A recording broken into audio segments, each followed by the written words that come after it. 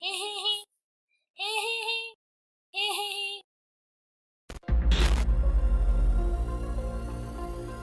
I look like a DJ, chat? Boom boom. Da, da, da.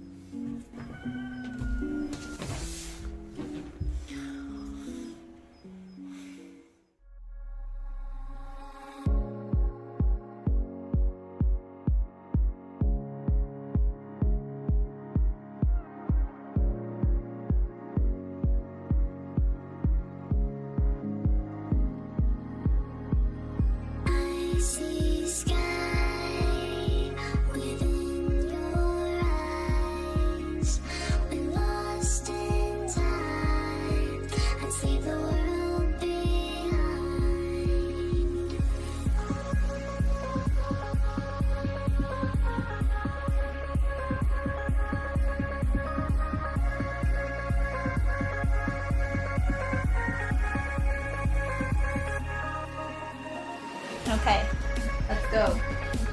This is for you. Are you ready?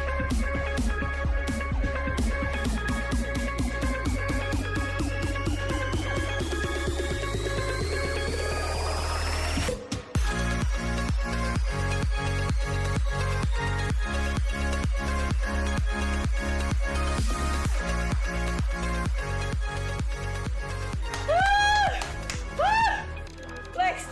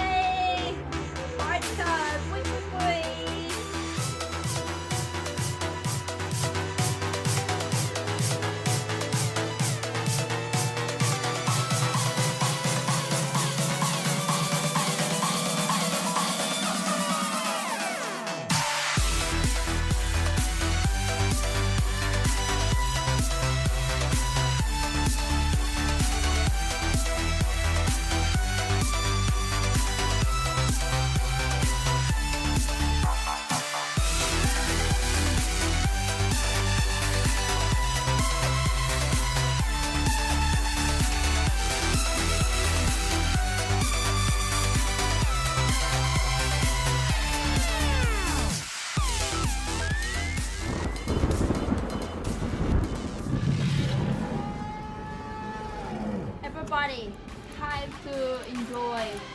DJ set is ready.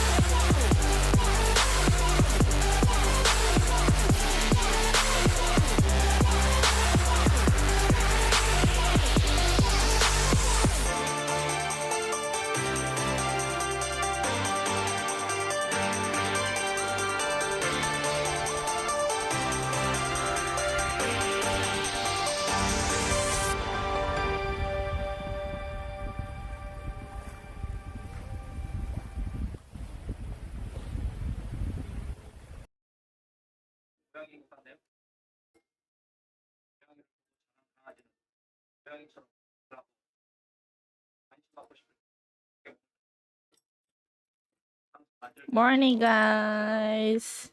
Hello, hello.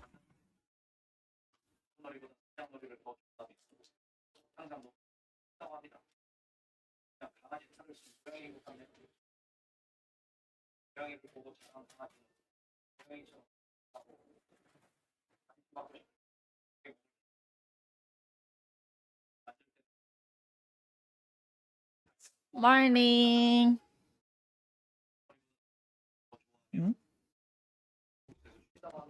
Good morning, guys. How you doing?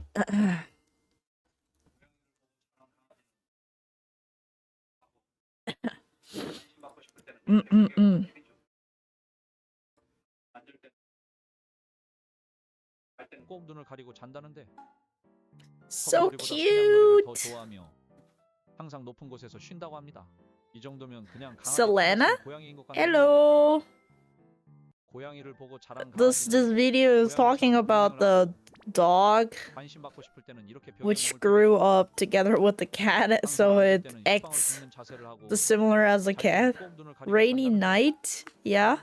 턱걸이보다 How are 사냥놀이를 더 you? 좋아하며 항상 높은 Not 곳에서 good 쉰다고 합니다. actually. 이 I'm 정도면 having a 그냥 little bit 강아지 탈을 쓴 고양이인 것 같네요.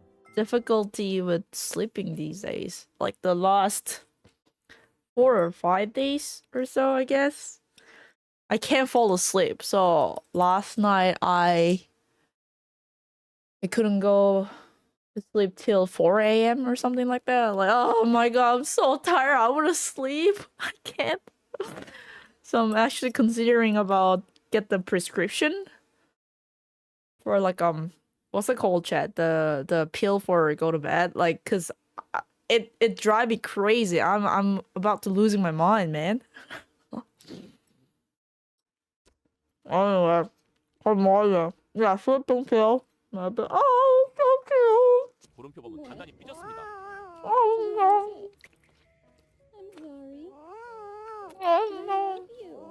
Oh, I do. 열심히 칭얼대던 표범은 사랑한다는 말을 듣자 잠시 얌전히 있는데 사실 어젯밤 표범은 야생으로 돌아가기 위한 훈련을 위해 보호 센터가 아닌 바깥에서 첫날 밤을 보내게 되었는데 So cute.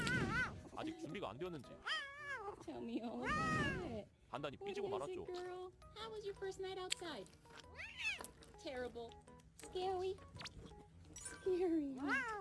A big world out here, huh? You have fun in your new enclosure? No? I'm sorry. A big world, little cat. 물음표 보면 단단히 삐졌습니다. So cute. 들어봐. 밥 줄게. 자, 얘는 제가 키우고 있는 고라니고요. 이름은 고니가 되겠습니다. 키운 지는 10초 됐고요. 어디 가니? 일로 와봐. 밥 줄게, 밥 줄게. YouTube algorithm. Once I started watching the animals, showing all the animals. Holy. 아이고머니나 텐트에 왕자님이 찾아왔네요. 추운데 얼른 들어오시죠. 텐트로 들어와 얼굴을 Oh, 보는 shoot. 녀석은 프린스라는 이름의 시베리안 호랑이입니다. Is it okay? 이 남성을 마치 Oh. 그것처럼 여기며 잘 따르고 있죠. They've been knowing each other since 프린스를 부르면 멀리서 Tiger was a 고양이처럼 달려와 애교를 부립니다. baby. Damn, that's insane. 그리고 녀석은 호랑이답게 술래잡기를 좋아합니다. 요래요래 숨어있다가 쏜살같이 달려들죠. Ooh. 녀석은 아직 자기가 새끼라고 생각하는지 어릴 적부터 먹었던 젖병을 아직도 좋아하고 맛있게 먹습니다. 이렇게 남성의 눈에도 아직 애기같이 귀엽고 애교 많은 시베리안 치즈 고양이죠. Ooh. 하지만 But like- 위험천만한 무서운 산속에서는 프린스가 옆에 있어서 상당히 든든할 것 같네요. But like, isn't it a little dangerous?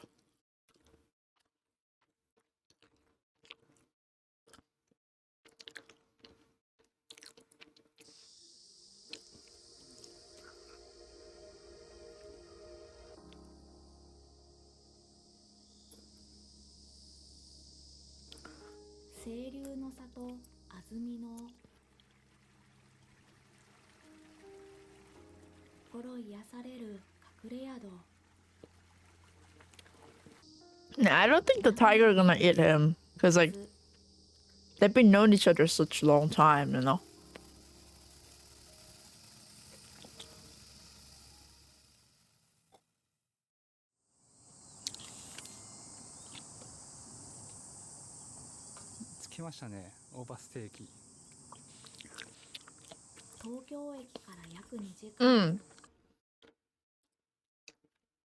Soon we need to go somewhere abroad. And I'm kind of thinking about.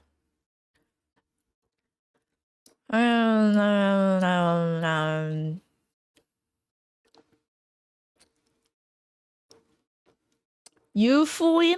Yufuin? I've never been there, but we've been already to the Beppu, so. Laurel Village. Ooh. Wow. That's nice.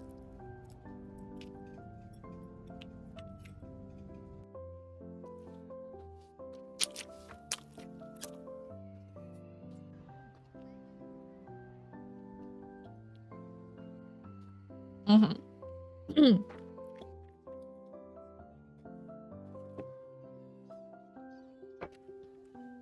That's adorable. Cool. Soul Life? What's Soul Life? Hello. Hi, Bebop. Sup, sup.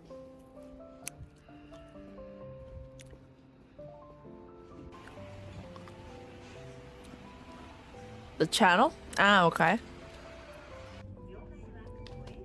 Off we go.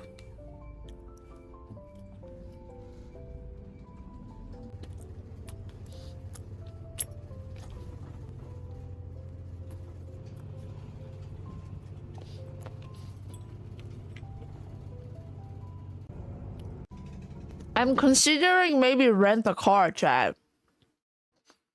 I've never driven Japan, but like maybe this kind of countryside area would not be that difficult to drive, I feel like. So perhaps we do the road trip in Japan. Because this area is a very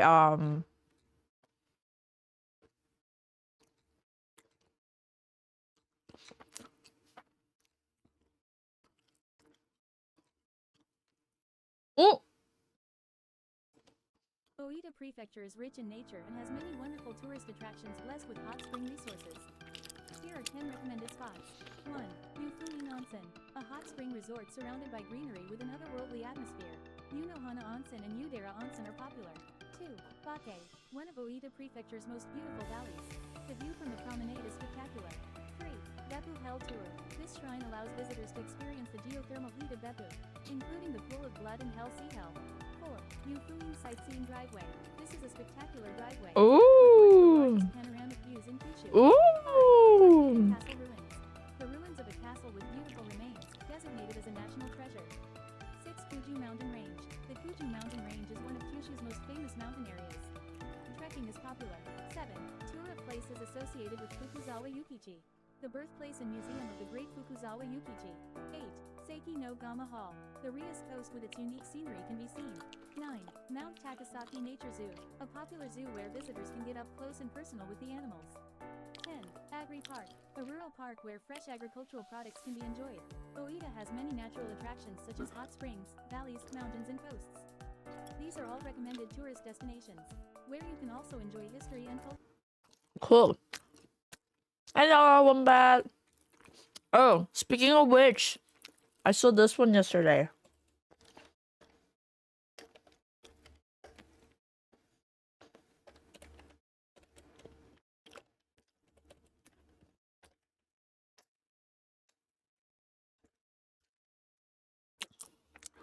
Have you seen this news?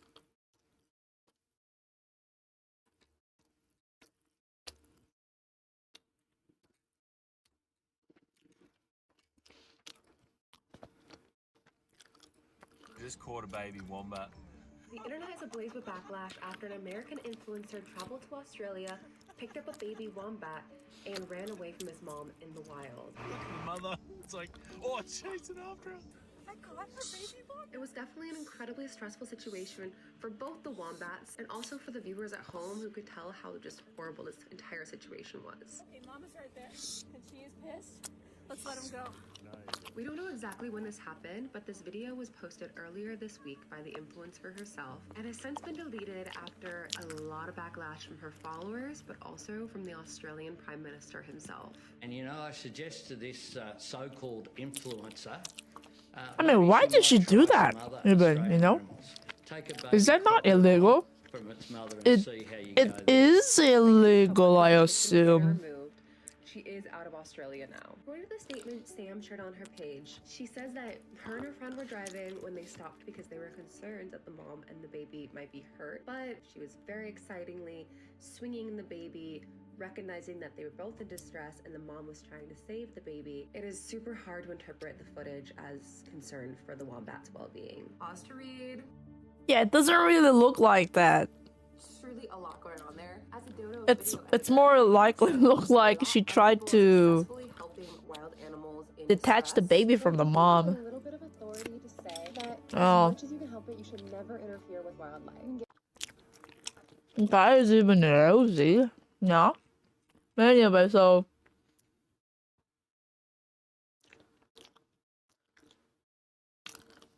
is this something that she talked about after this happened or something?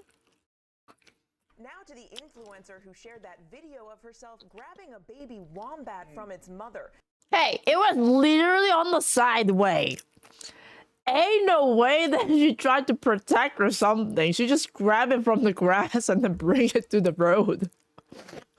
A baby wombat from its mother. She's left Australia and is responding to critics and the government. Eva Pilgrim is here with the story. Eva, good morning. Good morning, Mary. Sam Jones is breaking her silence, apologizing for taking that baby wombat, saying it was a mistake. But her apology causing even more controversy as she railed the Australian government for how it treats wildlife. This morning, the American hunting influencer who sparked backlash overseas after posting video of herself taking a baby wombat from its mother, now firing back.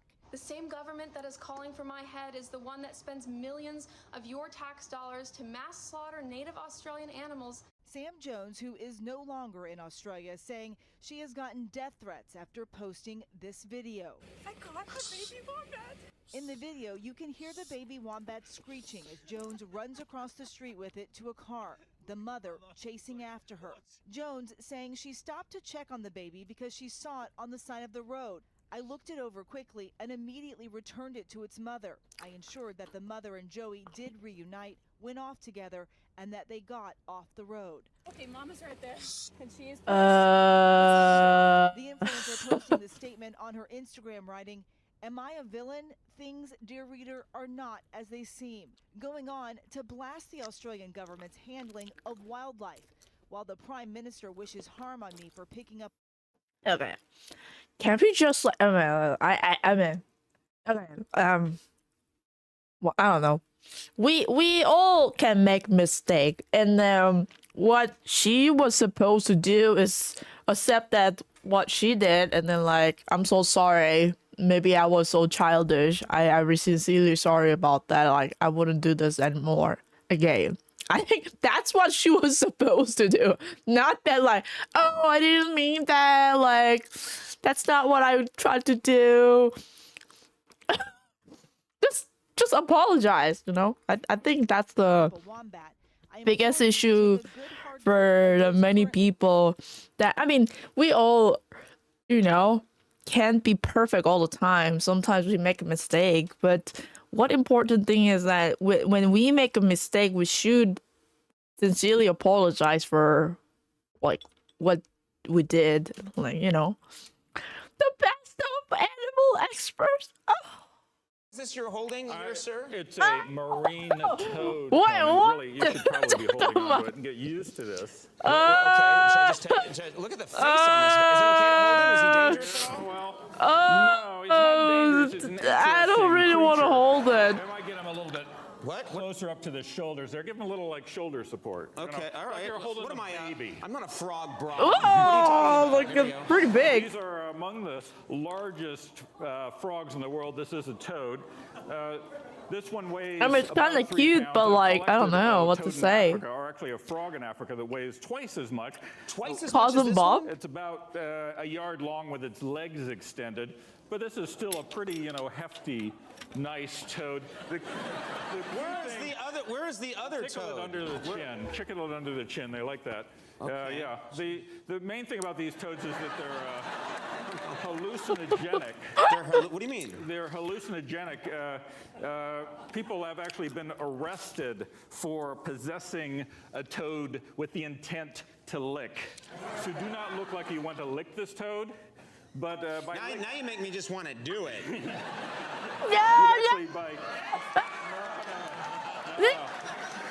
is a habit I don't want to lick.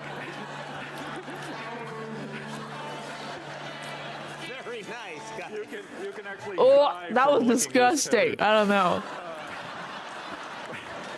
Why did you bring that up now? Didn't you see me move in for the lick and you said nothing? This is a 9-banded armadillo. And if you count those bands, they're probably more than 9. They can have as many as 11. Oh my I'm gonna gosh. turn them around this way. How do they get So extra cute. bands? Is it like the Cub Scouts where you move your way up the ladder? How does it work? It's as they get older, and the bands basically allow them to kind of curl up a little bit. This species of armadillo. He doesn't look. Yeah, he looks very. Right now, everything about this armadillo is like, I'll go on the show, but I'm not gonna like it. You feel that. This protects that animal from predators like coyotes or even big cats like mountain lions will have a hard time getting through that. And of course, this is the only other species out there that can get leprosy. And so sometimes it does. You don't have to worry. This guy does not have leprosy, I promise. Wait, what is It's what the is timing of your information. what is raprosy? Raprosy? What is raprosy? Raprosy? Oh, okay. Oh, okay. It's really the great part. Here, why don't you lick that all up? It's the old leprosy cat. You're perfect. You're just like his perch. Why don't we... He's wondering who's got the weirder hairstyle. He's like, impressive. He's checking out your hair, though. I'm going to let you feed him that wall. Wait, is Conan an American, Chad? Is he an American? And the reason for that is that check out the massive...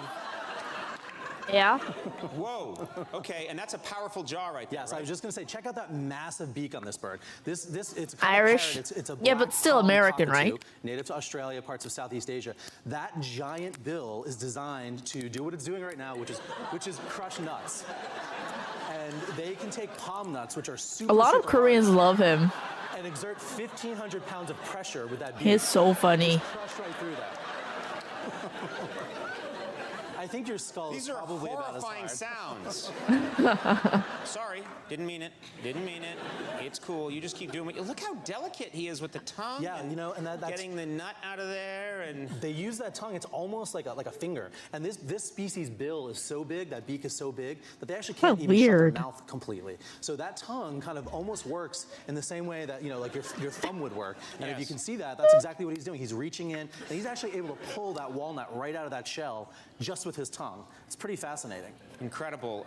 This is a very strange experience. But I'm very calm, and he seems calm. He is, and you know what? He likes you because his crest is totally 1,500 pounds of pressure. Wow. I was going to say another word, but I decided... He may win in height, but look at that, pal. Hmm?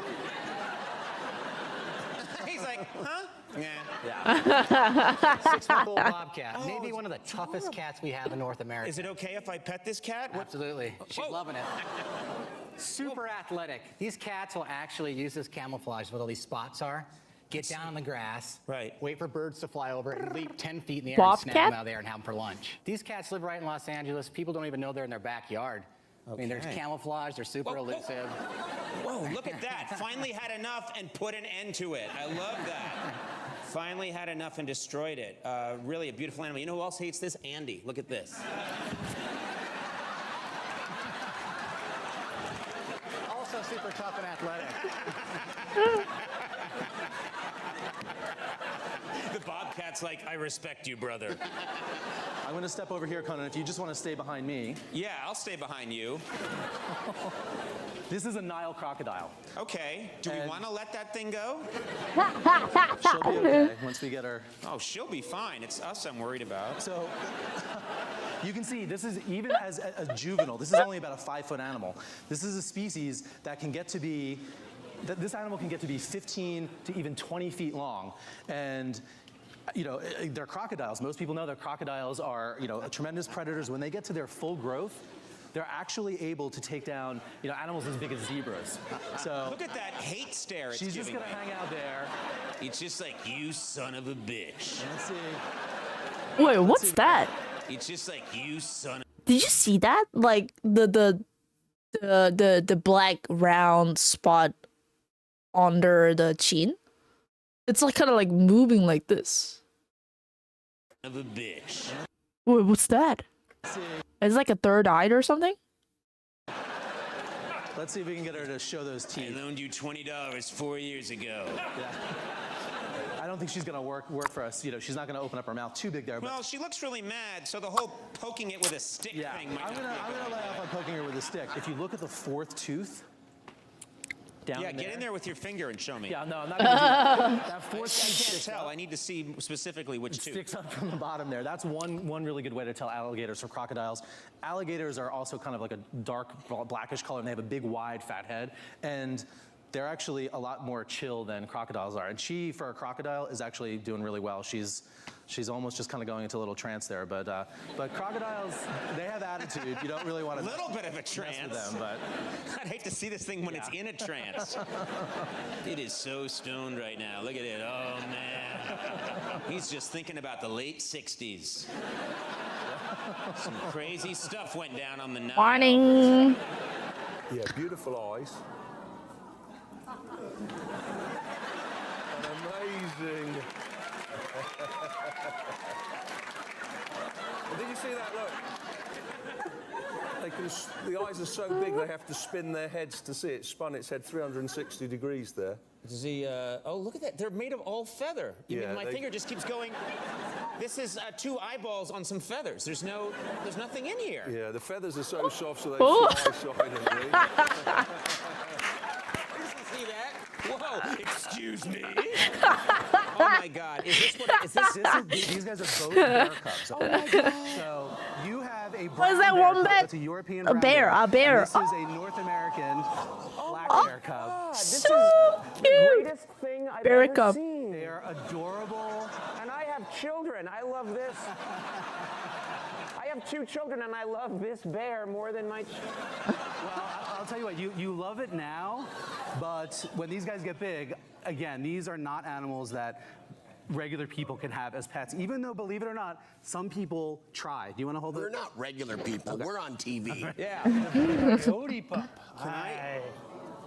Can I have that? You can hold it. When you hold So it, cute. No, I want to have it. no, you can't have it. Why can't I have it? People think these guys are good pets. They're terrible pets. Because what you want to do is support those back feet. Support those back feet so it doesn't feel nervous. That's it, like that. Perfect. Aww. These guys are actually taken in as pets a lot, and they're bad pets. This is my Tiger Beat photo spread. I didn't realize I was going to bring all these animals for us to rub our faces and heads up against.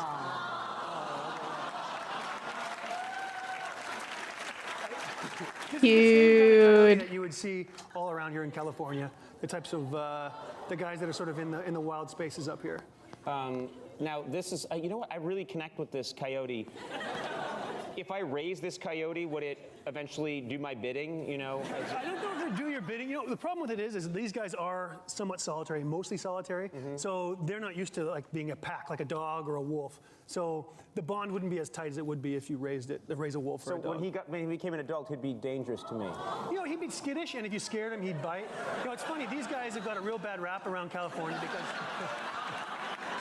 they do go after like the small dogs and cats. I don't know what I'm doing right now. I don't know what I'm doing. I'm not sure the coyote knows what you're doing right now. I'm just licking him. Yeah.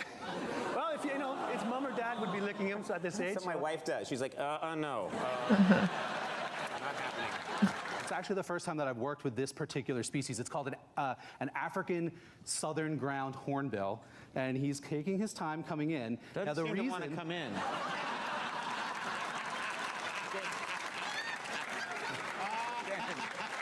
Did he run the other way? He just, come on. I love that. He took one peek and he was like, I think not. Well, come on, it's a fun show. Don't go by what you've read. This is the biggest venomous snake species on Earth. Oof. Okay. And I need your help. Can you... Why do you want my help? I need you to use that as a target, please. Nothing distracts a snake like a baby head. Yeah. Makes no sense. You've got to keep it moving, keep its attention on you. Why? Why do I have to keep its attention? Well, they're very good visual predators. It can't hear, but Wait, so you're using me to distract the deadly snake, is that right? So this is a king cobra. Okay, and what would happen if this thing were to bite somebody? If you can... It's got enough venom to kill an elephant. And then look. Okay, well, hey. There we go. Okay, why are you advancing? Why are you advancing towards me, you idiot? Why are you? These can grow to 18 feet long, and be careful it doesn't. And its natural turn predator round. is a baby on a stick. Is that the idea? Just Okay, needs a what do you- target. Come on, whoa. you're not doing your job properly. What do you Move mean? up. What do you want me Move to up. do? Just keep moving it up. Okay. That's Why do you it, keep fantastic. moving This is about forward? 8.5 feet long. All right. What do you Feed on want to be other happening here snakes, that's not mainly. happening? That's what I want to ask you. Comes from Asia. Well, we want to see that. It has hooded beautifully. There we go, look. And if I can rest... Oh.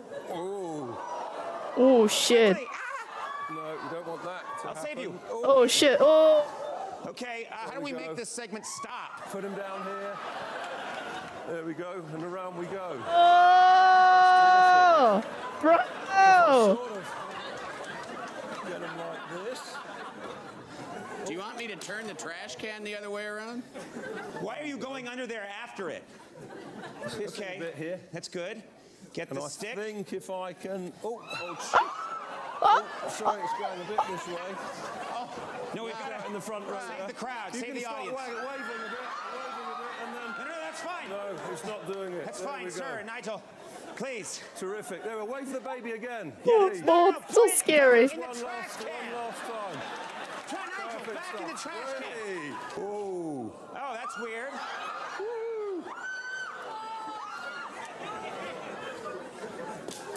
My hook's stuck. My hook's stuck. There we go. Okay. Come on, fella. In you I go. don't. You're the animal expert, and 3 times in the segment you've gone like this. There we go. Excellent.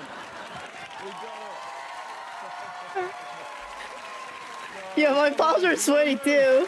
Oh. Move faster with these animals. That's a lemur. Yeah, and you know what, Conan? I'm actually just... He likes to go up to tall things, and you're much bigger than I am. So let's do that. You can just let him crawl all around. Just stick your arms out. He's Stick just your arms put out. his butt in my face. Let's see. Hey, buddy, come on.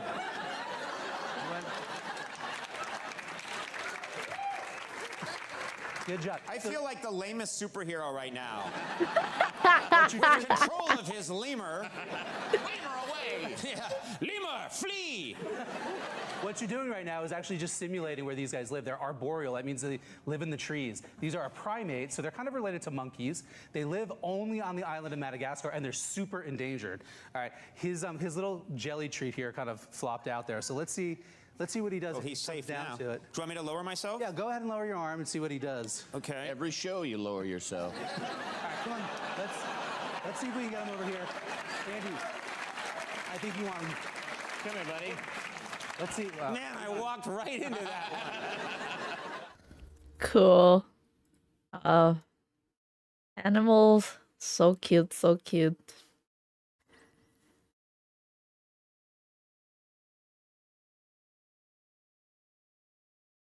I see a lot of people out here in the streets, they want to come up to me, but they're not really sure. There's a lot of debate amongst their friends. They're like, hey man, are you sure that's him? If we go up there, we gotta This guy's so funny. be sure. You Because if probably we go know up him, there and right? it's not him, we're gonna look super racist. Are you sure that's not Ken Jeong? I don't know. It looks kind of like Ali Wong. I don't Oh, know. you don't know him? Really? Oh, I see. I thought he's like super famous. Like he was in a show too. What was that? Some kind of like Silicon Valley or something? Yeah. And they come up to me, it's always like the first thing they say. They're like, hey man, aren't you that dude Jing Yang from that show Silicon Valley? And I was like, oh, thanks. Thank you. I'm like, yeah, thank you. I appreciate that. Yeah, I am. And then they're like, oh shit, I didn't even know you speak English in real life. I'm like, it's called acting, motherfucker. I see a lot of people out here in the streets. What's his name? Something Jimmy. Jimmy. Funny guy. Oh, Yan.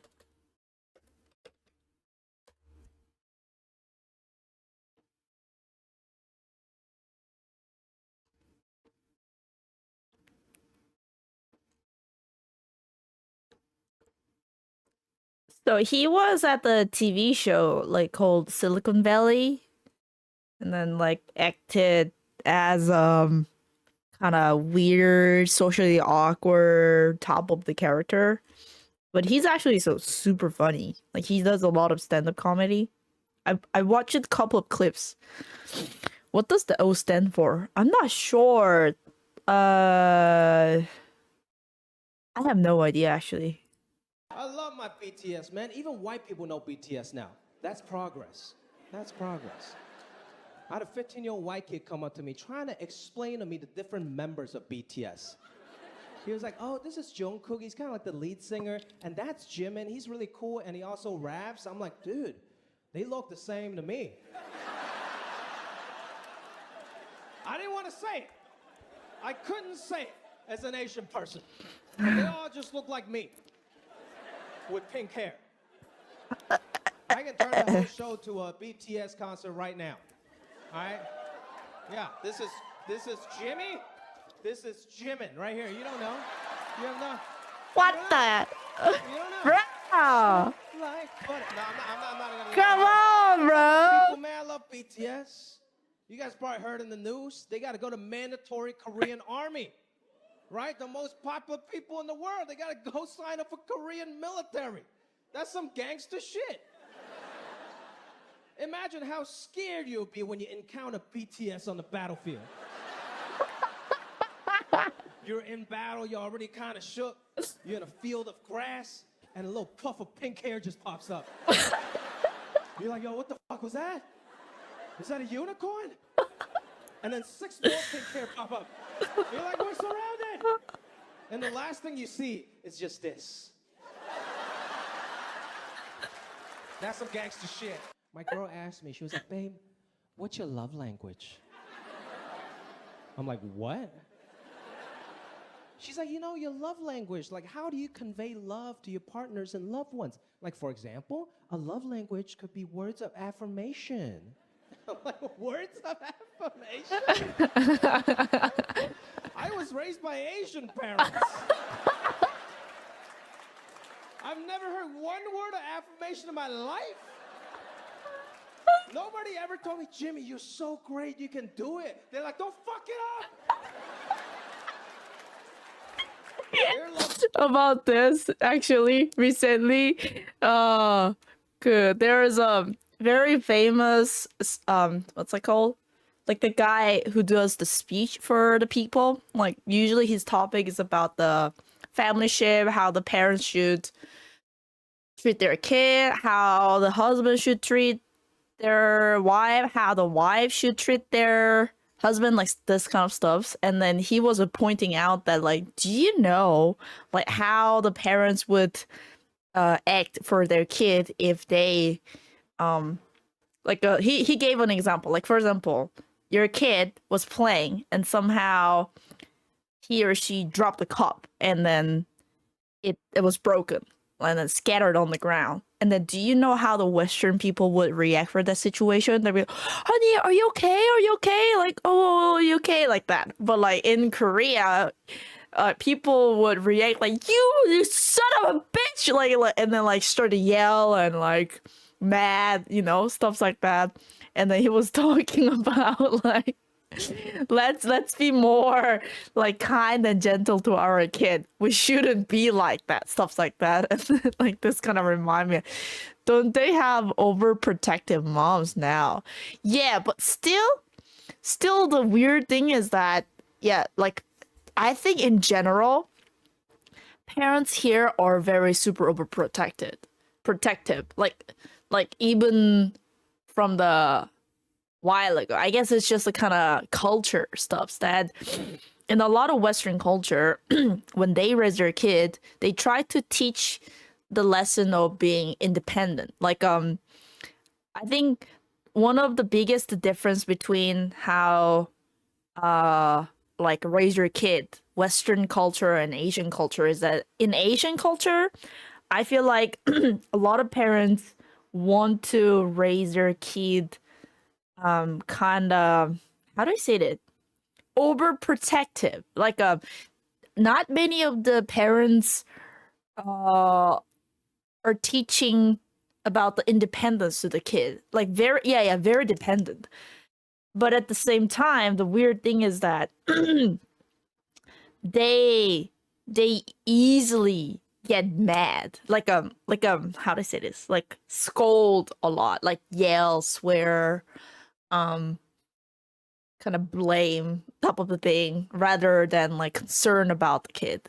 You know, I mean, it's funny that they concern about the kid at the same time. The way how they express is kind of not the word of affirmation or something like that. You know what I mean? This is so funny. So language is verbal abuse. White people never brag about how much money they got. They always just brag about how expensive their life is. Like, oh, Joey just started private school. It's so expensive. And our remodel is totally going over budget. Oh, and you wouldn't believe how much money we spent going to Fiji. I'm like, okay, Katie, I see your life, okay? It's a luxurious. Good for you, okay. Black people, on the other hand, a lot more straightforward. Black people just tell you exactly how much money they spent on something. It's great. You guys seen it? Like my black friends or even like rappers, right? They love to brag. They're like, this car, 80,000. My mama's house, 500,000. This chain, $1 million, man. I'm like, okay, you clearly don't have your priorities straight. But I appreciate the honesty. People love to brag about how much money they spend. Asian people, on the other hand, we do the exact opposite. We love to brag about how little money we spent on some shit. Because the art is in the savings. You never pay full price. Like my mom, her catchphrase is, guess how much? Guess how much? Yeah, that's our people. I can't ask my venture capitalist girlfriend to make me a bento. I'm an idiot. I'm a sugar baby. I know my role. Is this true? Yeah. Like, my mom does that too. I mean, I do that too, actually. Like, can't you see? I did that often to you guys too. Like, I was like saying, oh, guess what, guys? This retail price was $100, but guess what? I only paid $20, like something like that. You know, my mom too. Like, I haggled, I paid only $3, you know? I use this, I got a like coupon, I got a promotion, I got a like card benefit, so, you know, I save a lot of money. Wait, isn't it for everybody? Is it actually only for Asian thing, chat? Yeah. We brag how much we save, for sure. Isn't it like universal thing? Good flex. Yeah, hell yeah. Got 10... What is it? LBS. Is it pound? LBS. How do you read that one? Of oranges for $1. No way. My mom is like that too. Yeah. Directly, I just drop little hints. Like we'll be sitting on the couch together. I just pull out my phone and pretend I accidentally stumbled onto this video. I'm like, oh, what is this? Bento boxes? Oh my God, it's so cute. What is that, like a rice ball shaped like a panda? Look. Wow, so she makes this every day for him? Wow, she must love him so much. I thought I was being slick until she came out to one of my shows. And she heard this joke. And she was really upset, man, and rightfully so. I was just up here talking shit, right? We went home, we got into a big fight. She was like, babe, that's bullshit, okay? If you want me to do something, why don't you just ask me directly? And if you really want somebody to make you bento boxes, why don't you just go find a Japanese woman? Oh. I'm like, babe, I'm sorry you feel that way, okay? But I think you're missing the point. You don't have to be Japanese to make bento boxes. Right. So now I'm making her bento boxes every day. And then there's Rachel Brosnahan. Do you guys know who she is? No. I love her. She plays the marvelous Miss Maisel. Great show, right? It's an awesome show. And I did a movie with her a few years ago, so I decided to say hi. I was like, oh my God, Rachel, it's so great to see you. Congratulations on everything. And she was like, oh, okay. And I'm like, okay, she probably just forgot who I was. I'm like, look, we did a movie like 6 years ago called Patriots Day. You were awesome in that movie. I just want to congratulate you on everything you've done so far. And she was like, oh, yeah, sure. And I'm like, oh, really? Is the marvelous Miss Maisel a bitch? But yeah, anyway, he's gonna like super funny guy, I think.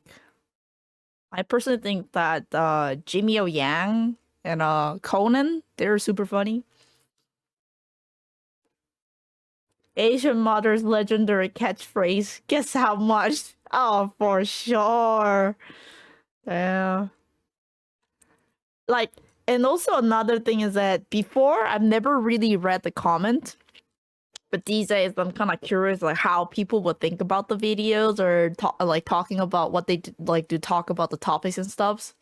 Gabriel Iglesias. Oh, I've never heard. Yeah, comments can be cool. So I started reading it, but the thing is that I don't know why. Don't get me wrong, but just there is a lot of possibility if I like started to scroll down like English comment, they're like talking about some like fun stuffs, you know, and then there are some like gold like make me laugh and like, you know, but somehow every time I go to like a Korean contents has like a lot of Korean comment, people are always fighting. Like, even for okay, so yesterday I was watching one of the channel. There is a YouTube channel. Maybe I guess this is kind of because of the culture difference or whatever, something like I don't know. So yesterday, I watched the video randomly.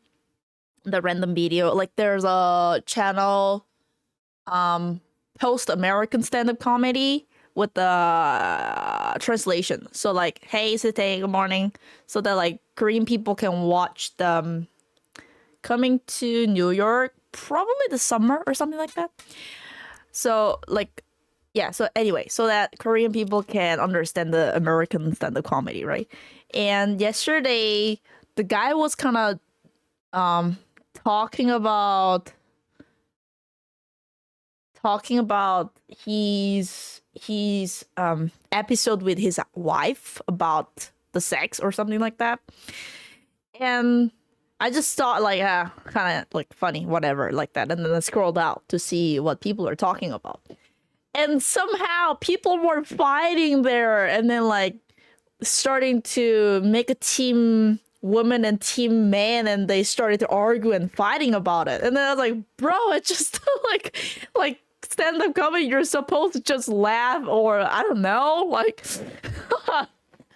I don't understand, guys. I don't understand.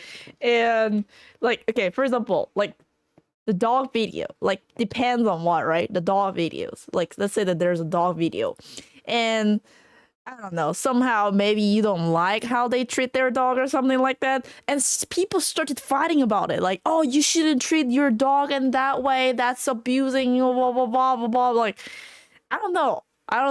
Is it our genetic that we always want to point out that you are wrong? I'm right. I am right. You're wrong. Like,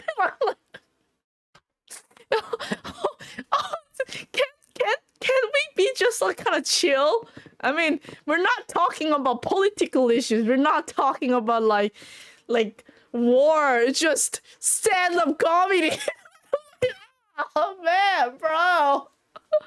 Or like dog or cat or like I don't know. Or I don't know. I guess a lot of us are so stressed and then just want to find any random plans to vent out or something like that, I guess. Oh, wait a minute! No way, Jake met him?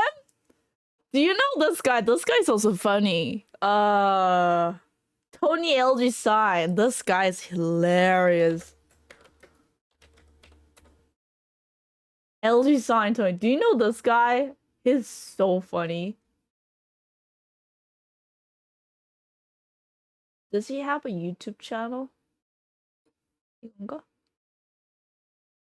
Seems like it, right? Shorts?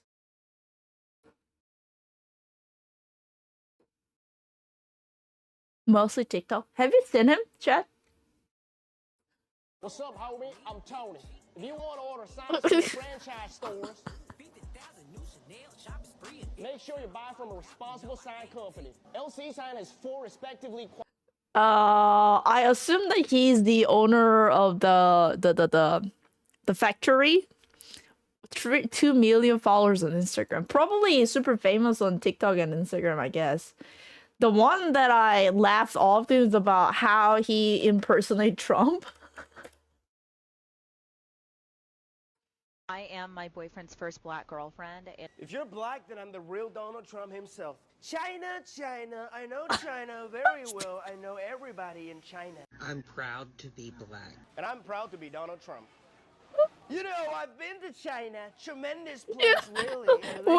When he was doing this, I kind of like, what is this? And then later on, when I saw how Donald talked, like the way he talked, like, just... Let me tell you, folks, there's a way to spot a bad LED sign. It's so simple. Even I saw how it's very I similar. am my boyfriend's first black girlfriend. Oh, kind of funny. I don't know. He China, China, China. You can't trust anyone, but you can trust China. LC Sign. Best service, best factory, best quality. It really is. This style is really popular now. I guess the accent, like how it sounds like, also, yeah, the gesture and the way he talks. Have you seen the interview he had with Jake? Yeah? No, I haven't. I want to, yeah, maybe let's watch it.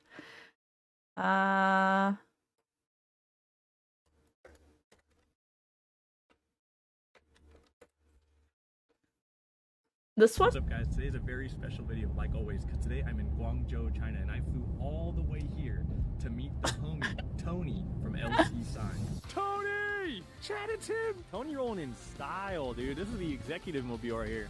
No tariffs for LC Sign. No tariffs. Absolutely. Yeah. But, yeah, the poster, we keep it inside.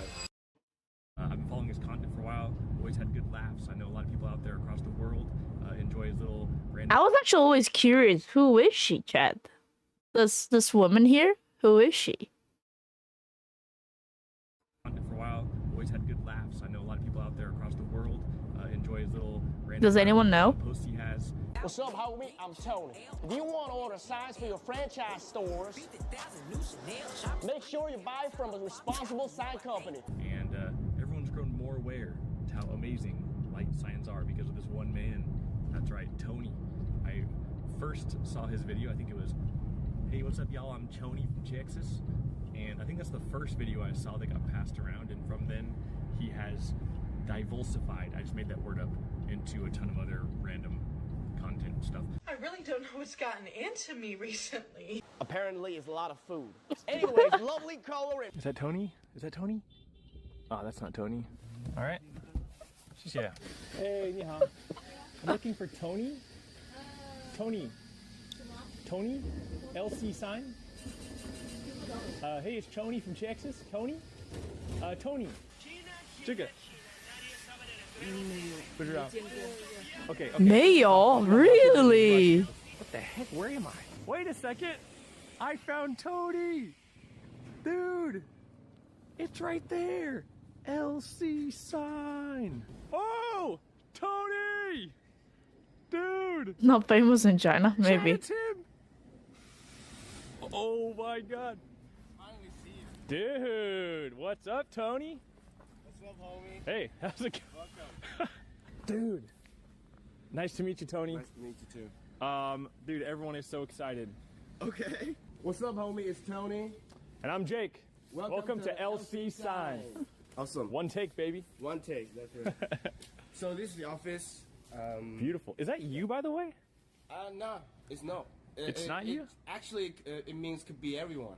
I like that. Yeah, it means LC actually means Li Chen in Mandarin. Ah. It means get up in the morning and see that guy is like embracing the sun. Like, Yeah. Like morning, like that. Pretty cool. You should do another photo shoot of you. doing that on top of some buildings. Yeah, we could do that. I'm also very honored to meet Jake. No. He's got this awesome opportunity for me to have this live stream, which we merely tried before. Oh, sure. I mean, any of this live stream stuff, I can always help you with, like any questions and stuff. I've been doing this for a long time. I'm kind of an old man now, you know. You're old? Probably old. Yeah. They call me Unk. You know Unk? Unk, yeah, I know. Yeah, I'm kind of an Unk. You Unk can Dick? tell the wrinkles and the hair. You know, kind of going away, dude. It's going away. Wait, how old is Jake though? It's not that old, no? I don't know. How old is she? Not she. He. How old is he? We have here our graphic designers. Late 30? Okay, cool. For two kind of service here. One, customer service. Two, they draw pictures for customers to see, is this what you want? No? Is this what you want? Oh, like okay. drawing the graphic design. Engineering department here, also developing new signs. Oh, okay. Yes. I have a question. Yeah, sure. How big has this department grown in the past 2 years? The social media department? Just in general. In general, wow. Since you've been here. 2 years. Probably like 2 times. At least. At least. Gotta be, dude. Are they trying to replace you with the girl that sometimes is in the videos? No. Impossible. She wish. We have cool. Sales department. All sales department here. Wait, he's a year younger than Hachu? Wait, what? That's kind of weird. I don't know. I mean, like, not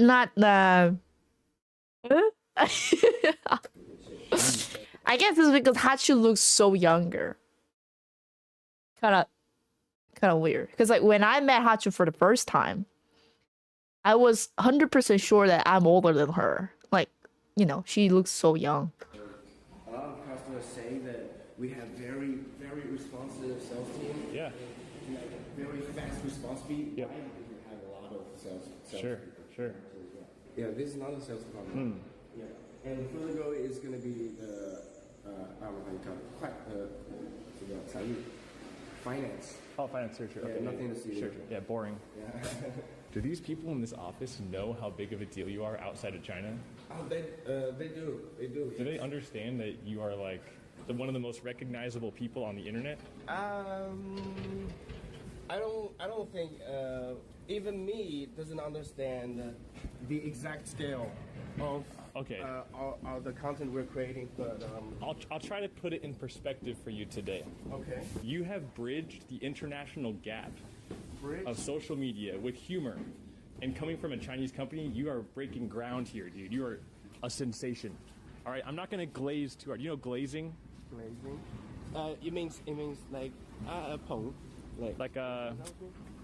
Like say too many nice things to you. Okay. Like suck up to you. Okay. Yeah. So this is like a business office, right? Yes, it's one of our offices. In total, we have 2 offices. Okay. Another one, which our office is 5 kilometers away. Oh, okay. It's downtown, like. Yeah. Oh, got it. Okay. But this is a factory, right? Yeah. So is everything made here, or do you guys also have some signs made outside of this area? And then like we do have some parts of the job. Outsourced.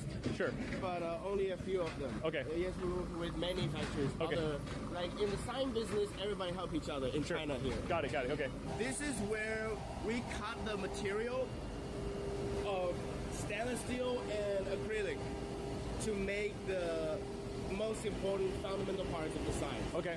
Let's go upstairs. There will be more like close to finished products. Okay. So this is the first workshop where we make a lot of 3D printing signs.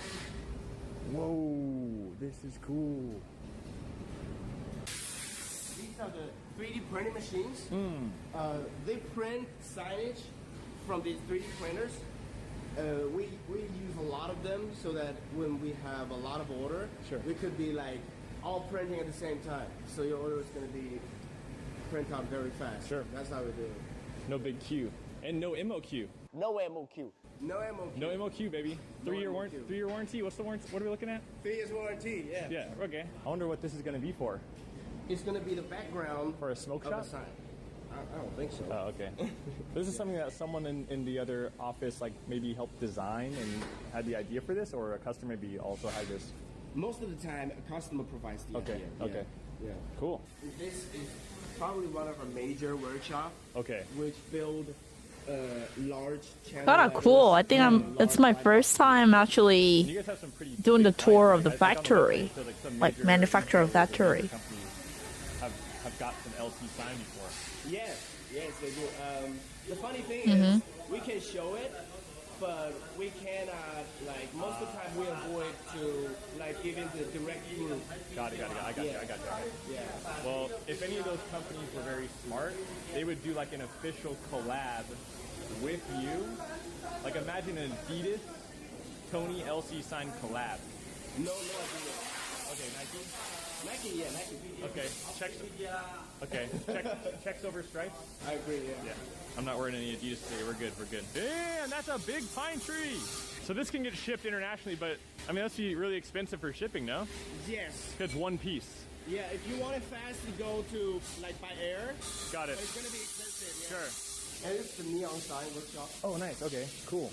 This area looks so familiar. I feel like I've seen you here before. This is like a building studio and a factory. Ah. Yeah, we make a lot of samples. Yeah. And we put them on the wall so we can just shoot them. Like you don't have to always get them out or wait for someone to order it. You can make your own, and you can film it. Damn, this feels like this is the spot where you make a lot of your videos, right? Yes, it is. Where the magic happens. Yeah, we always do this in our video. Oh, sure. Stickers. Yeah, I'm gonna have to put that on. Yeah, let's do that. Yeah, just make me part of the. Give me in there. Maybe this side's better. Yeah. Can I touch you? Yeah, please. Get in. Just kidding, dude. I'm just. Anyways, in a day, like how many signs are getting produced? Like. Produced? Or I don't know. For stainless steel channel letters, probably like 50 to 100. Completed signs? The range. Yes. Whoa. And for neon signs, we could reach 300. Damn. Yeah. Do you guys make custom shipping boxes sometimes, like for the palm tree, or just a big box that fits it? Yeah, absolutely customized packaging. Wow. Yes, we always cut the packaging down to minimum to save our customers money. Yeah, is your position marketing in the company? Marketing. Yes. Jake, check the back of that sign. This one? Yeah. It's broken. Oh, he's not an owner? I thought he's an owner or something. Like that. And by the way, Chad, just so you guys know, not a hashtag ad, but anyone can get a sign. You don't have to be some big company if you're just a person that wants a cool sign. Yeah, I thought he's an owner or something like that. There's no MOQ, guys. Come on. No MOQ. Absolutely human design. Wow. How do you get ideas for the marketing content? By scrolling on the TikTok and Instagram, yeah. Just doom scroll? Doom scroll, like scroll for no purpose. Yeah, scroll until you die, basically. Yeah. Oh, okay. Just eat your. No, but plan. Like every day, like 1 hour. Sure. Like Jake's your manner is awesome, by the way. No, it's very basic, like a little kid. That day in the phone call, yeah, it sounds like a Chinese guy just pop out. Like I think he can even make his own business. Like, no big deal. Oh, can I come in? Oh. Yeah. If he makes any kinds of business by himself, a lot of people will just buy because they like him. Over there? She's still there. She's still there? Yeah.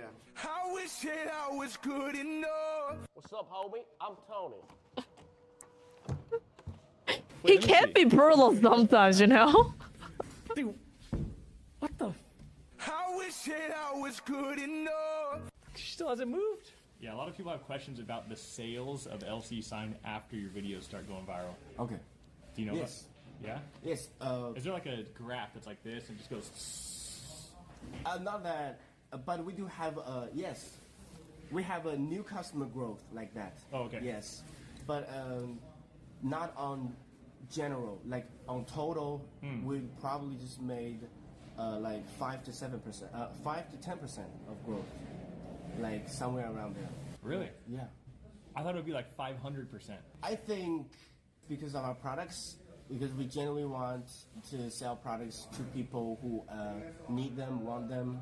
Yeah. So that means we probably don't have very large of a customer group. Okay.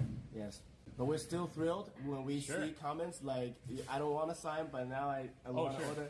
That's awesome. That happens all the time for sure. Yeah. And it's easy. Like, I think a lot of people in their mind, like for me even, they think about a sign like this. They think, oh, I need to have a company and a storefront. You can just have a sign at home, and it doesn't need to say. You don't need to be. You can have a sign for any reason at home, kind of for fun in your, I don't know, in your kitchen or whatever, your bedroom or whatever. So. My favorite food or dish, I think. My favorite food, of course, Chinese food. My favorite dish. Oh my god, I love everything. Like really? Yeah. Just. Okay, what's your favorite like Chinese cuisine? Like what? Favorite Chinese cuisine? 回锅肉. Oh, 回锅肉. Yeah. Oh, nice. Yeah. Got the pork bellies thin sliced with the what do you got? Peppers and stuff and cooked. Twice. Yes, and add some chili. Oh sure. Okay, how about non-Chinese food? If you had to pick. Spaghetti, like. Okay. It's the kind of like noodles, right? The spaghetti, yeah. Not like one thing I like. Spaghetti with like red meat sauce and. Yeah. Okay. With the tomato. Yeah, tomato sauce. Interesting. Yeah, awesome. Like Kinda cool. Yeah, this guy's funny. I sometimes watch it too. Like sometimes when I just like scroll down. Guys, I'm gonna teach you 5 simple steps. This girl somehow I have seen often too. To get a Korean girlfriend. Step 1. 중고. 누구로 미룰 수 없지만 중고 LC 사인 미룰 수 있어. Okay, this one you probably cannot understand.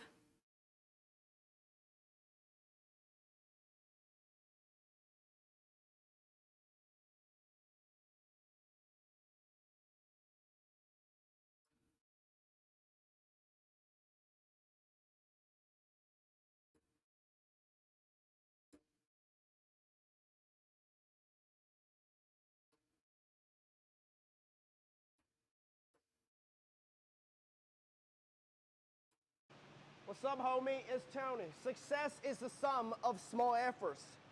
Repeated day in and day out. It is not easy. Just like making an LED sign like this. There is a acrylic box outside of the letter, and there is a mirror inside. And Anyway, this guy's hilarious. Yeah. Super funny. I wish I have the talent too. Funny people. 10 years later. What's this? Welcome to one of the largest scale land restoration projects on the planet. Whoa. Before this work, people relied on food aid just to survive. But 10 years ago, a vast barren wasteland began to transform, and now 500,000 people are feeding themselves from this land. Oh, nice. So could this work be the key to ending hunger in Africa and beyond? Let's find out. I'm traveling in the Sahel of Africa with the largest humanitarian agency on Earth, the United Nations World Food Program, the first responders to hunger in war zones and disasters. But what I came here to see is the mind-blowing work they're doing to actually solve hunger by fixing the underlying problem. Because when soils blow away and the land desertifies, people can't feed themselves. But what I'm witnessing here is the repair of soils and water across Africa at a scale that I never imagined possible. This is Africa's Great Green Wall, where a massive strip of trees is being planted across the continent to hold back the Sahara Desert. But the thing is, these places I went to are not places that just anyone can visit. Access is tightly controlled. But the WFP works wherever there's hunger in the world.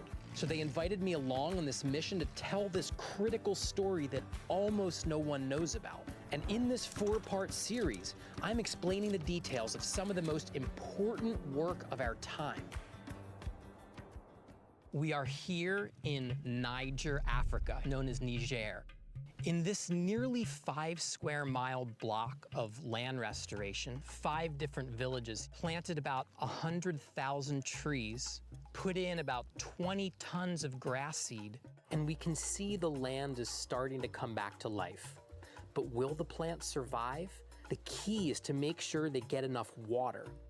But that's not easy to do in a desert because this region has what's called the drought flood cycle. We have 9 dry months. The land becomes parched. And when the rains finally do come, the rain can't soak in. And it rushes down and it creates flooding in lowlands. But in the Sahel, we find an age-old water harvesting structure called the half moon. This simple structure has all of this capacity to store this water and hold this water until the Interesting. water So it's like a down into little the ground. dam? There are a lot of different variations on these half-moon structures, and which one you choose depends on what your end goal is. Are you creating a forest, or a grassland, or a millet growing area? And how well do the soils hold or drain water? But the basic idea is that the half moon's laid out on a contour and it's dug so it intercepts the water flowing down slope during heavy rains. There are deep pits dug inside and outside of the half moon called zai pits, which collect organic matter that blows or flows into the pits. And ultimately, they allow for the deep soakage of rainwater into the ground. Oftentimes, a tree is planted, as well as grasses and other seeds that germinate with the rains. Birds and wind bring in more seeds, and the half moon becomes a concentration point for water, nutrients, plants, and animals. Cool. The ecosystem grows, and life returns. Micro water reservoir. Yeah, seems like it. This site is just 1 year old, and this site is the same design, but 8 years old. Wow, that's crazy. Who designed this? Genius. And now the trees are I've never seen this They're before. beginning to form a canopy over the ground. We see the grasses, we see the ground covered, and even now we have water in these. Hey, girl, thanks for the 63 months up. Thank you so much. Oh, wow. At this stage, still harvesting a lot of water. You have different local species and a lot of grasses. It's good animal feed. This shade, this temperature, you already have 5 to 8 degrees less compared to the places that are without treatment. Oh, because there's more grass and trees, right? This is a food basket in the making, but also nourish the land. Interesting. You must be wondering just how this restoration creates food. You see, when land's restored, it produces the grasses that feed livestock, which means people have milk to drink and meat to eat. The native Sahel trees produce leaves and fruits that can be eaten by the tough camels and goats. By the way, who browse. I like this technique. This is pretty cool. I guess he has like a big like acryl screen, and then he paint behind, and then the camera is like on the opposite side, and then like this is kind of cool.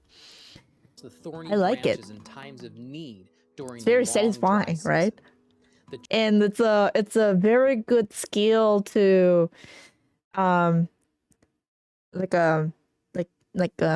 if you put the narration like a story that you want to talk about, and then the like video can be related or not, just like kind of give you some of the things that you can gaze and then like listening to it. I think it's pretty cool. Don't have to pay. Yeah, and then you can easily remove it and then put something else replacement. This is actually a good idea. I might give it a try. Water, they nourish livestock. What I'd seen so far looked promising, but it's a pretty young site that hasn't fully developed. I couldn't help but wonder, is a system Yeah, like but this glass? really enough to No. end If I want that, probably I need To find to out the truth, I get needed something. to visit the very best site they could take me to near the southern border with Nigeria. The border is porous, and there are militant groups that sometimes cross over, so we needed a military escort. But visiting this mature site was critical to seeing the full extent of what is possible in this kind of restoration work. What you see behind me was once a barren wasteland with compacted hardpan where the I mean, it seems like it's already quite successful. The field that he showed was 8 years past after they started doing the project, right? And so if I think the biggest problem in Africa is about the civil war. Like the war is going on all the time, and huge corruption that the wealthy people don't really try to share. So like the poverty stay there. Only if the government engage in and try to actually do some more project and then try to do this more broaden it. I think they have a lot of potential. I think the biggest problem is that they like the people who has the power are not really willing to foster this kind of business. The water was rushing quickly off, not soaking in, no organic matter, no plants, no trees, and now we see a dramatic transformation of this landscape. When we look at Maintenance may be necessary. Yeah, but like thinking of that means it can make more jobs. Cause like if you need to maintenance that, you need more people, like need more labor. So like they have to hire someone. So it's kind of like good circle. Like you make more food, you hire more people. So people will have more job, and then they will suffer they will have a less suffer from like the lack of the food, you know. satellite And also the climate, it dropped the temperature, then it will give more like spaces for people to, you know. Images from the last 7 years, we can see that the area of bare exposed soil Wow. has literally dropped Whoa, to zero. see? This land has That's fully recovered its capacity crazy. to hold water and grow biodiversity. And that means the potential for growing food is huge. That is so clear that the government of Niger is all in for this mega restoration. And I got the inside scoop directly from the chief forest ranger of the state of Maradi. He took me on a thorough tour of the site and pointed out all kinds of fascinating details, including some pretty remarkable ripple effects of the restoration work on the greater region. Donc, et vous voyez, le niveau de régénération contribue vraiment à la concrétisation de la Grande Muraille Verte au Niger. So what I learned was, since we are at the edge of the Sahara Desert, this area is really affected by strong, hot winds coming from the desert. This can really dry out the landscape. But this site's continuous tree canopy actually breaks the force of those drying winds. The point is to actually block the expansion of the desert. Niger is one of the hottest countries on the planet. The temperatures are significantly lower in these forested areas, and it's not just deep in the interior of the sites where you have all these trees. Wow, that's great. That's great. And if they have like much more grass, they have a chance to grow more like what's it called, Chad? Like the cows and chickens and pigs, like those kind of animals that we eat.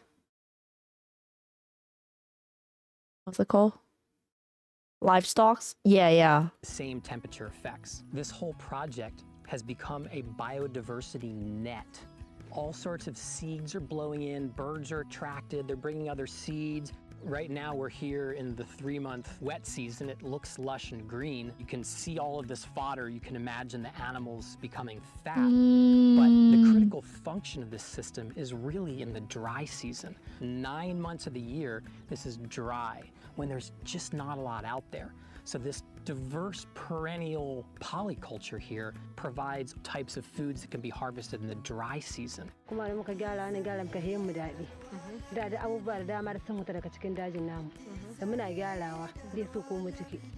are different yields that grow here even during the dry season. They're harvesting plants for culinary purposes, for medicinal purposes. We think of the Great Green Wall as stopping the expansion of the Sahara Desert, but it's actually so much more than that. The Great Green Wall is actually rebuilding the ecological matrix of a region. And when we start to see the effects at scale, like this large site and the 528 other Great Green Wall sites in Niger, we actually see the restoration of the ecological fabric of this region. Just within this 800-hectare site, there are 3 million cubic meters of water that have soaked into the ground here instead of running off. And 15% of that water is actually soaking into the deep aquifer and regenerating the permanent water table. The actual effects on people's lives is a very tangible thing. We traveled to a new garden in the nearby village to see the real-life effects of a regenerated water table. Over time, the water table has risen and there's water available, allowing for production pretty much to take place all year round. In this area where we are, this is just a 1.5 hectare market garden site, one of 9. Communities here are now able to produce crops in these gardens because they're pumping water from the ground, water that has been improved from the rising water table due to the restoration activities that have taken place elsewhere. Before this activity, 9 out of every 10 children that were tested were malnourished. What we saw earlier in the market garden, the community is able to produce a variety of diverse nutritious foods, including vegetables and fruits, which are then also used in their local diets, contributing to a better nutrition for the community and lessening malnutrition for their children and for themselves. Over the last 5 years in Niger, an average of 3 million people per year were food insecure and needed food aid. But in that same time period, these resilience projects have gotten 500,000 people off of long-term food assistance. Let that sink in for a minute. 500,000 people are being fed from the 528 resilience projects in Niger. Yeah, so this is obviously great. working on a lot of levels. But the big question is, how do we scale this up to the place where it can actually end regional hunger? In Niger, in the last 10 years, the World Food Program with the government and partners have restored about 300,000 hectares. When you do this type of land treatment, you're actually helping areas downstream because this water is soaking in. Then you also get this incredible wind protection effect. So for every that's great. hectare that you restore, you actually affect 3 times that amount of land. So the 300,000 hectares really is more like 900,000 hectares. Now, Niger is a huge country. The Sahel is a massive area. So this is still just a It's so impressive that they can do it at the desert. right? We're beginning to see a scale of solution that matches the scale of the problem. Walking through this, you can imagine that you're walking through the Great Green Wall. The Great Green Wall is the possibility of transforming desert lands, degraded lands into food baskets. Now the vision is how we can collectively put all hands on deck and make this regeneration in sub-Saharan Africa, in the Sahel, in Niger, an unprecedented game changer. The World Food Program supports these projects in a lot of ways, including Damn, that's what a skill. Do you see that? The ladies put the shovel on top of their head and just like walking. training, food, and money Damn, for the people what doing a the skill. work. This helps to stabilize the community while growing their natural resources. We can do this together with our partners. The government of Niger, they have taken resilience as their strong vision to transform rural areas in the country. Good posture, for sure. This is very important with the context of Niger in terms of the concept of the land becoming the nourishing mother of the population. Nous avons voulu, en tout cas, que nos actions rentrent dans le cadre donc, de ces actions de la Grande Muraille Verte. It's basically saying that as WFP, we need to recognize that we can play a catalyst role, we can play a supporting role, but the biggest role and the biggest achievement is what actually communities are able to do by themselves. We really need to be engaged and motivated within the vision of the Great Green Wall. It means also a Great Green Wall against hunger. Wow. That's That's great. I like that. I wonder what's going on with the cacao farm though, because last time when I cacao tree.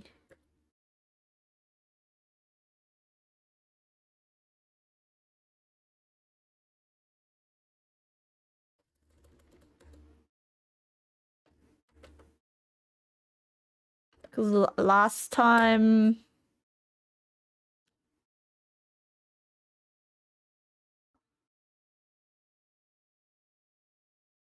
As I remember last time when I checked the trees, the cacao trees for making the chocolate. Yeah. Yeah, cacao not cacao, sorry, cocoa.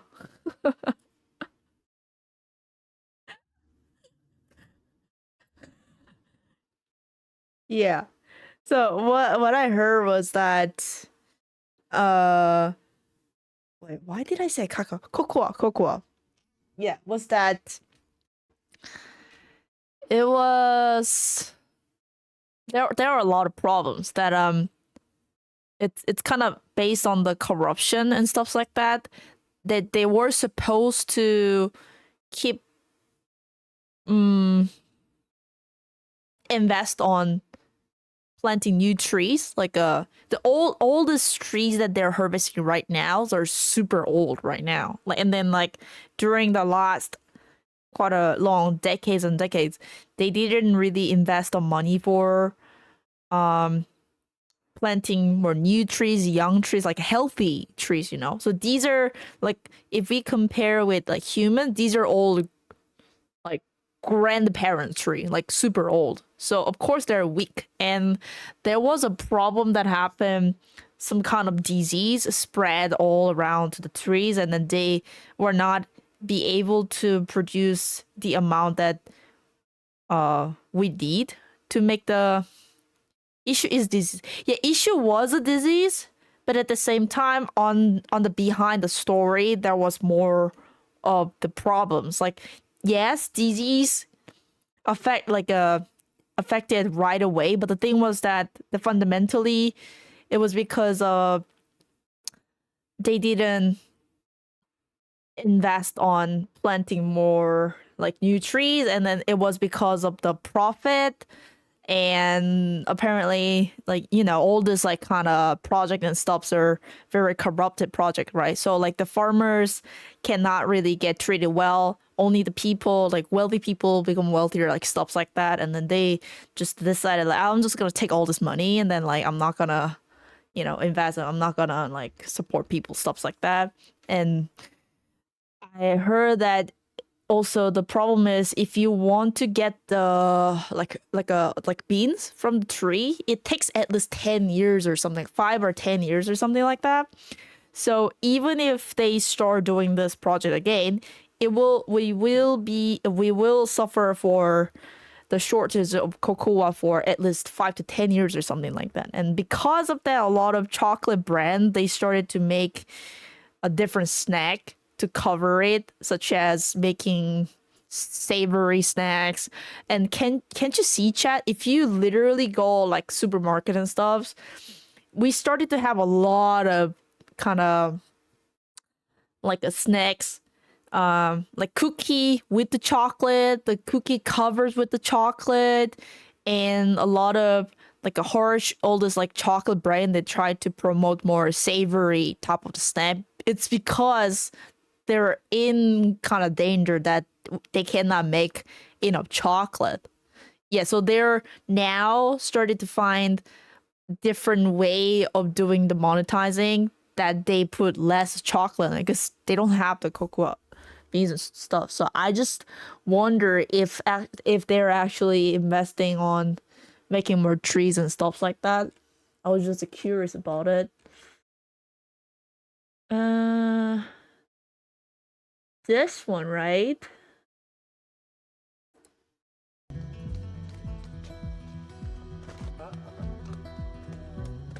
International Cocoa Organization predicts that by 2025, your favorite chocolate bar may no longer be available in stores. This could be a result of the record high prices of cocoa, which is a key ingredient in the production of chocolate.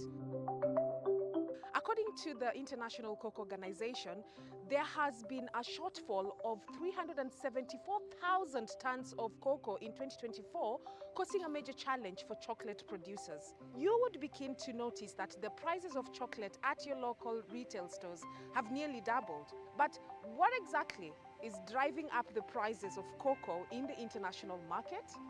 It's a combination of factors, but certainly if you have all these farms being lost, productivity affected, clearly the impact is one that is enormous. It is affecting our productivity in a big way.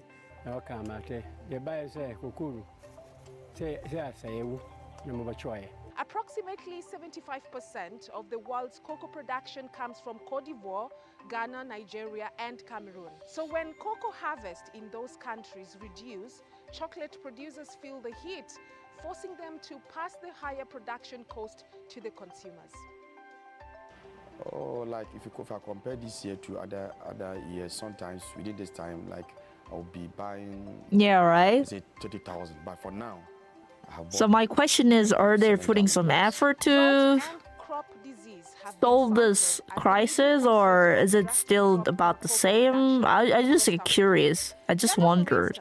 Because if they want to solve this problem, they have to invest their money on it. And then I wonder if the chocolate companies are willing to do that.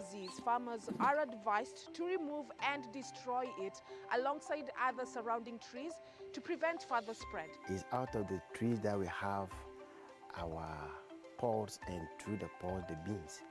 So if the trees are being affected or infected by this other disease, it weakens their ability to bear flowers, let alone having fruit on it.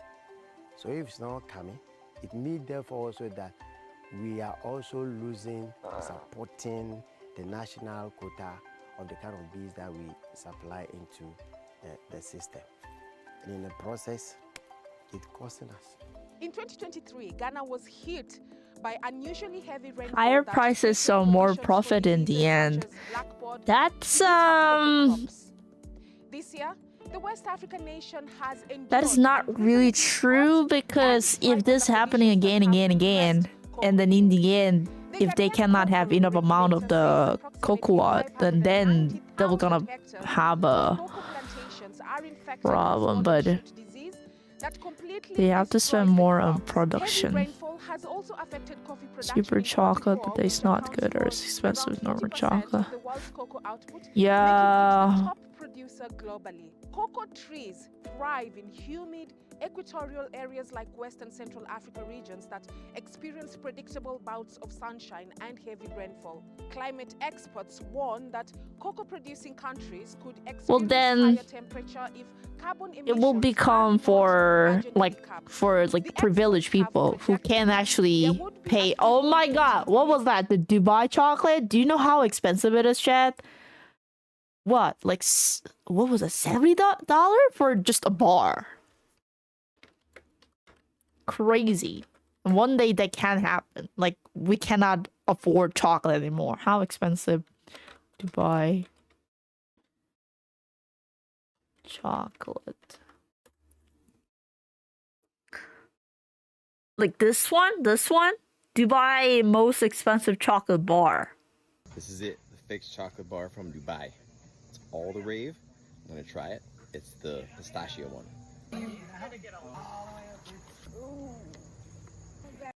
How much was it? You crazy! $500 for a bar of chocolate! I just got the world's most expensive chocolate bar. This is the Tawak Masters series. I really want to see it, but I'll let you guys get the first look because I love you more. A box from a harvest in 2015. That means this chocolate is almost 9 years old.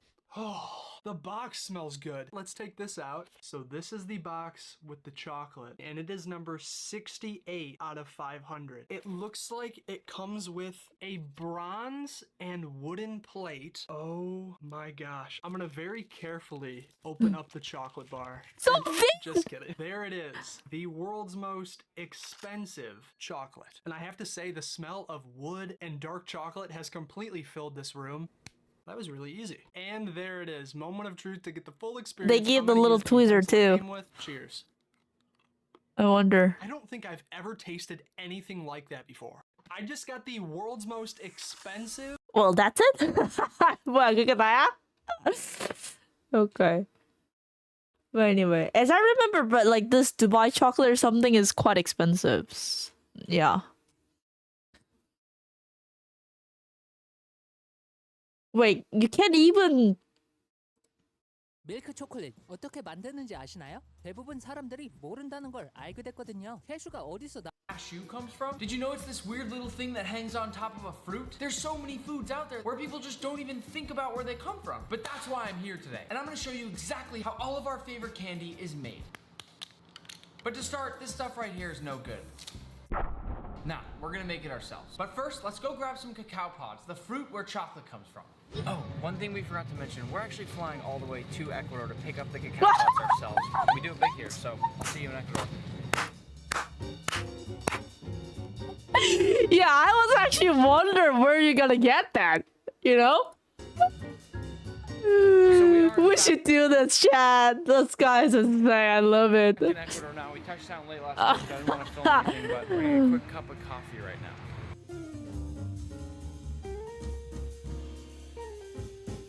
Here we have the Wait, where is this again? Ecuador?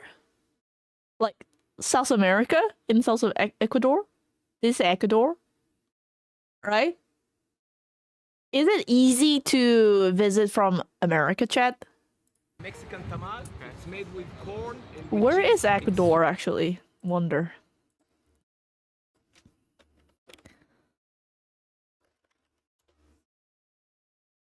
Ecuador.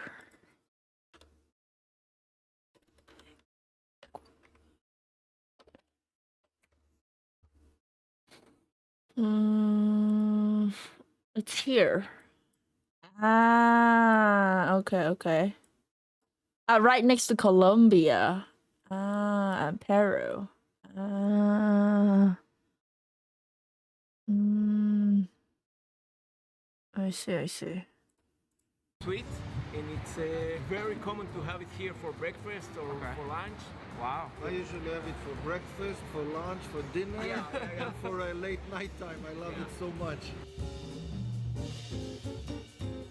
Quick little last stop for some coconut water, then we're at the cacao farm. And how long till the cacao farm? 15 minutes. We're almost there. Perfect. Okay. Let's drink some coconut water. Wow, that's awesome. What? Oh, thank you. Thank you so much. So we finished the coconut. Now they're going to open it up so we can eat the flesh on the inside. Wow. Gracias. Thank you so much.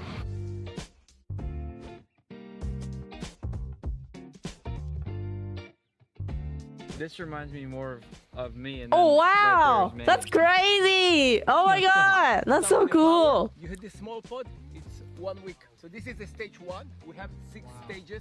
This is stage 1. This is stage 2. Over there, if you can take a picture, you see the stage 3 and 4 and 5. Every day we harvest in the morning and wow. Now you see the size. Whoa, that's pretty big. Can I open it? Sure, but it's difficult. Look, not like that. Oh, is that wow. Man, take a picture. Yeah. You see? Here you have the pulp, you have the bean, and you have the husk. From the husk today, we prepare the flour. The pulp, it can be the pulp, freeze pulp, or aseptic pulp. Yeah. And from the pulp, Interesting. Oh, 신기하다. liquid and make the juice. Okay? And inside we have the bean. So good. Yeah. You see the bean? If it's not fermented, it's purple. So when we talk about the ruby, now you can understand the color. It's natural. As you continue to grow, you get those massive, big, thick boys back there. That's cool. We're here right now in Ecuador, like we said. We started out in Boston, gonna make some milk chocolate. But this here is my good buddy Oded, who isn't fair to say you're Willy Wonka. You're basically Willy Wonka, right? Yeah. The reincarnated Willy Wonka. Exactly. I actually have a picture here. I Is lost there a my hair. I resemblance? got older. Do you see any resemblance? Well, anything here? I lost my hair. During I mean, they told me that cacao actually grows your hair, but I don't know, I ate too much. He is the modern day Willy Wonka. You didn't believe me that chocolate doesn't grow on trees. The chocolate is a fruit. I wanted to take you here to the farm in Ecuador where we can really see there's no chocolate bar on a tree. It's a fruit, actually an unbelievable fruit, delicious. We're going to describe it. So many colors. You know, always what's weird to me is that this looks ripe, but it's not yet. No, You're going to see when it does it's look ripe. ripe. I would think it's ripe. But in the middle of the process of ripening, then it's becoming red and yellow. There are different varieties of cacao. You know that Criollo, or here in Ecuador, they call it Arriba Nacional. It's a very, very expensive cacao. Look different than this one. For that, also many different types of chocolate flavors, nuances of the taste. Anything you need to know about chocolate, he's your guy.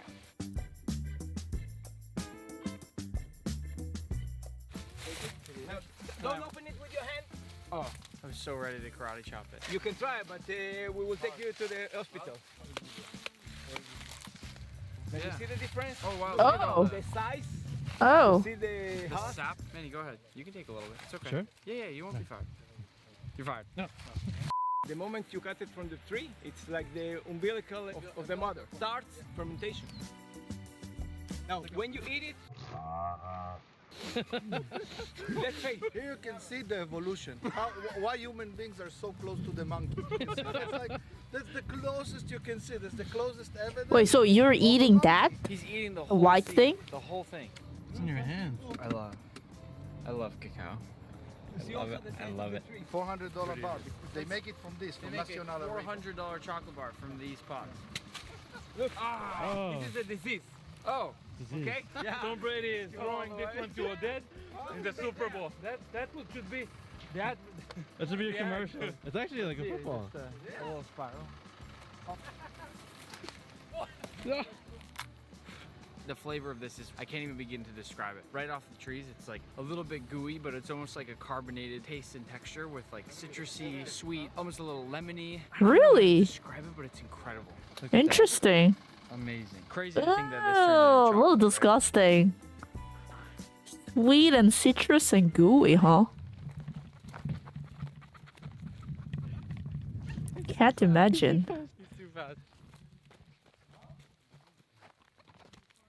Get him. So they have 3 Hello. massive farms here. There's fields literally just go on forever, and it's just tree after tree after tree, all super packed together. You have this. All right, so they got the bean. Beans. Now look at the gradient over here. So we have the lighter color as it starts to ferment, and then if you slowly look up, it starts to get darker and darker and darker as that fermentation process happens. It's amazing. So eventually it's Fermented. right? And then you have this. You have these dried beans, and they're hot and they're hard, right? And that's when they pack it up in these big bags right here. And crack this one open just like this. Inside here, I'm gonna have cacao nibs, which you may have seen on top of a smoothie or something like that. But this ground into a fine paste is what would eventually make a chocolate bar. Crazy, right? He pretty much goes back and forth and moves the cacao around. Big bean guy. That's amazing. It's dry. Big palette. Oh, that's cool. 신기하다. Oh my goodness. I think I've never seen the process of harvesting beans. This is unbelievable. This is insane. So cool. Raw. Like this guy. Monkey one, you can debrief a little bit. I think that's the entire world that we got to. Okay, and then Chocolate and begin that from that shipping. These incredible. so they got it. There is a overwhelming smell of alcohol that really fermented.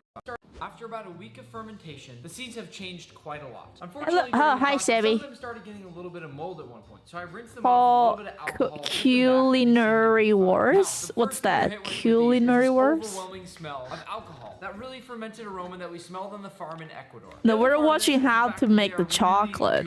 You can see that when I open So up these this gloves, guy went to the Ecuador, got the cocoa fruit, and harvest the beans and fermenting and drying all those things. all this goo Ah, there. And again, that that's the same thing we one. saw at the farm No, in I Ecuador. have At this never point in really time, it's watched time for it. the Is roasting it fun? process. So after mixing these around just 100 degrees Fahrenheit until they're roasted. Now, these seeds right here, at this point, smell like a Ooh. perfect mixture between vinegar and chocolate. And I know that Cool. sounds really strange. But like we talked about before, that's how you get that flavor. How's your And life in now these seeds Australia, have all by been the way? roasted. It's time for what's going to be the most hands-on part of what we're doing today, which is breaking all these seeds open and getting I might those visit on September. Let's do the Now, we're gonna collab. put all these cacao seeds into a bag because crushing them up in a bag is going to be a lot better than trying to. We're going to be separating the shell and then what's inside. All these beautiful cacao nibs, which will be used to make chocolate. Now it's time Wow. to get a rolling pin and pretend that what's in this bag is someone you really don't like. I'm pretty Yeah? good with a rolling pin. Nice. What are you doing? At this point, we smash. And now, after we've been smashing for quite some time, we'll pour the contents back onto our tray. And as you can see here, we've got a nice mixture of shells and nibs. At this point in time, we'll take a quick pause, and I'm gonna separate out all the nibs from the shells. All right, cut the cams for a sec. All right, you're gonna separate all these out real quick. I'm gonna take a bubble bath really fast, all right? Yeah, all right. Are you still filming? Dude, you're fired! You done? Yeah. Wait, that's how you're supposed to do it?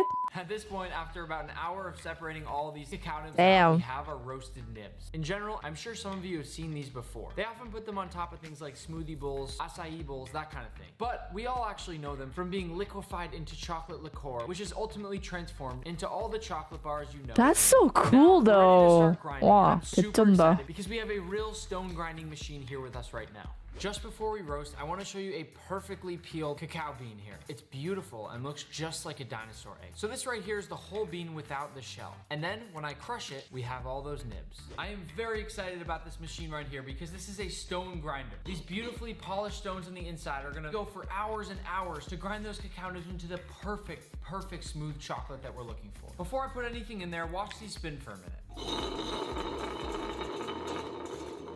Now it's finally time. I'm gonna start dumping these cacao nibs slowly into here. To start, we're gonna let these grind for a little while to let the first small batch start to get broken up. Then we'll add more. We've been letting it go for about 5 minutes now, and this is what it looks like. Again, Wait, I've turned off the machine why? because it's really loud. But if you look in for a second, it's almost like we have a slightly rough peanut butter consistency right now. But Yeah. now I'll fire it back up and continue adding nibs. It's not like powdery. Yeah. I've turned this off again because of how loud it is, but at this point we're gonna add those last cacao nibs into our machine here. As we can now get from the bottom, that chocolate has become even softer and smoother. And we're slowly getting to the point that we could add our final flavorings and then turn it into a bar. For now, I'll turn it back on. The oil comes out. At this point, Ah, like a peanut butter. I see. gonna have to go in bit by bit so that it slowly sort of melts and combines itself into that chocolate. Now finally we have this beautiful liqueur here. It's a really soft, Whoa. smooth, beautiful consistency. As you can see here from my rubber spatula. Let's take out a nice big scoop of this chocolate and just look at that chocolate. We have just made this from cacao That's pods. Once our chocolate's cool. finally done mixing, I'm gonna tilt the machine all the way over Wait, so that but it can he's slowly not- drizzle into our He's chocolate. not adding any milk or butter or like The chocolate, but you'll see that we'll get a smooth chocolate. 100%.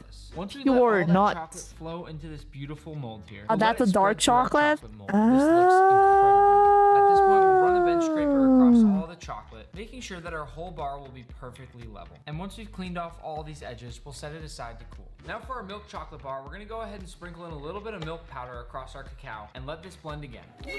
And now we'll pour in our milk chocolate and repeat the same process that we did with the dark chocolate process. The classic moment of truth as you pull back the mold. As you can see, we have a beautifully smooth bar of chocolate. It's got a fantastic shine. And the thought of having this come all the way from cacao pods from Ecuador is really cool. We certainly that's did take one or cool. two shortcuts throughout this process, primarily in the name of just moving this along. But I'm really happy with how this turned out. And now it's time to make sure that we get that nice classic snap. Here we go.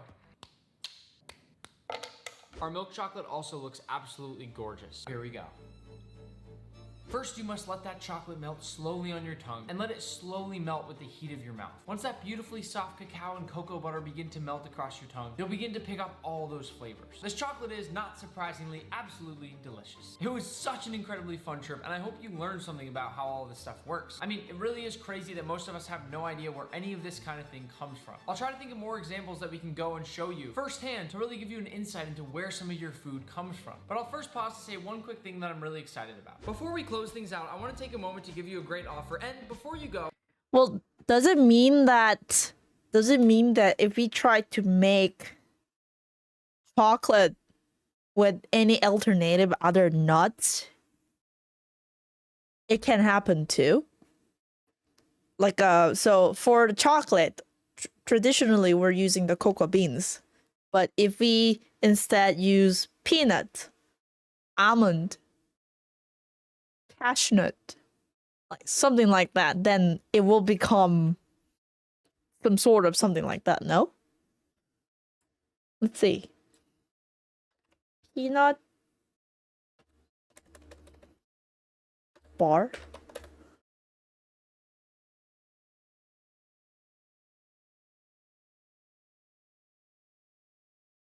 Like, doesn't it mean that literally if you grind the peanuts and put the sugar on it, it's gonna be some sort of form of chocolate, but it tastes like peanut, no? Most nuts are too oily, too hard, and... Oh, that's why, huh? Oh. Oh. Uh-huh.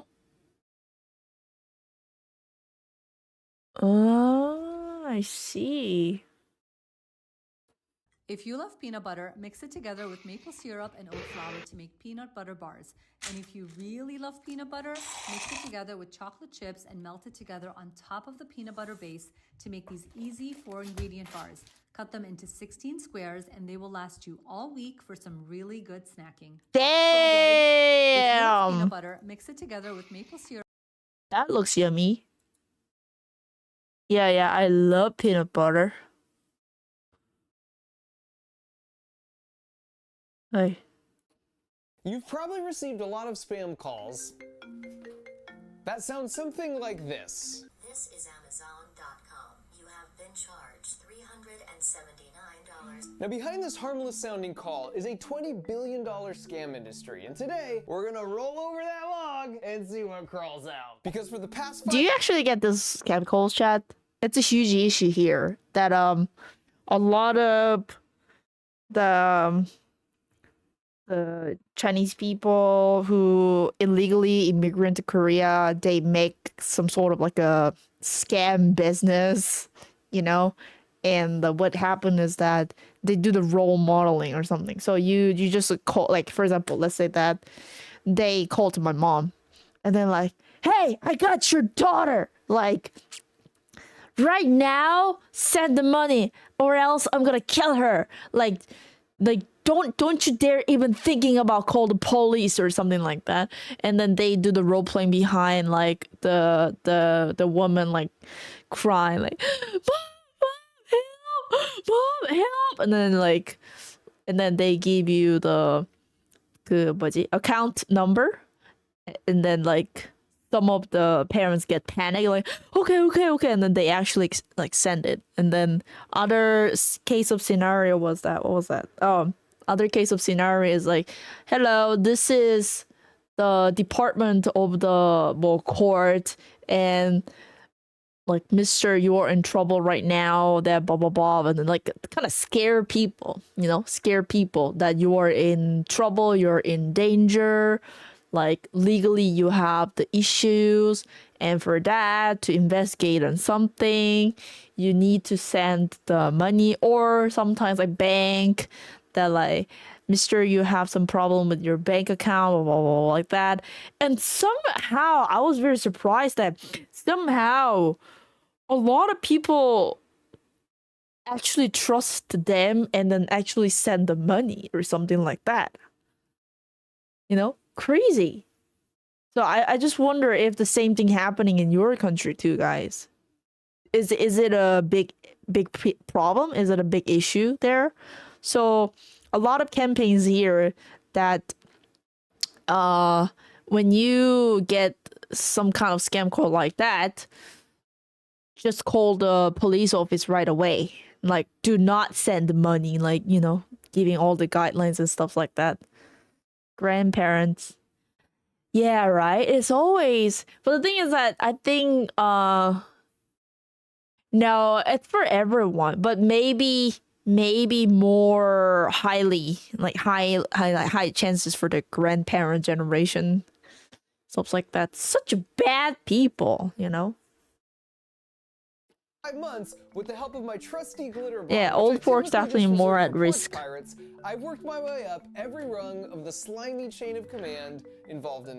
But like, how are you gonna do? Glitter in the face. Now my buddy Jim Brown so Jim checked being scammed from work with them to actually send a. Just so happened a woman named Tracy was being scammed for $12,500 at that very moment. So he immediately tried reaching out to her and eventually got through. Hello. Hello, Tracy. This is Jim Browning here again. I'm calling you. Hopefully, you've got my voicemail. Here's what happened. Now listen carefully to what Tracy's about to say here, and hold your judgment about how could anyone ever send $12,000 in the mail until I explain how the scam works in a minute. Because I hate to give these guys credit, but it's pretty clever. They were supposed to give me a refund of $300, and when I put it in the computer, I mistyped it as $13,000. So I had to send money back to them, $12,500, and that's where I am. Right. I'm hoping you haven't sent that money. I have sent it. Oh no, right. I hate to break this to you, but this whole thing is a scam. What do I do now? Because I'll tell you what to do, Tracy. You leave this to me and Jim. The first thing we did was look up the address they told her to ship the money to, and given there were 6 cameras outside, this clearly was some kind of safe house for the scammers. We then had Tracy call FedEx to cancel the package, but just in case, we hired 2 PIs to be on the scene that day to intercept it. And we knew we shouldn't do that right in front of the house because they'd probably be watching. But since we weren't sure which direction the FedEx truck would come from, we overnight shipped a package to a bunch of their neighbors that explained they were randomly selected to win one of these super cool glitter bomb t-shirts. And if you wanted to buy one of these from markrover.com to help support making more videos like this, I'm certainly not going to stop you. This will allow us to speak to the delivery driver somewhere up the street to get the package stopped in time. And the plan worked flawlessly. Because despite Tracy's efforts to get it stopped, her package was in fact out on the truck for delivery. Tracy something, yeah, that's the one. Don't deliver this one, please. Okay. This is the fraudulent one. If that one's going, that's also going to 1731? Okay. But in a wild twist, there was a second package going to the same location addressed to the same fake name. Her name was Phyllis, and we later found out her package contained even more cash than Tracy's. Okay, so that one's going back, right? And then... Definitely, yeah, it's good. That's done. And FedEx was cool enough to eventually return the packages, so both Tracy and Phyllis got all their money back. And when the scammers angrily called Tracy back asking why the package didn't arrive, she explained she accidentally selected 2-day shipping instead of next-day air, so they would get the package tomorrow. And that's where he switched from defense to a very light offense. And so the next day, we delivered the package in an official-looking vest. Have a good holiday. Thank you. And waited for the sweet retribution. Hello. Wait, is this a scammer?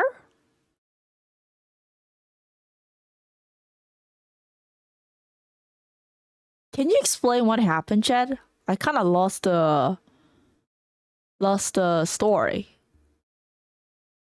Like, so the lady was get scammed, but fortunately they got their money back or something like that, right? She sent the money. They told lady to Phoenix cash. Okay.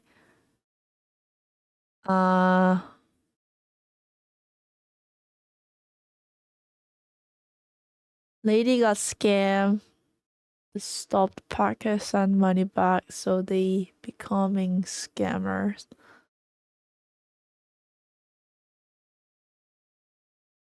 Hold on. She like wire transfer the money, or she was supposed to? She sent cash in a box. Okay, like, oh, okay, cash.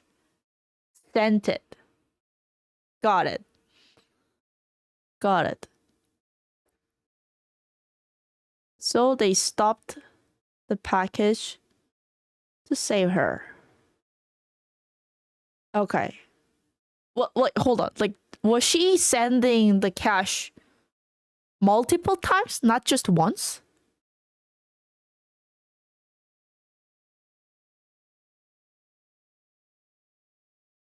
No, just this time. Oh!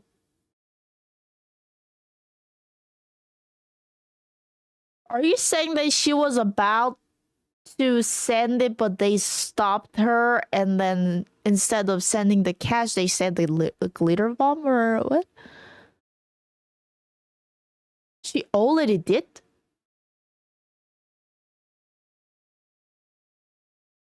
Ah, they stopped the delivery guy.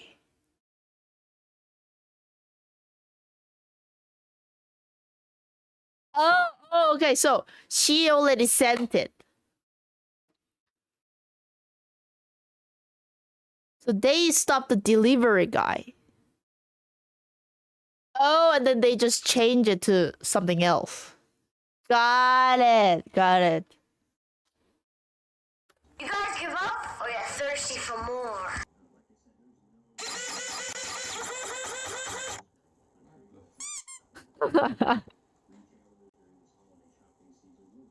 But for the first time in 3 years of glitter bombing criminals, someone didn't immediately throw the box outside, and he just sat there with the wretched smell, leaving the box untouched. And then as we waited, wondering what his game plan was going to be, suddenly a bunch of NYPD officers started showing up, and it didn't take them long to figure things out. It's a glitter bomb. It has a camera built into it.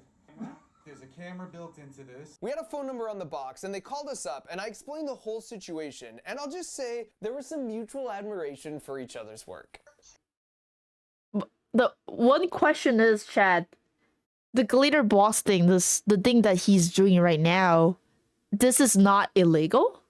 Because it has a camera and stuff like that. Like, I just wonder, is it also a part of the legal issues, or is it right, or probably illegal? Not legal. Totally legal.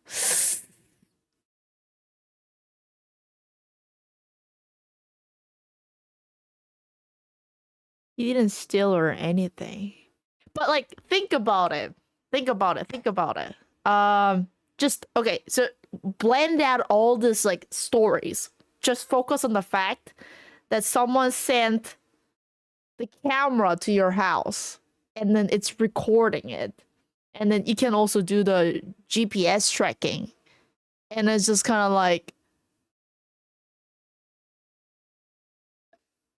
hard to just think that that's illegal. Just you know what I mean?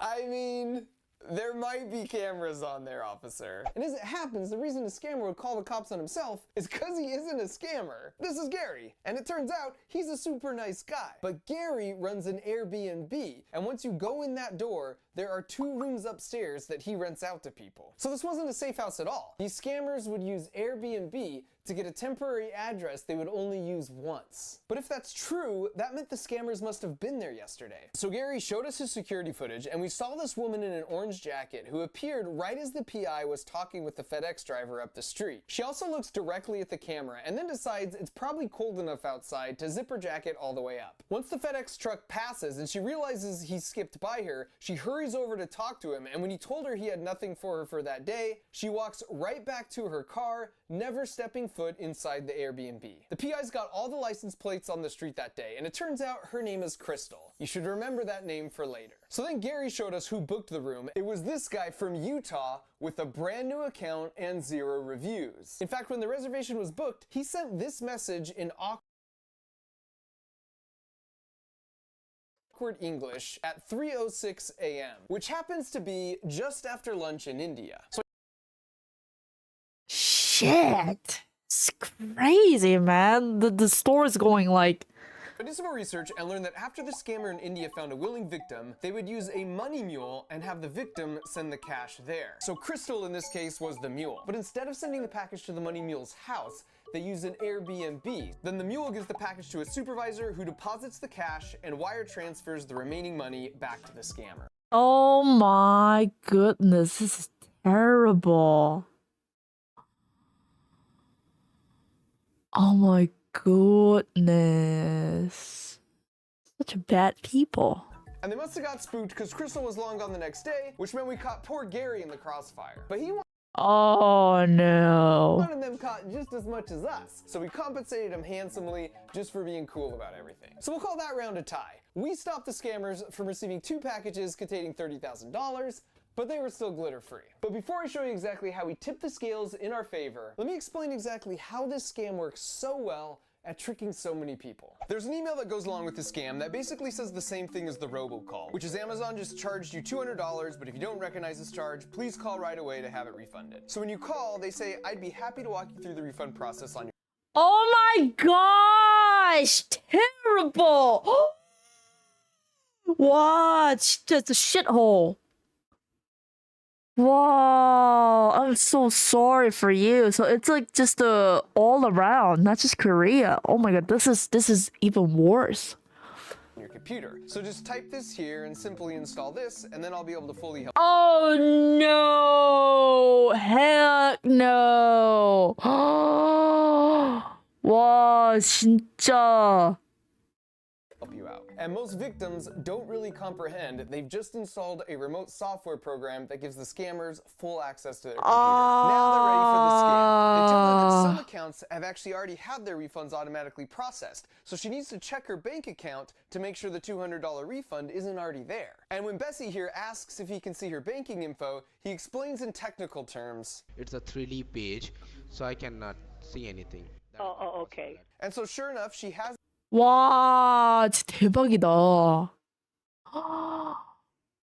Oh my goodness. 와. got the refund yet, so he needs just about 5 minutes to work with his billing department in order to process it. But first, he makes a really big deal about this. I'm signing out from your account in front of your own eyes. And this is true. He actually does sign out. At which point he triggers her screen to go black so she can't see anything that he's doing. And then he immediately logs back in using the browser pre-stored username and password. He's going to do a simple browser HTML edit on this page to temporarily make this Lowe's purchase look like a refund for $20,000, and you'll see why in a minute. And as he's editing away, he chats her up to try and build trust. You're like my granny, Miss Bessie. Do you know this? Yes. She was like one of my closest friends. Oh.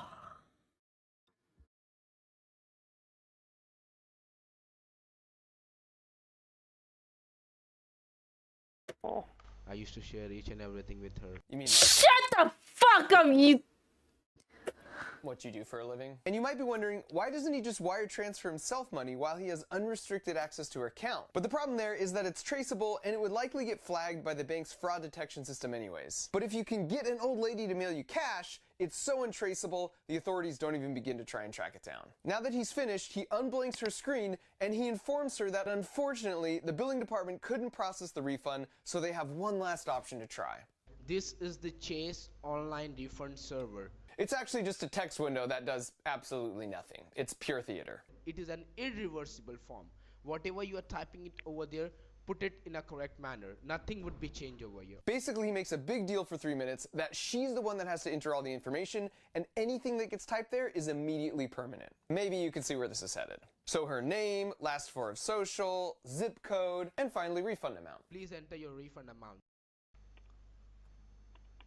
If you go back, you can actually hear him type the 2 extra zeros on his keyboard and hit enter. Check everything, is it correct? Oh no, this is a mistake. Oh, I screwed up. Oh, Jesus. It was supposed to be a 200 in there.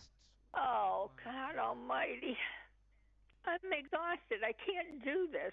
My mind is absolutely fried. Please check your account. Did you really receive that money in your account? Oh my God. Plus 20,000. Yeah. Please save my job, ma'am. If I'll not earn for my family will die due to hunger, due to 진짜 못 듣겠다. This is so painful. Such a terrible people. Bruh. Such a terrible people. Starvation. Yes, of course. I mean, what should I do? I mean, I can. Feeling bad for you. You are also like my grandmother. You know, I'm an honest You are person. making me cry now. You are making me cry now. You're. Oh, please shut up! Oh my goodness, the guy made me so pissed. I'm getting attached to you. How do I Please shut the fuck up. What's wrong with him? fix this? He tells her that unfortunately mailing a check or wiring money would just take too long, so he needs to think for a minute. And then he comes back with this. Hello, Miss Bessie. Yes. I got an option. And you can see now how he's got her to the point where she's totally willing to send $20,000 in the mail and to lie to the folks at the bank or FedEx or even her family who might try and stop it. In her mind, she messed up. And because she's a good, empathetic person, she'll go through great lengths to make it right for someone she doesn't realize is a heartless scammer. And on top of weaponizing their empathy, maintaining pressure on their victim is a key tactic. They keep them on the phone the whole time, even as they drive to the bank, or they yell at them. Go to the UPS! Why don't you go to the UPS? Or call this many times in a row. And if you've ever seen this clip, Name a woman. Name a woman? Yeah. You already know when you're under extreme stress, it's an actual biological response for the part of our brain that does critical thinking to just shut down. Yes, this is so hard. Name a woman. Once they're back from the bank with the cash, they coach them through packing it. In Tracy's case, they had her put $100 bills in the pages of a book so it couldn't be detected in the mail. In other cases, they had the victims wrap the cash in saran wrap so the dogs can't sniff it, and then foil so it can't be x-rayed. What the fuck? There's a small portion of the population that are just too trusting for their own good. And sadly, it's nearly always older folks. So for the scammers, it's just a game of percentages to find them. According to data Jim has gathered from the scammers' own computers, in one shift, a call center like this with about 25 employees will send out 500,000 robocalls. They'll get about 500 calls back and land maybe 5 to 10 victims like Bessie or Tracy or Phyllis. And speaking of Phyllis, after we got FedEx to send back her package, I was able to get in touch with her son, and I found out her husband of 40 years had passed away the very week she was being scammed of her life savings. The scammers knew she was mourning this loss, but once you're scammed, your phone number is really valuable because it means you're an easy mark. So they sold her info to other scammers, and she was scammed twice more the same week her husband died. And as hard as it was for me to even hear a backstory like that, it just made me that much more motivated to seek some glitter bomb retribution for all the Phyllises out there, and perhaps in the process, we might stumble upon some good information that we could pass on to the authorities. So now we needed another scammer to send a glitter bomb to, but we decided when Jim spots a scam in progress, it's better for him just to stop it cold. Bro, I'm almost about to cry. Seriously. I'm so upset. Oh. You know, like, I always try to remind myself, don't hate people, don't hate people, don't hate people. You know? I mean, I feel so bad. Like, is there any way that we can bring up some change that, like, get rid of all this, like, harmful people? Is there any way, guys? Like, what? Why? Why? Yeah. Why hurting the innocent other people? You know? And not stress out the victim any more than they already are. So we reached out to our friend Pierogi from the YouTube channel Scammer Payback, because whenever Pierogi gets a scam call to his actual phone, he turns on his cameras, makes his voice sound like an old lady, and has some fun. If they will ask you in your bank, like, why you are withdrawing this much of cash, what you gonna tell them? I'm getting it for Derek Wilson from Microsoft. No, ma'am, no. You need to tell them that you are withdrawing the cash for your personal reason. And it didn't take long for fake victim, old woman Pierogi, to get us an address in New Jersey. Is this where I'm sending it to? Right. Grab the box, right? So you can put the cash. Yeah, I've already got a box. It's big enough. This one was actually to a hotel and not an Airbnb. But as soon as we pulled up, once again, a money mule was out there waiting for us. For Jacqueline, sure. Yeah, this is on here. You too, have a good day. So they took the package and drove around for a couple of hours, and when it was clear they weren't going to open it, we made the call just to get the box back before the batteries died, and then maybe the box audio recording might help us piece together more info on the scam. You guys picked up a box from FedEx today, part of a scam? I didn't have no scam going on today. Oh, really? No. Let's see the box. I just was told I understand. by somebody to pick this up for them. I understand.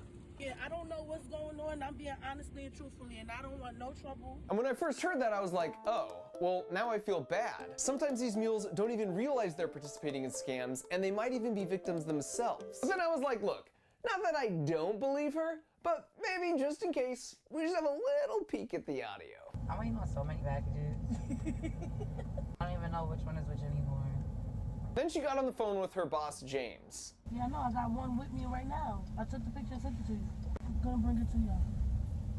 That's what I'm saying. He said that I was done for the day. What I gotta be at tomorrow if you said that we was working out here in New Jersey?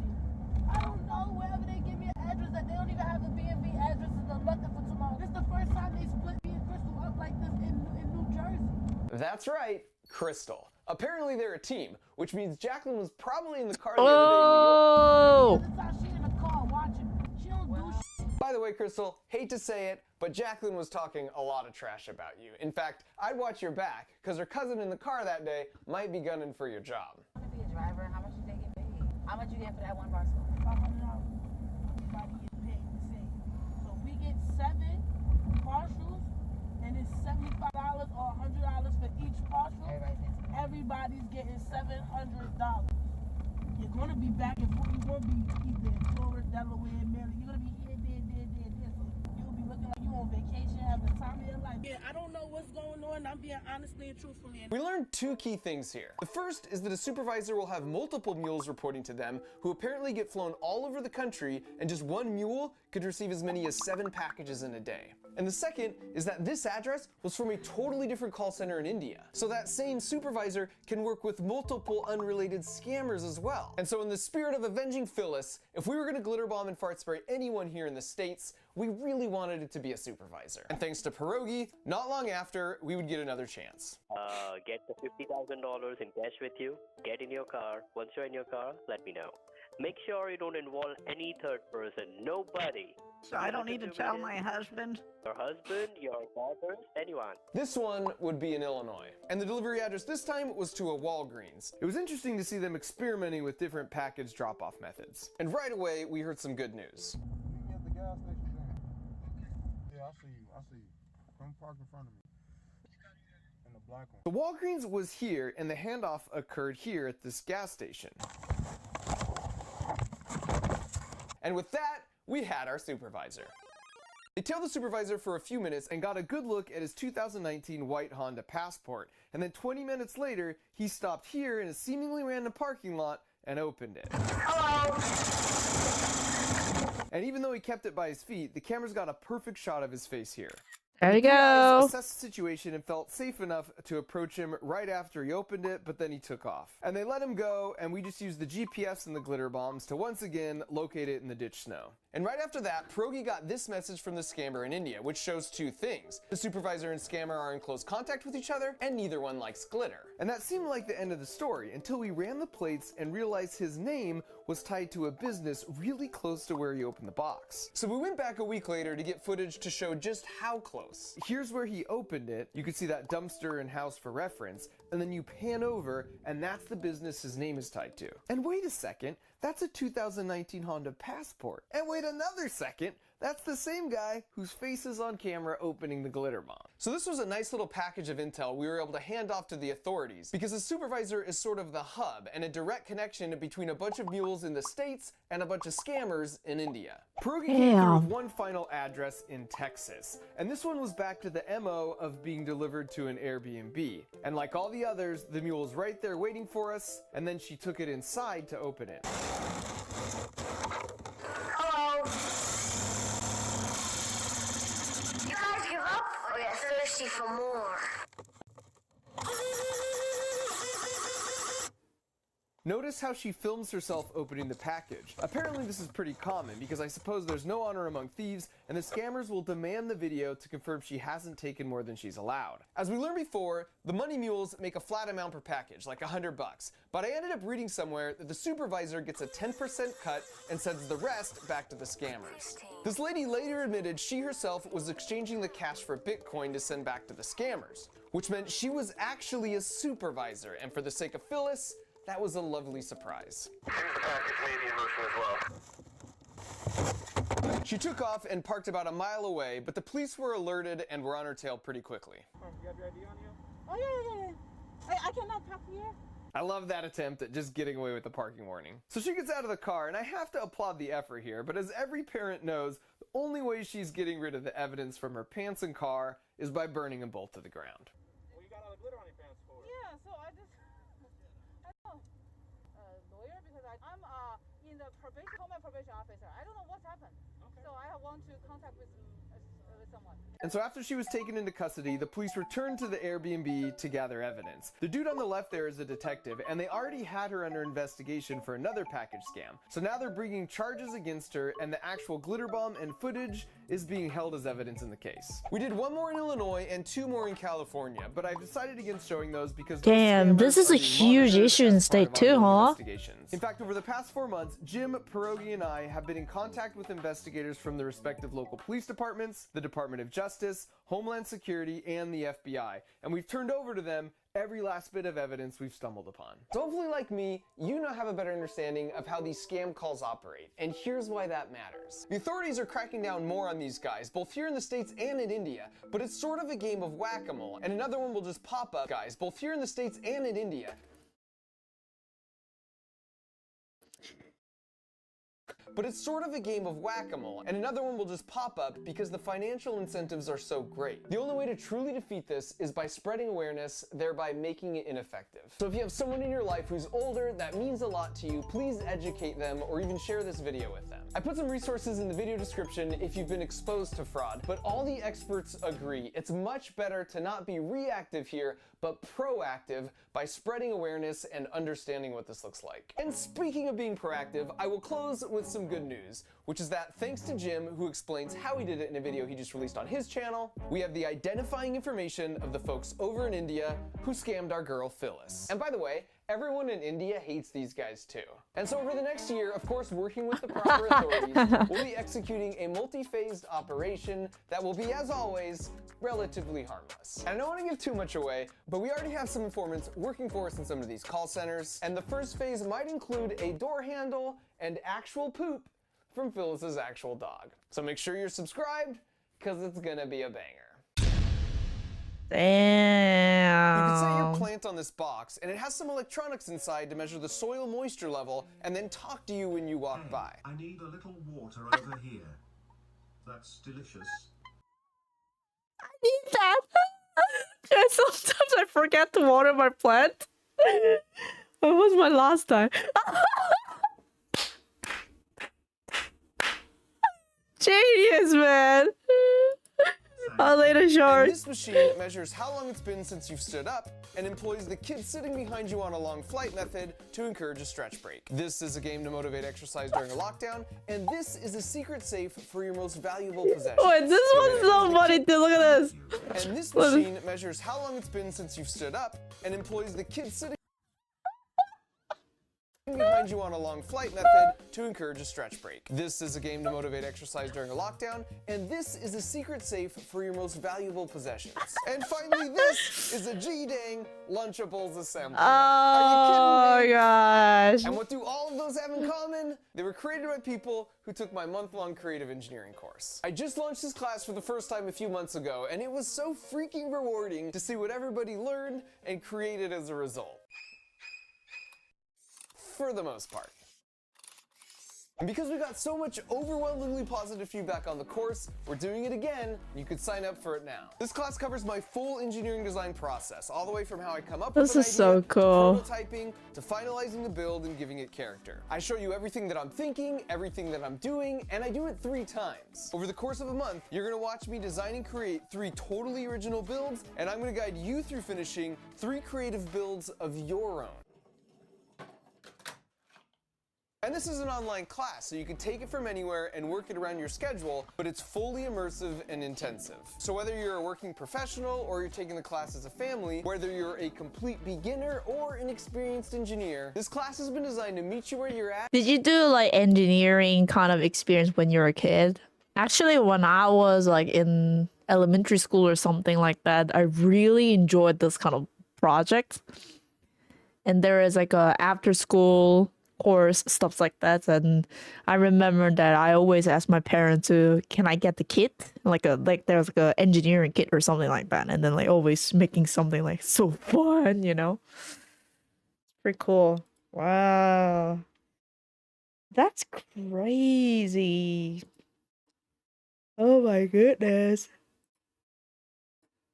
Damn, son.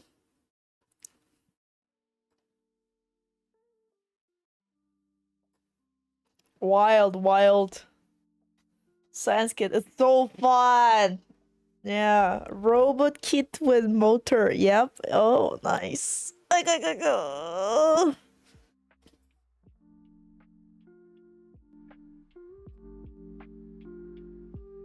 Man, wild. The one video that we were watching was how some of the people tried to, you know, flourish the life, you know, like. And the other video on the other side in the world, some people don't care about others and then just only thinking about their greed, just try to make some money. Crazy. You know? I wish world become a place, something like somewhere that people help each other and then, you know, support each other, not that try to take the advantage from the others or something, you know? It's so sad. Such a pathetic people. Oh.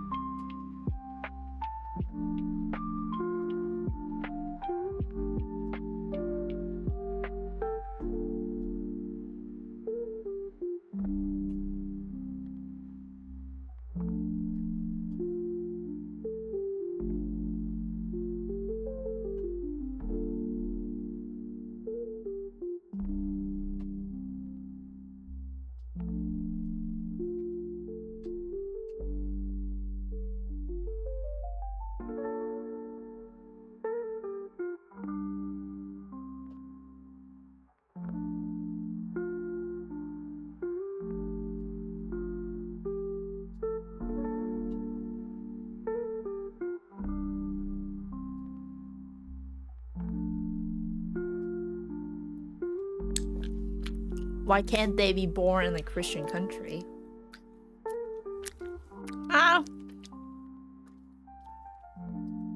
Not necessarily it has to be Christian, but like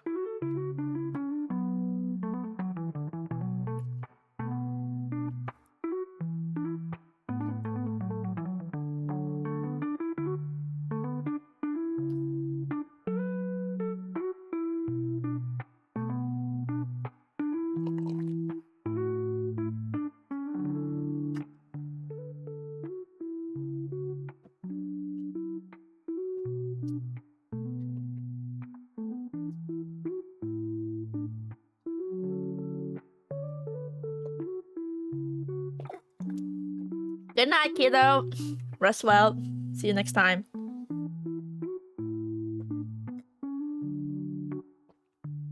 I think this is something actually related with the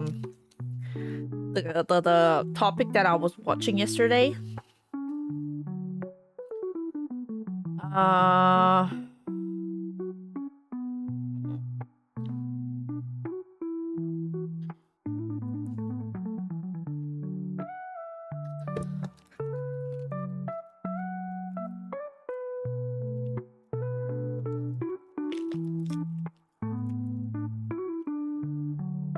Voila! So yummy. Melon flavor poke that I got from Japan. Yummy. Melon flavored chocolate. It's super yummy. I tried it for the first time this time. So good. Nom, nom, nom. Sweet. Oh yeah? Super yummy.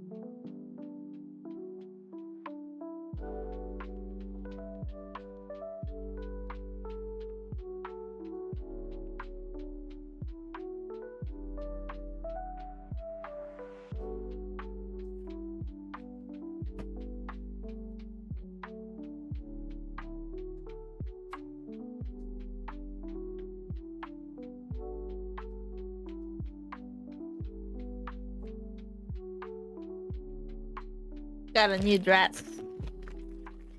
Let's see. One line. Oh, not bad. Actually, not bad. Oh no. Okay, this is something that I hate about it. That a lot of clothing places these days, they just got from Temu and then sell it with a more expensive price. Like, what's the point then? Like, I can just order from Temu. No, not the wrong size. I don't like the fact that it's the tag the dress has, like, scuffed Korean with, you know, like for example, they sell this dress on Temu for, I would say, like $5 or something like that. And then, like, this places just decided to get it from there. Not even rebranded. Like, at least some of the places, if they want to rebrand it, they change the tag, you know? The price and tag and stuff like that. But these places, they don't even have that effort. They just like get it and then, okay, so they buy it from Temu, $5, and then sell it here like $20. I'm like, and I'm pretty sure that's happening in Amazon too, like everywhere in the world. And I just like don't like that, you know?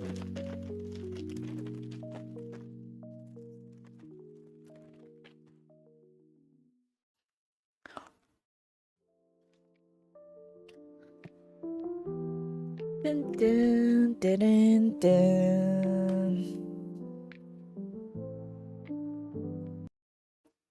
only in person. For me, it depends on, I guess. Sometimes I buy online, sometimes I buy in person. Depends on. But the problem here is that we don't really have the local shops and local store anymore that much. Majorities are just bring from like China and then sell it more expensive. So it's really hard to expect that I can find some local market. If there is, I would like to, but there's no demand, so no supply. Sad. Dun, dun, dun.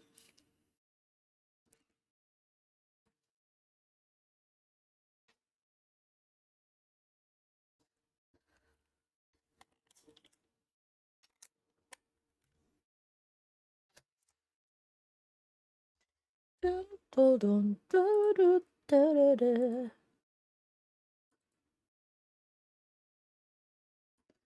Assassin's Creed Shadow now available. Somehow I'm not really keen to play it. Like, it looks a lot similar with Ghost of Tsushima or no, something like that. Like, not sure. Not like really hyped. It got a lot of bugs right now. Oh, okay. Oh! I saw this one. So seems like one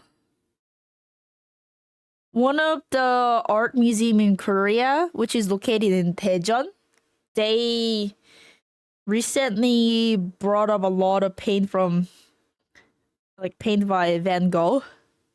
And I'm like kind of want to visit there because this is very like rare stuff here. No, we don't really have many chances to get some of the like good artists.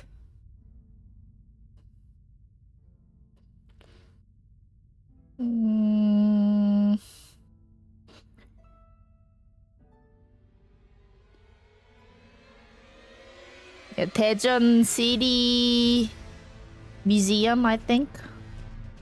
They start from end of this month till March, May. Like end of June or something like that. So I might want to visit the city just for this museum.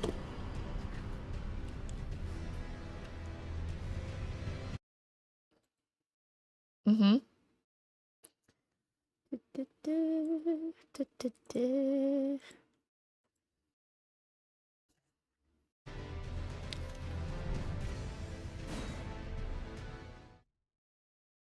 The insult to the nation. If you don't believe me, look at yourself. Oh, Japan's prime minister is mad about Assassin's Creed Shadow.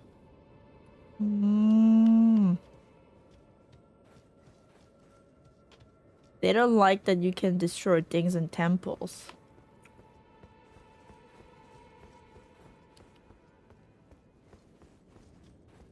Yeah, was that the reason?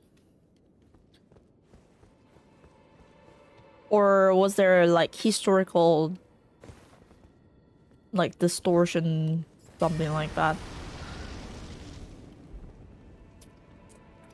I'll take a look. Like, I don't have any information about it. Historical stuff too. Okay. I see.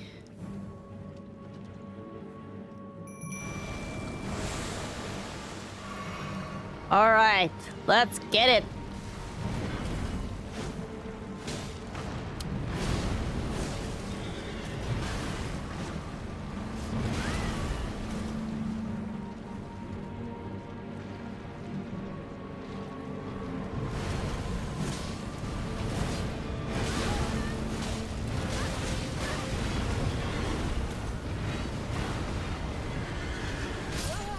Oh no.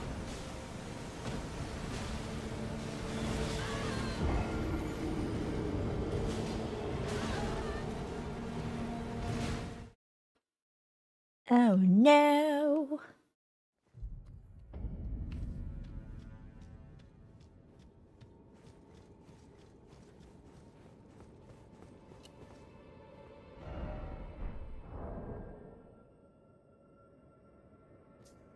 I really feel like I'm like that strong somehow. +9. +10.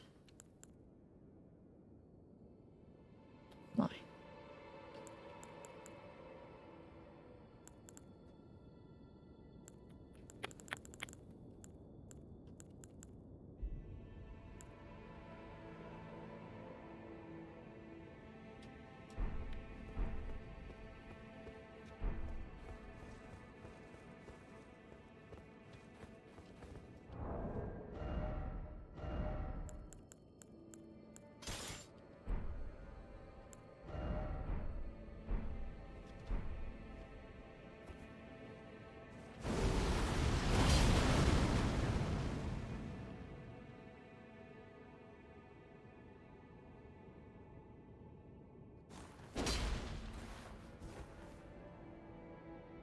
Wait, wasn't there something that...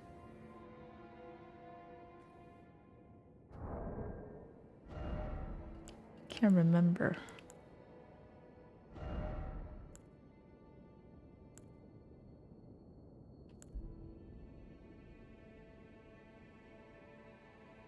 이거였나?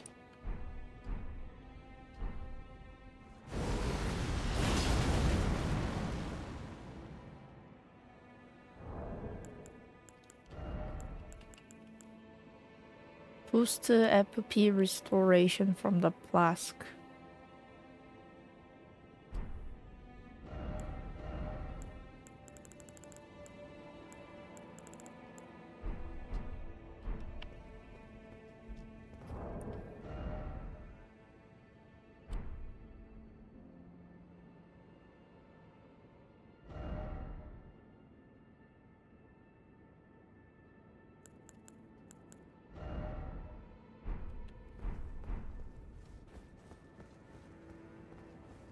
Oh, and then I have another seed. No? As I remember.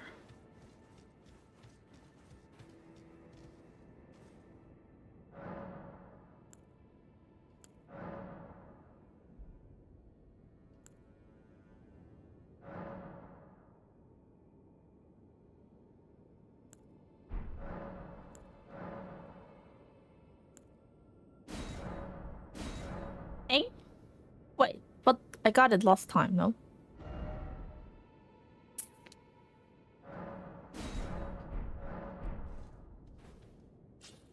Ah, okay, okay. God.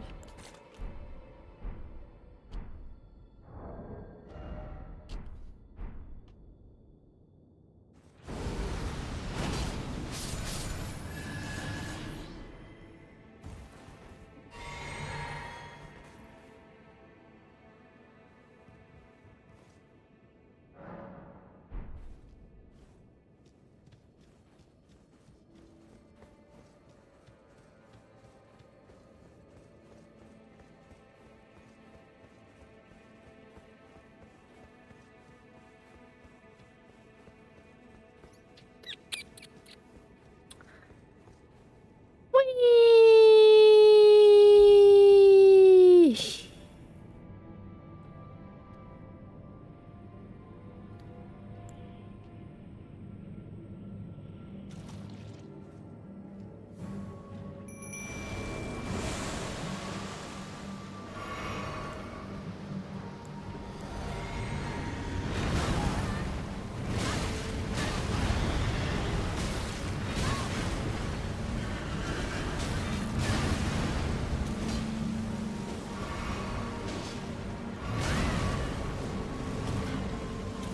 Oh ma, I'm doing the heavy rolling right now.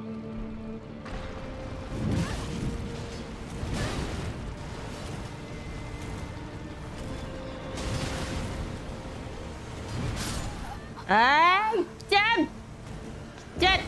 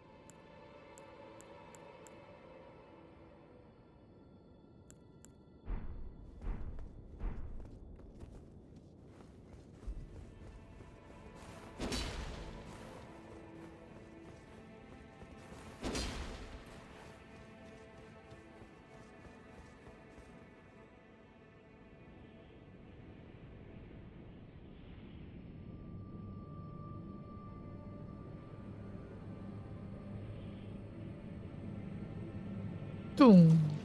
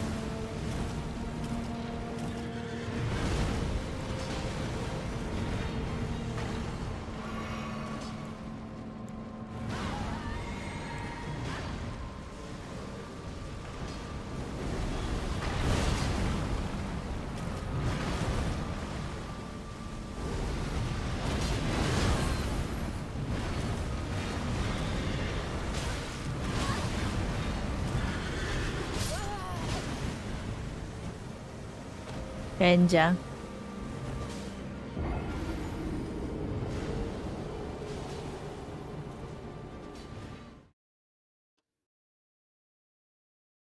Bit hard to, yeah.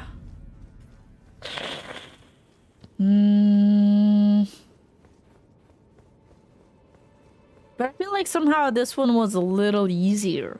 So maybe we'll try with this one. Wait.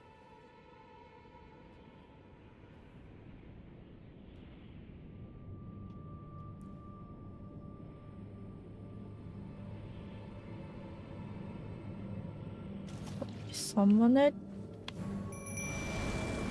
세우고. 네. 헛!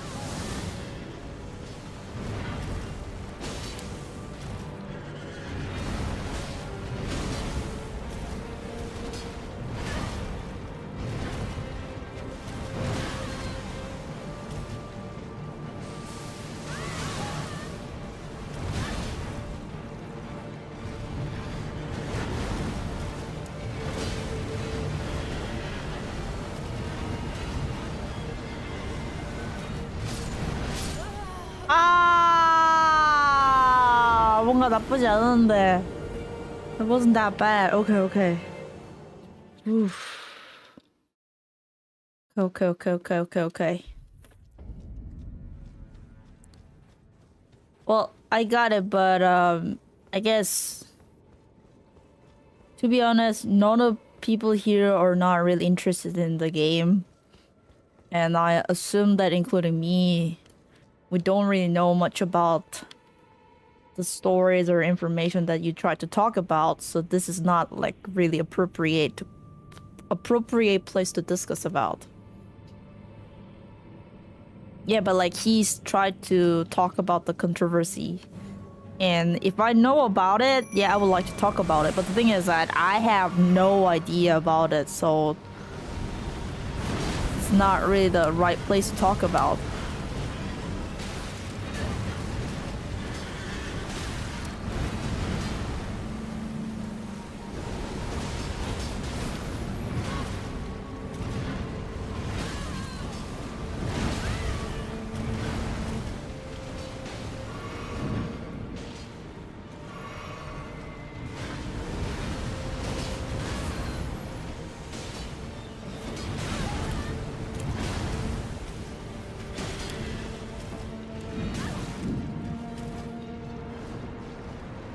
No, my point is that it's okay for you to have the opinion about it. But what I tried to say is that since I have no idea and I don't really have opinion about it, I'm not really interested to talk about. That's the point I'm trying to say! Not the right place to talk about. You know what I mean? It's okay, Eclipse. You have interest about it. I got it. I respect that. Just saying that this is not the right place. Yeah, don't get me wrong. And I kind of heard about that. The game is controversial, so I got the idea what he tried to talk about.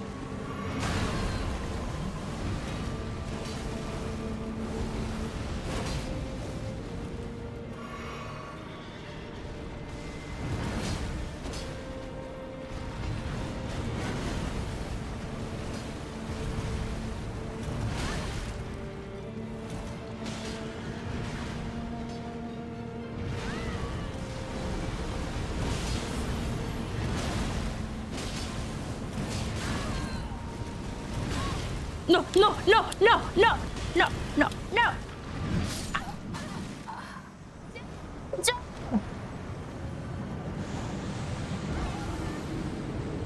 Huh?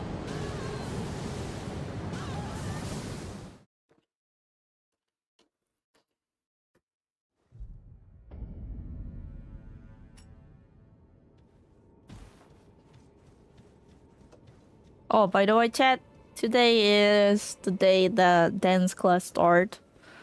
I'm quite a bit excited for that. Ooh, ooh, ooh, ooh. Dance class. Ooh, ooh, ooh, ooh. Yeah. New dance. Another dance with the sword.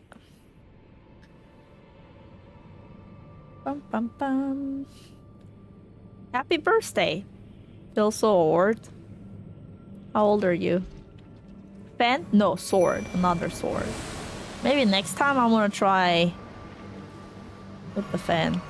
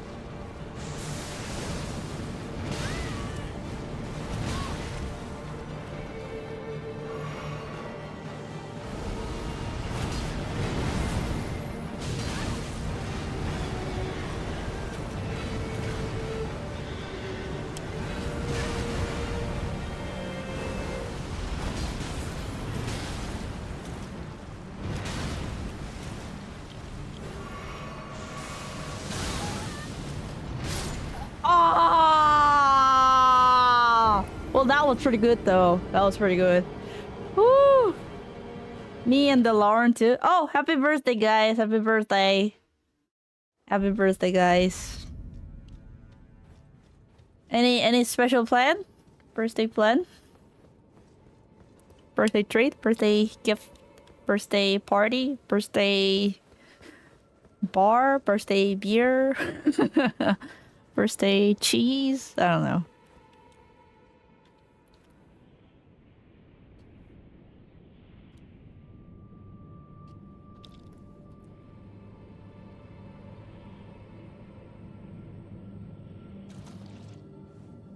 고르고 먹고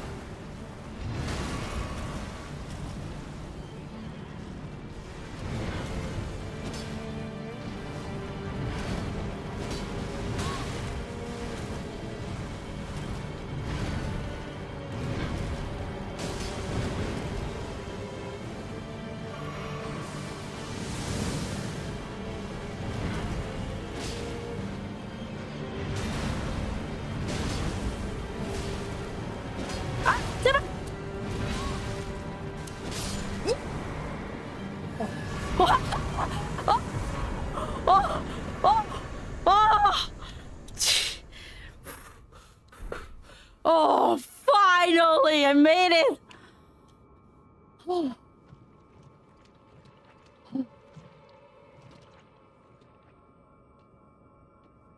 Man. Wow. Oof. Oof.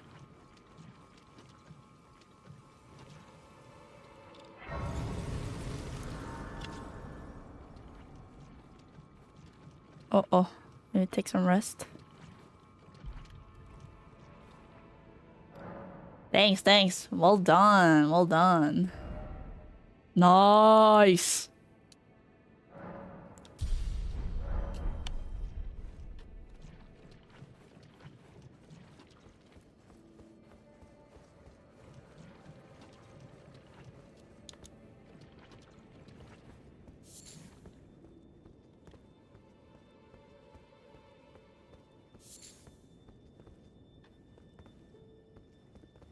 Oh. Oh, cool.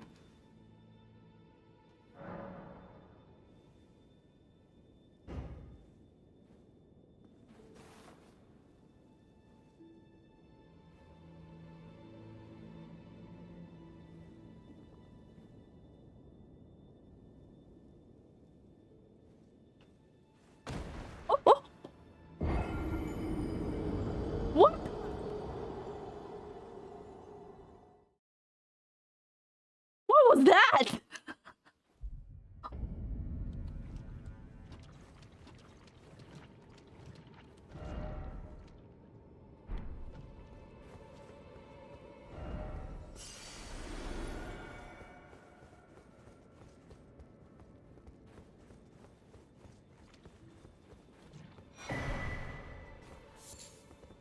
Oh, we got another cookbook.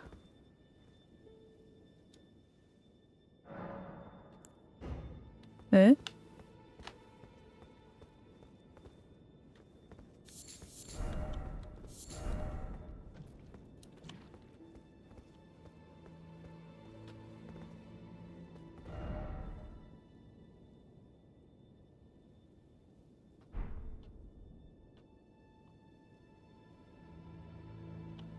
I'm confused.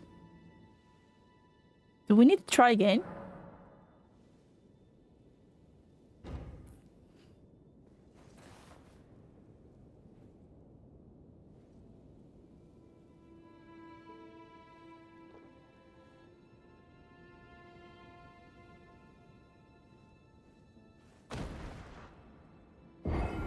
What is this? What am I supposed to do?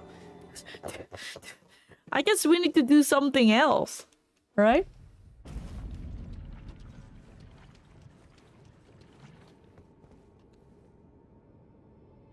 But I'm super confused. What do you mean try again? Like keep doing this again, again? Okay.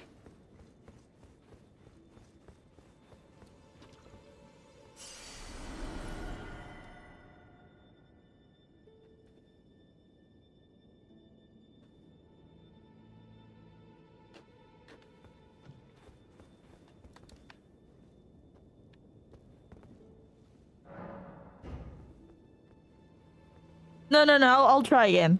No spoil. If this is the right thing, I'll just do it. I'll just confused.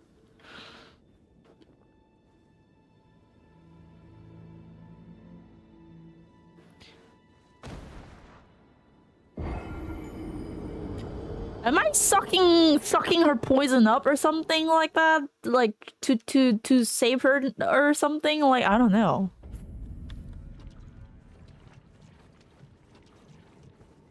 Like you know, when like so for example, let's say that you get the venom from the snake, and then you have to suck the poison out, right?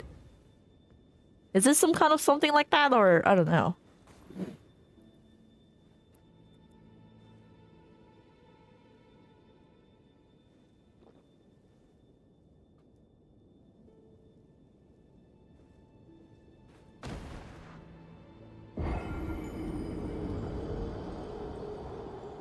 Just tell me one thing. Am I doing the right thing or not? Is this how it's supposed to be? Oh, okay.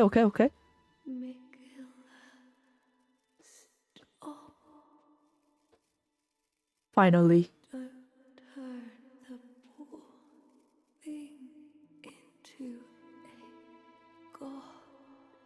Yeah?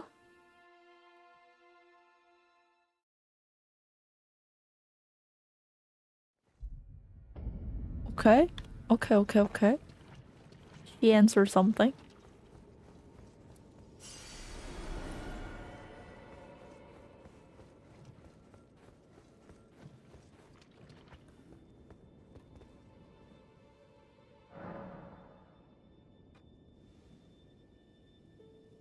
Keep doing it, Chet? What you think? I'm gonna die again.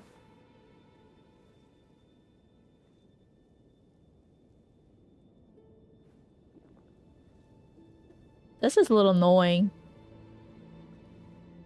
You die.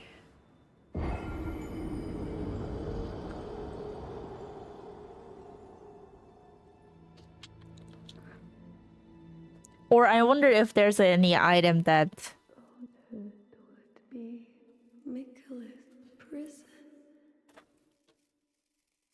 A caged divinity is beyond saving.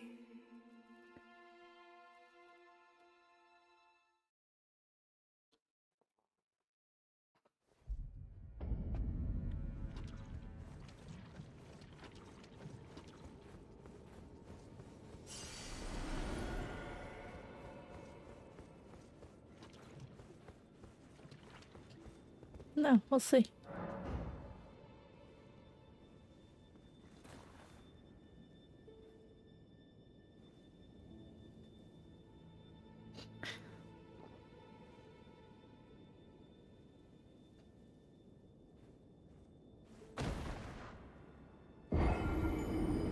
Oh my god, there's a good news, chat. Let me see. Samsung stock is recovering finally. Oh. Kill Mikhail. I should. Grant him forgiveness. Yeah, from like minus 13 or 15 or something. Now it's minus 2.7. Not bad, not bad. Almost getting there, almost getting there. Let's go, Samsung, let's go. Oh. Took a while. Almost a year, I think.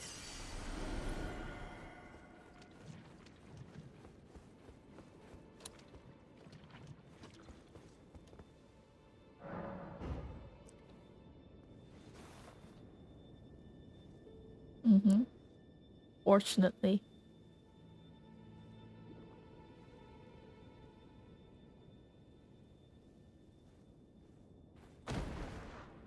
Bro, I'm losing my patience.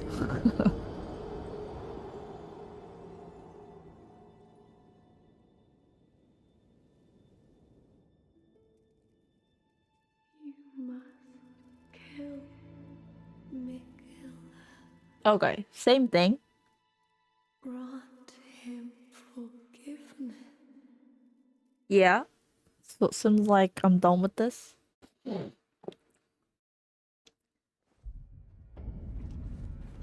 Well then.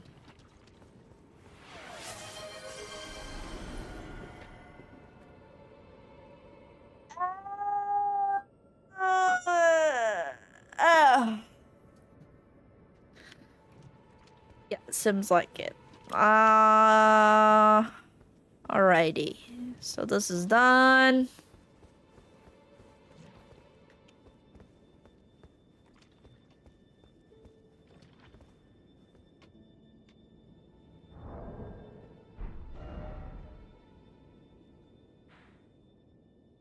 Now what?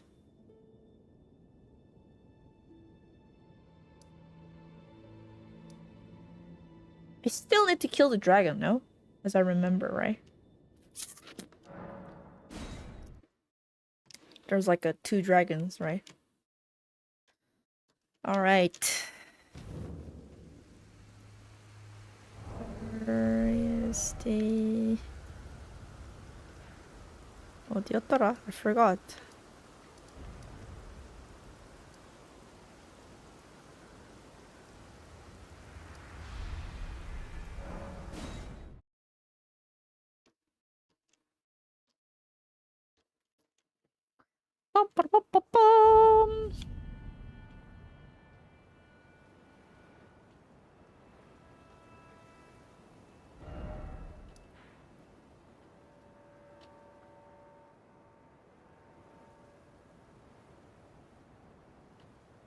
Was it somewhere here? 여기였나?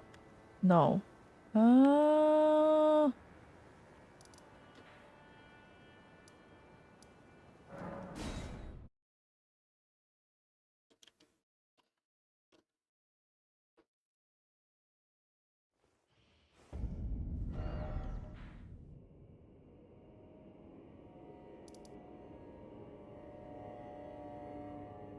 기억이 안 나. I can't remember. Like, it was kind of like top of the mountain or something.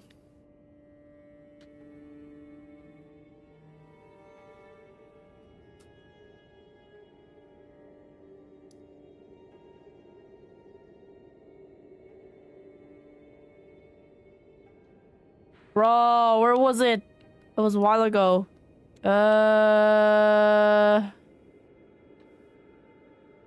Somewhere around here, no? 아닌가?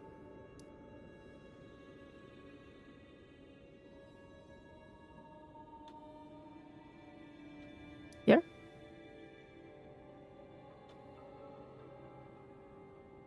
To walk up from the one near the bridge to... 아! Here? 여긴가?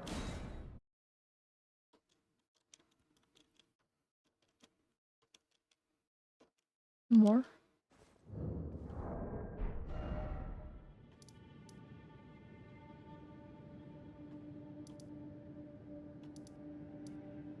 Here? 기억이 안 나. I know where it is. I can picture it. But I forgot where it was.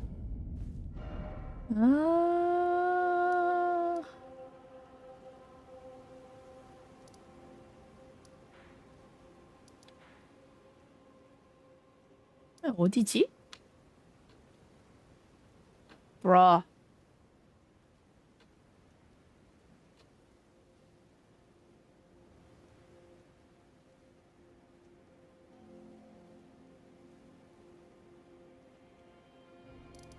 Here?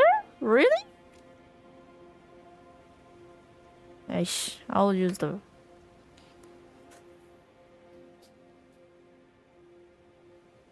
Dragon... Location... Elden Ring...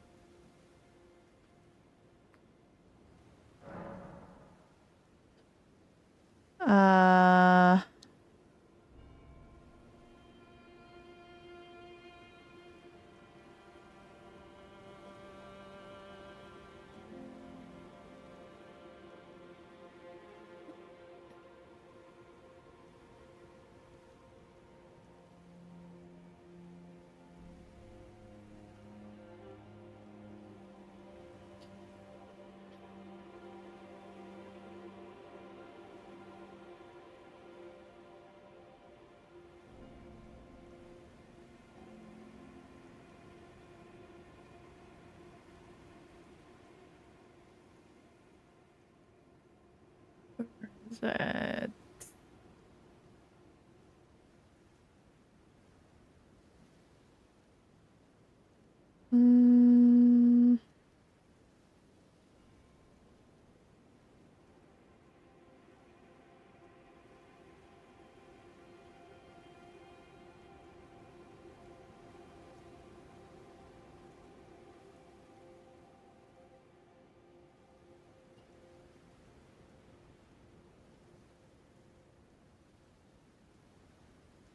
And I can't even remember which dragon it was. Does anybody remember the name of the dragon?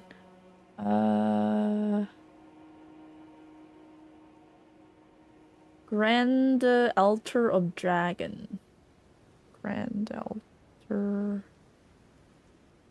Altar of Dragon... Communion... Location map. There we go. 어디 보자.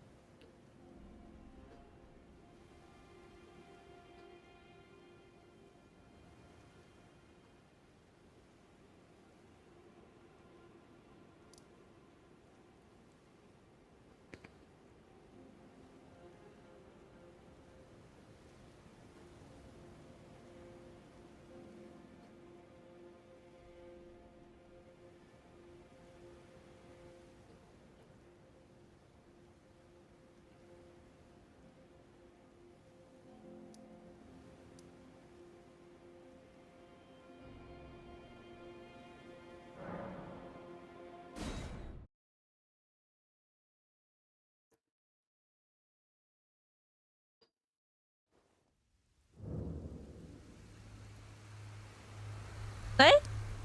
잠깐만. 여긴데?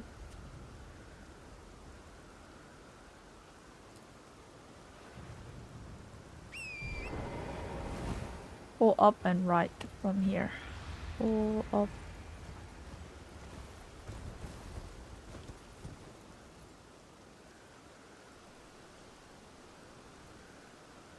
Here?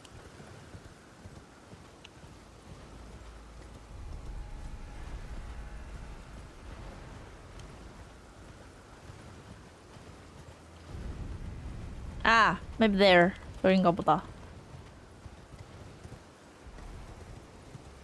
Some thunder.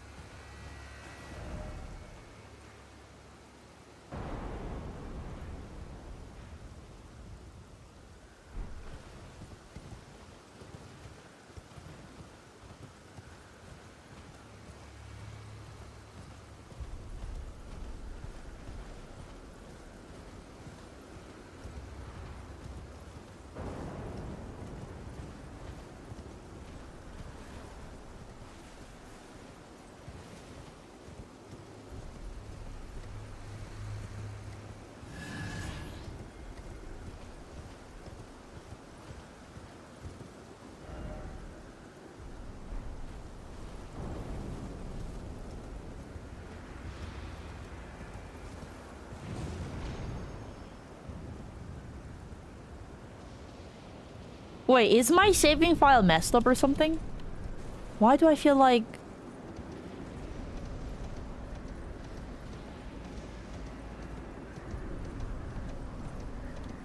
Oh, that's why. Because I killed one dragon and it seems like I have to redo it again. That's why I was confused. Ah, damn it! Ah, shit!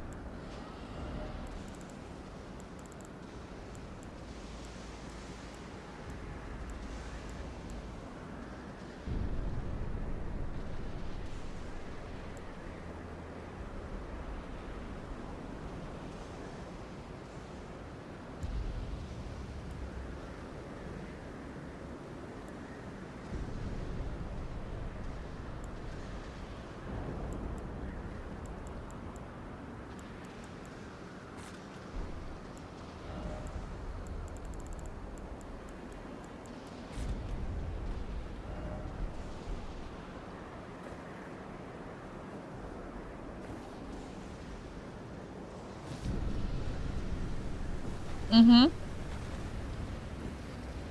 Probably have to build it.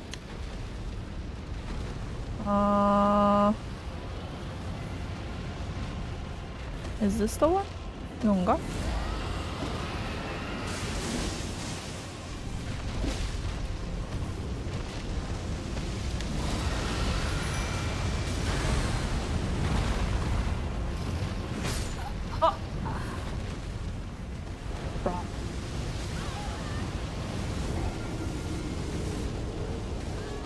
You die.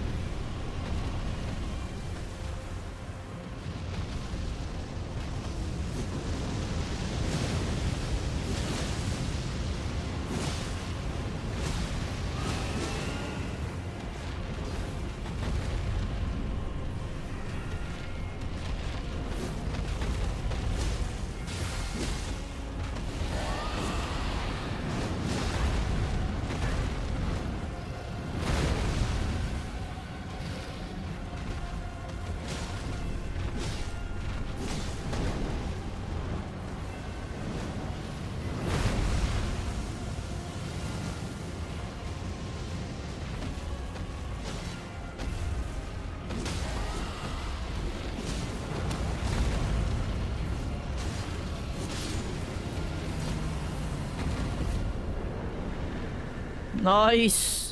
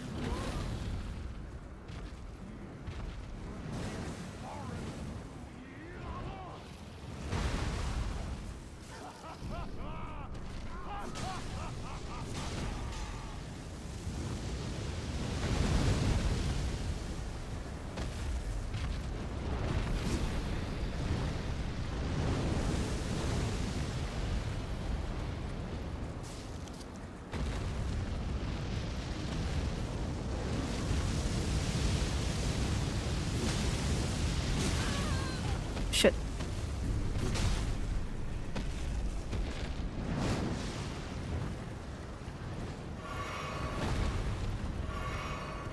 응? 어딨어? Where's it going?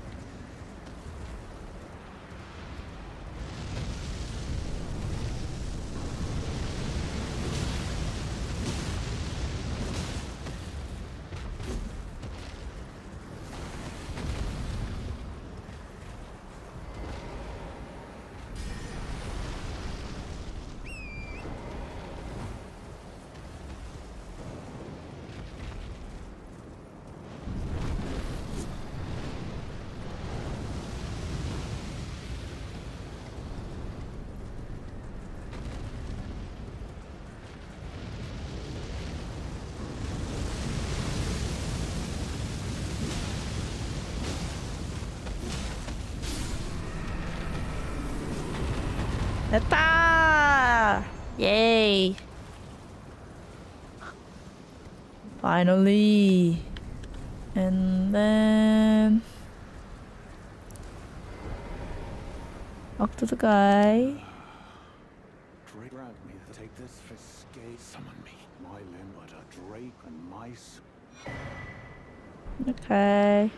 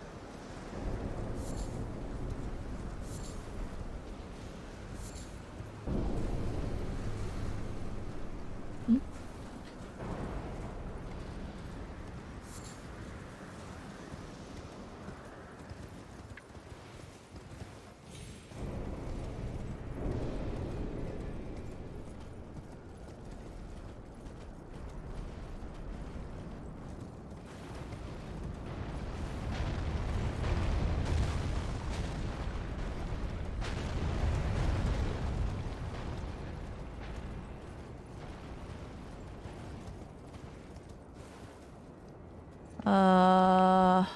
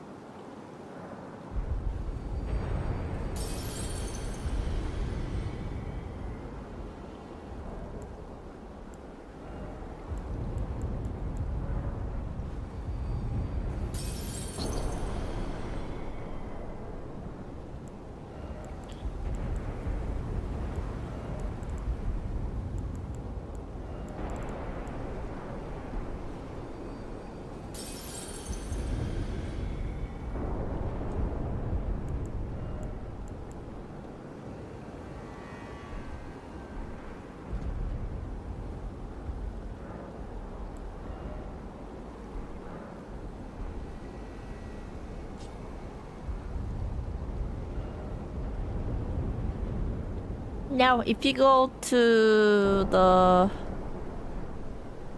뭐더라? Shit, I forgot again. Ooh, bird shooting place.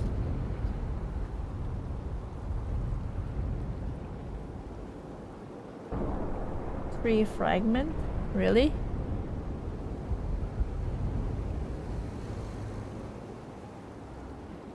Where was it, guys?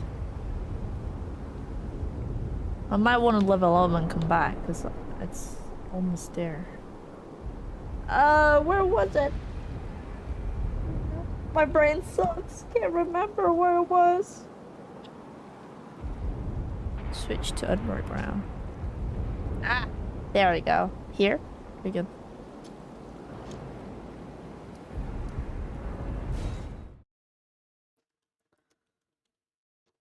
Bum bum bum.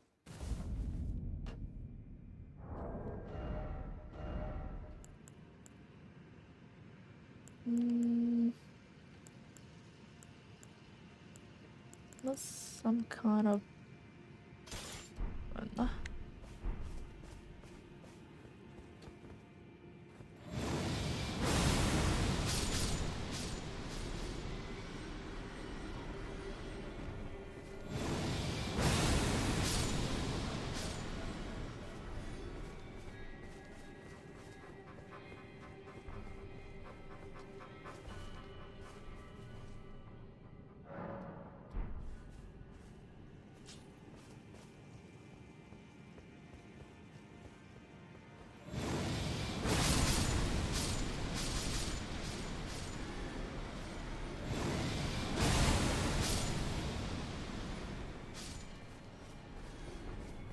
That should be good enough.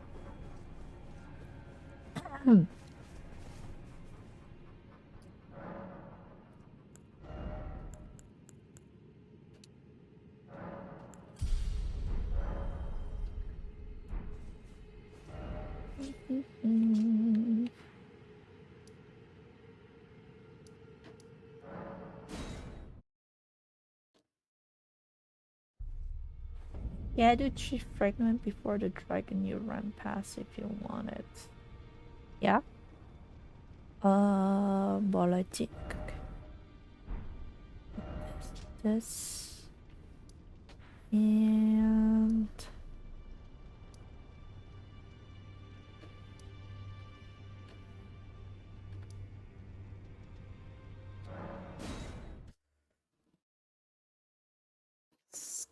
Scadu trick fragment.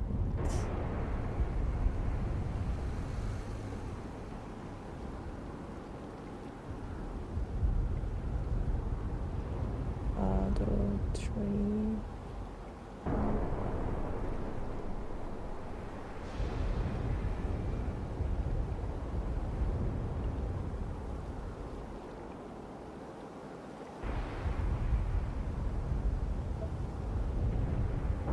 Let's see. Is an upgrade material in Elden Ring?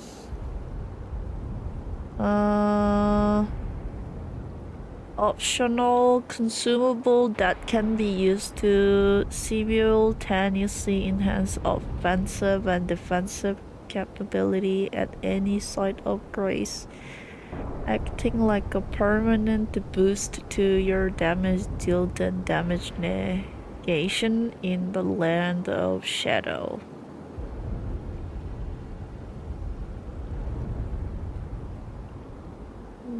Okay.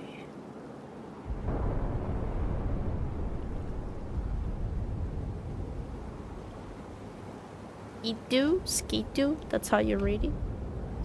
Skidu?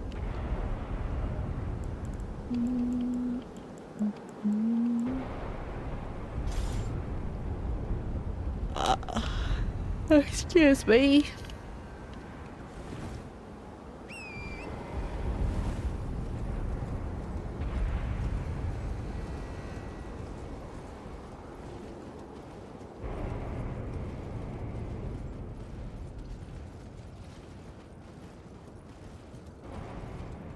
Shadow?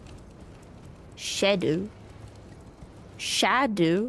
Shampoo. Shadow. Shadow.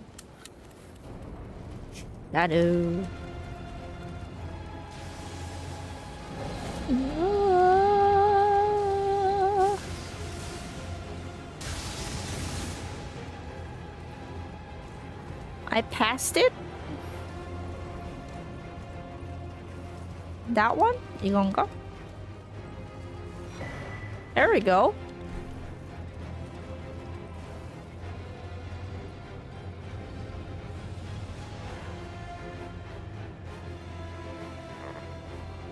Will it break?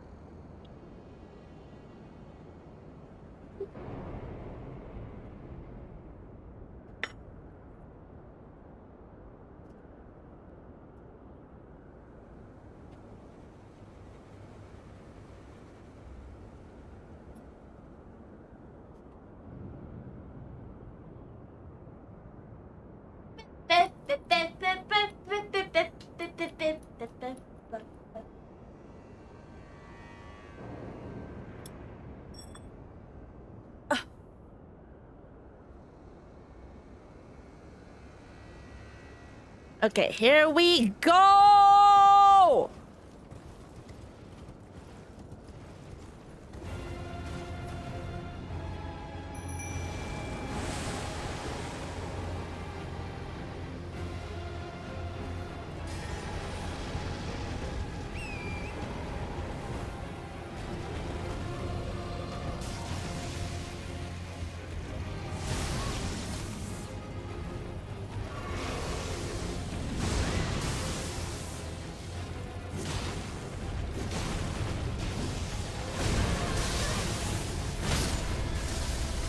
What the fuck?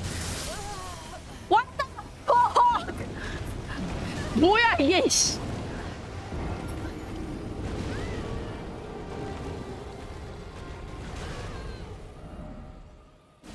Oh, that was too fast. Huh.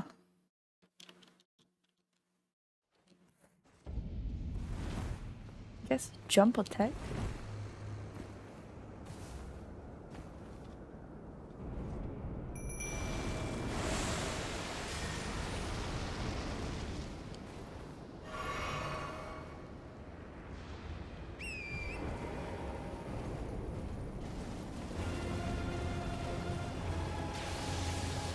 Jump attack! Jump attack!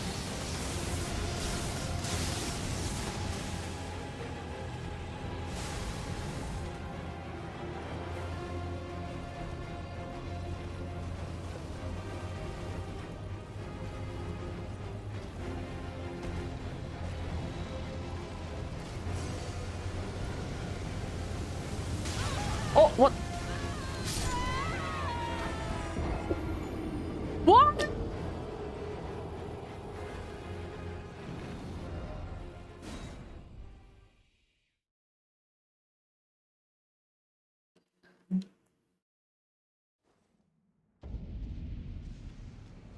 Ah.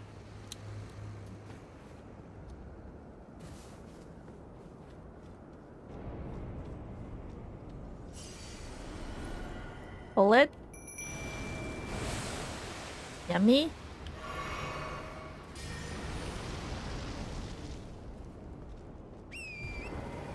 Run.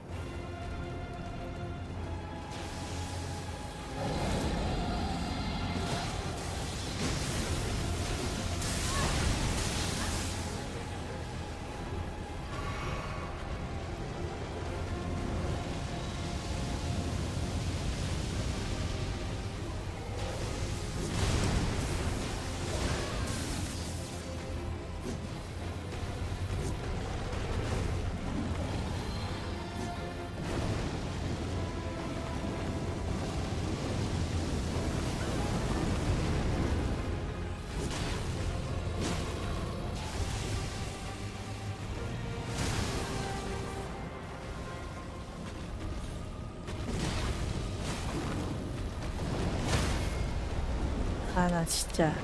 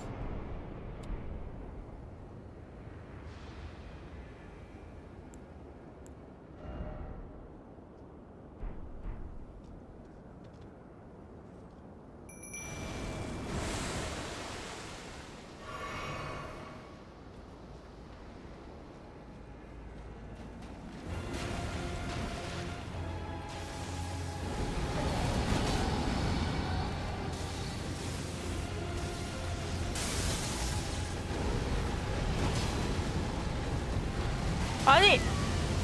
뭐야? 공격이 안 들어가.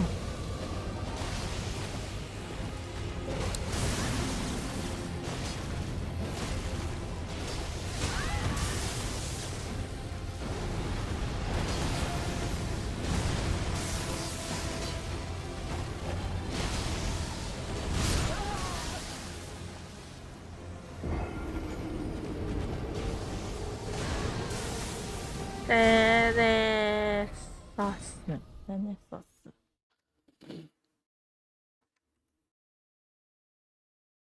Ancient Dragon 세네사스.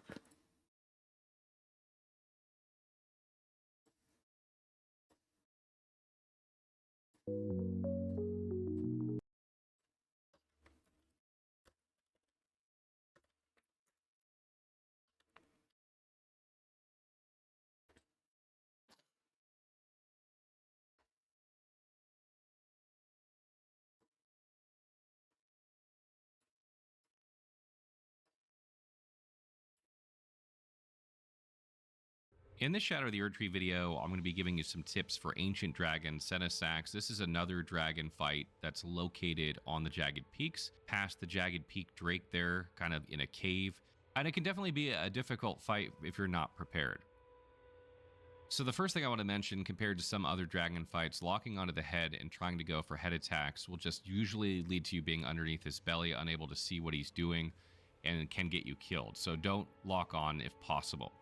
The best strategy that I found is to use Torrent and try to go for the feet as you would with any dragon in the base game, and just kind of dodge in and out of his attacks and get in attacks on the feet when you can. At the very beginning of the fight, he's always going to begin the fight by summoning AoE lightning bolts, which you can jump over with good timing, so be on the lookout for that every time you start this fight. Ancient Dragon Senesax's signature move is where he summons a lightning bolt in his hand and crashes it down for a huge amount of damage and an additional AoE aftershock. And after he hits 50%, he'll use 2 consecutively with a big delay between, so you want to be on the lookout for these and try and dodge them. Throughout the fight, he has multiple slam attacks that create lightning AoEs in the water that you'll want to jump over with Torrent, and one of the advantages of being on Torrent is that when you see these, you can just leap into the air and double jump if you need to stay hanging in the air over the lightning. Another move you want to be on the lookout for too is his double hand slam move, which can't be jumped over and will require you to run away, so if you see that, don't try and jump over this one and just get the heck out of there. And then lastly, his fire attacks are rather easy to dodge if you remain on Torrent, and if he isn't using the one where he flies, you can always get hits in on his feet or close enough, even with the fire attack where he breathes fire below him.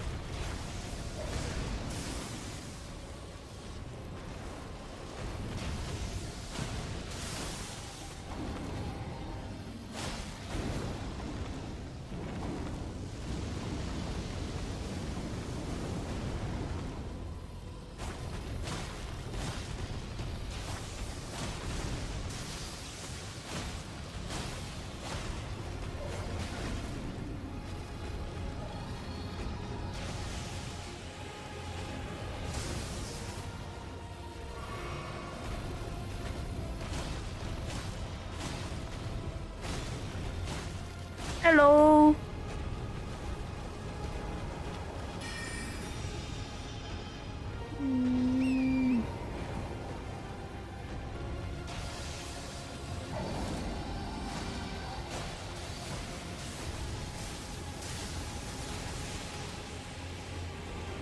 Jump, jump, jump, jump.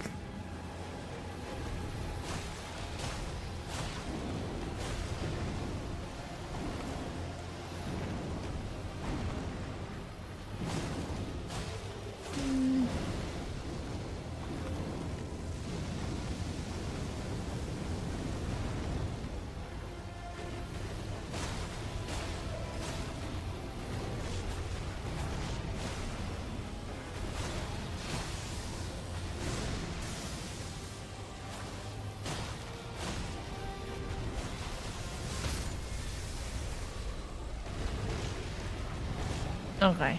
Kinda got it. Okay.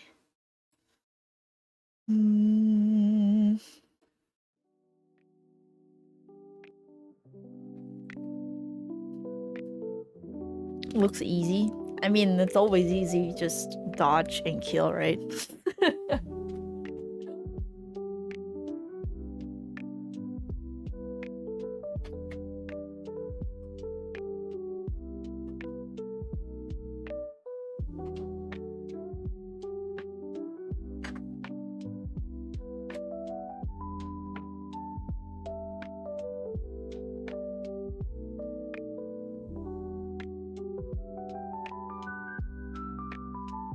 Yeah, just don't get hit and just hit more. Just kill it.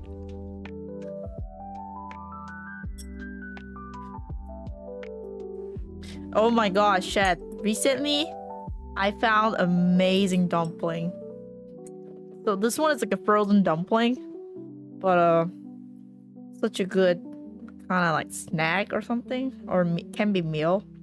So what I do is just put some of the milk, not milk, water a bit, and just to microwave it about like 6 minutes or so, and voila, it's ready. Super yummy, convenient.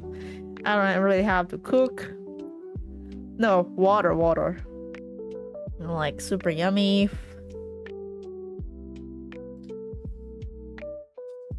Mmm. It's like a pork, shrimp, green onion. Super yummy.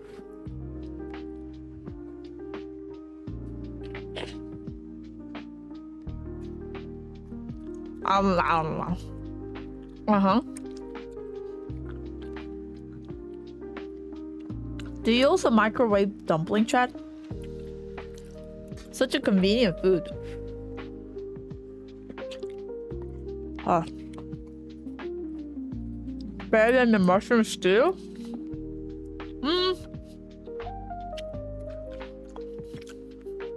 No, of course. It's very easy. So, in my case, when I don't really want to cook, but like I don't really want to have some like instant food, I just simply microwave the dumpling. Because I assume that it's a pretty well balanced nutrition. A bit of carb, a bit of protein, delicious, you know. Yeah, quick, good, easy.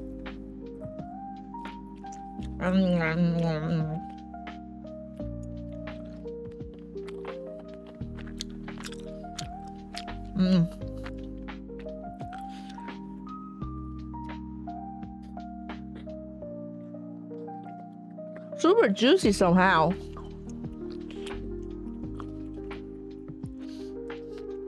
And somehow it tastes super fresh too.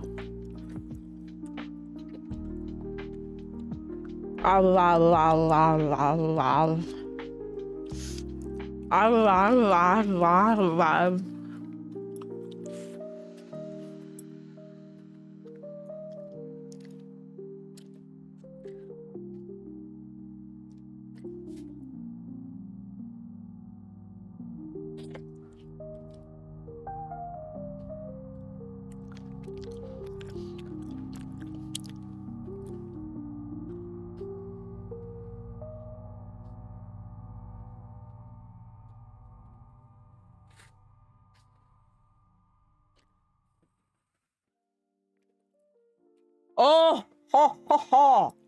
Oh, ha ha ha.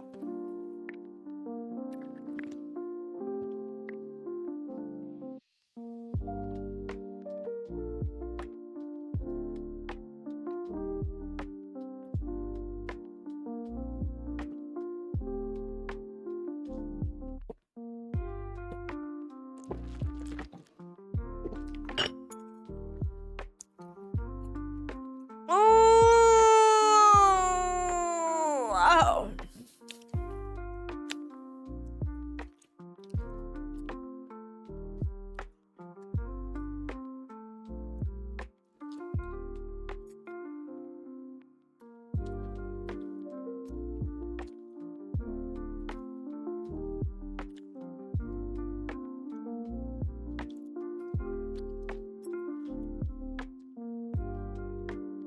Fish cake soup? Like a wonton?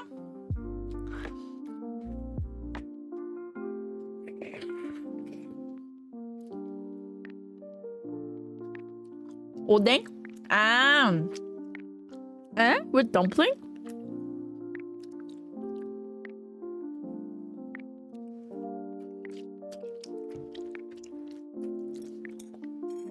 Wait. I'm curious.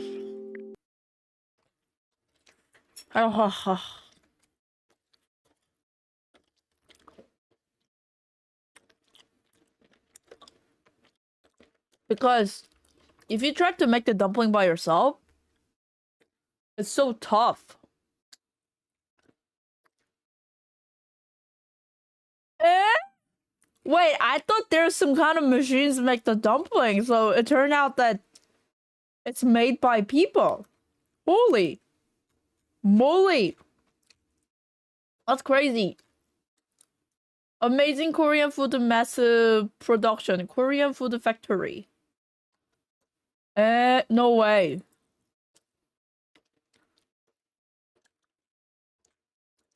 어머. It's made by humans.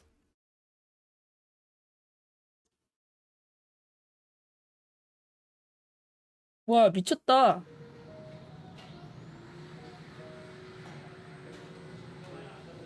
Good night, Vamp. Have some good rest.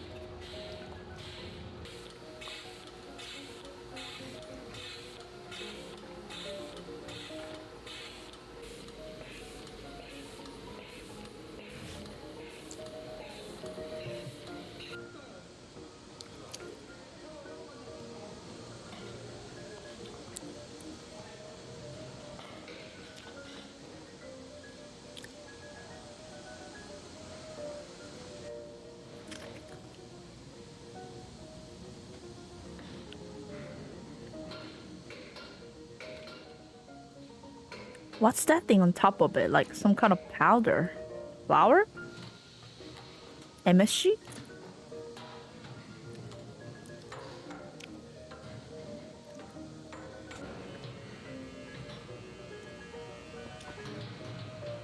Seasoning? Wow, damn.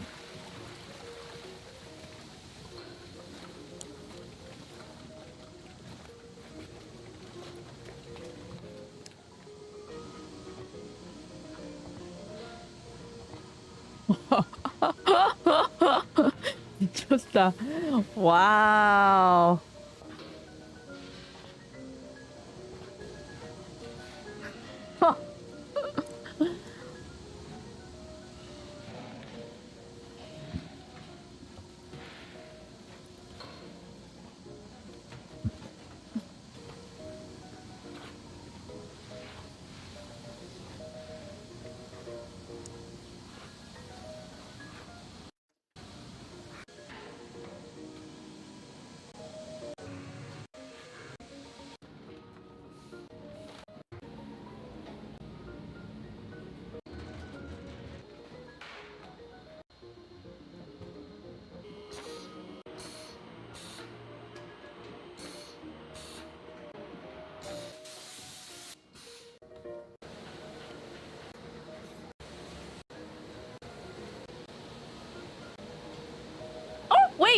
Wait. The machine makes it, right? 기계가 만드네. The dumpling. Like, they don't make it.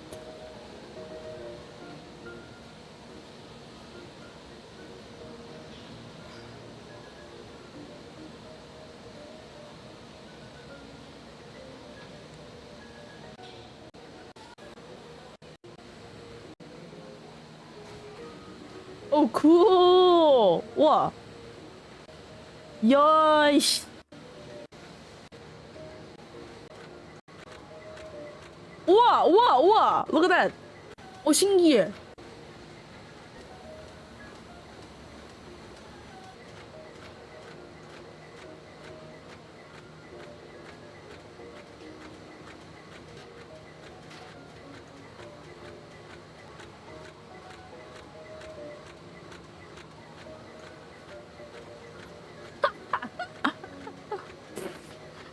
와.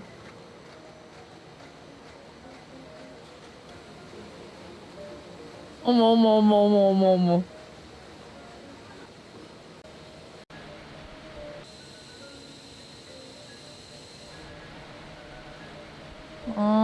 I guess they steam it once, right?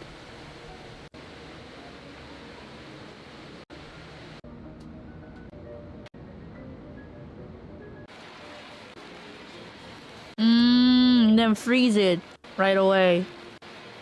Wow, kind of cool. 와, 신기하다.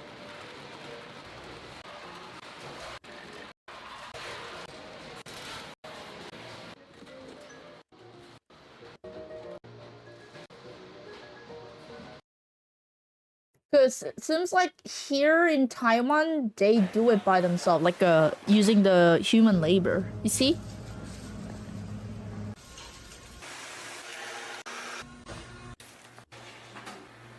See, they're making individually. Like this.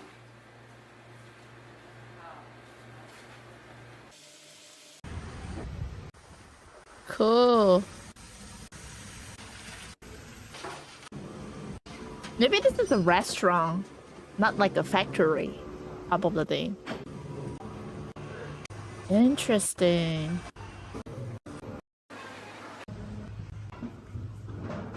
Wait. I like all of a sudden I kind of wonder.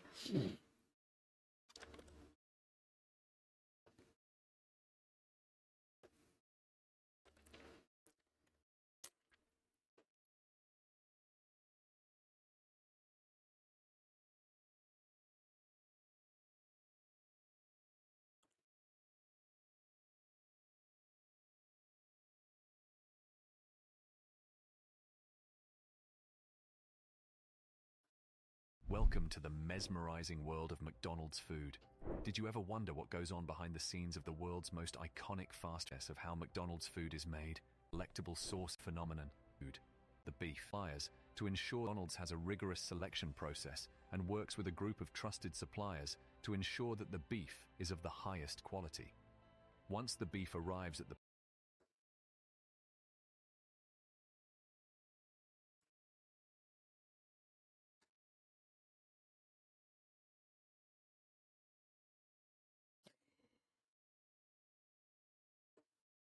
That's what I just felt too. Like, sounded so suspicious. Like,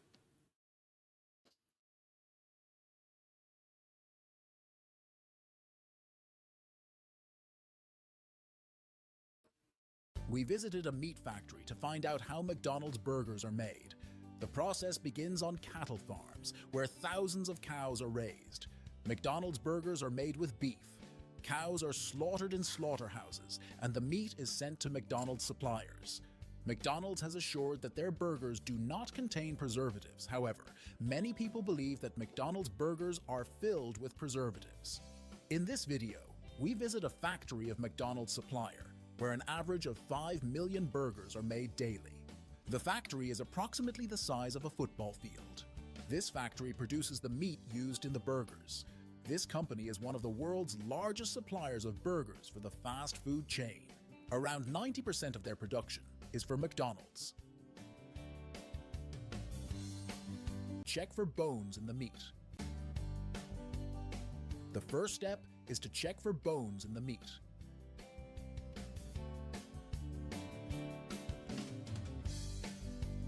Capacity of about 5 enough burgers. The meat is transformed, fragments remain. Perfect. To capacity burgers. Once burgers are strong, baking test. oh my goodness, that's crazy. The bun. Is this like, wow, imagine the whole around the people eating this huge amount of like McDonald's every single day, The bun all around the process world. begins with the dough, and salt is frequently. Crazy. Which are placed in molds and are ready to go through a machine in a giant oven. Out of the oven, they have a golden and very appetizing appearance. Once cooled, they are checked and packaged in plastic bags. They are now ready to be sent to fast food restaurants.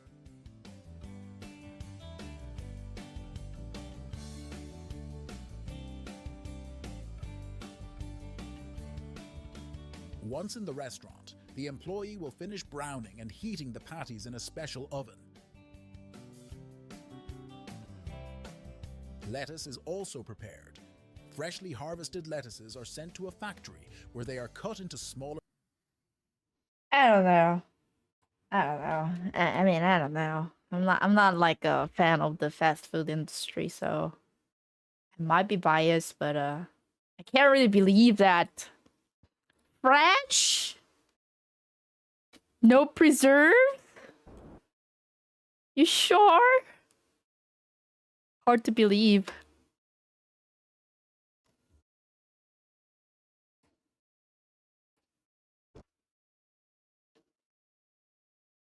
Nice flowers on the back. Painting or?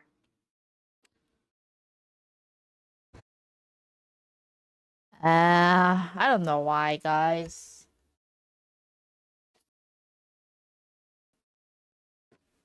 Like, if I try to use that prompter, like, it's kind of messed up the monitors and games. Just a pain in the ass. Yeah, I guess because like these three of all the monitor has a different resolution. It's causing some problems.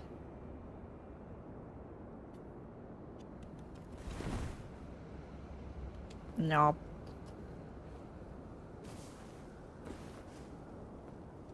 Okay, so it's at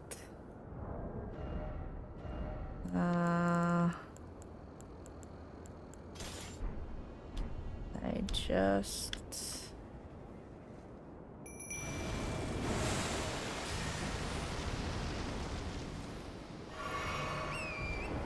right on the horsey. Go.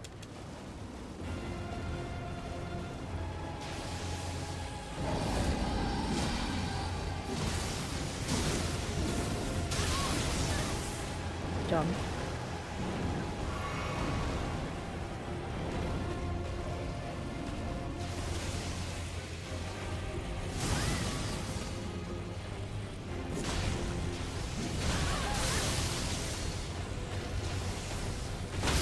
아니, 뛰었는데.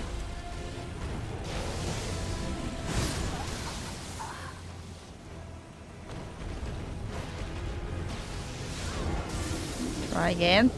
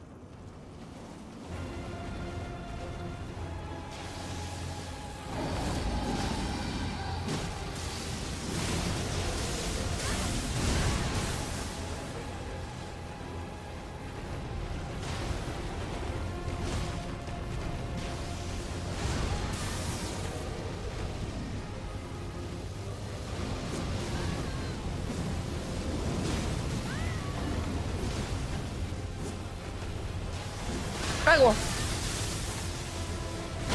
아이, 점프했는데.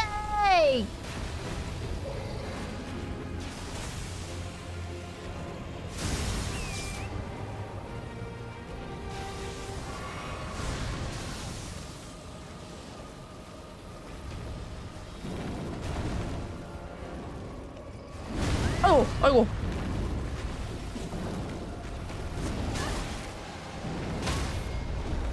Bruh.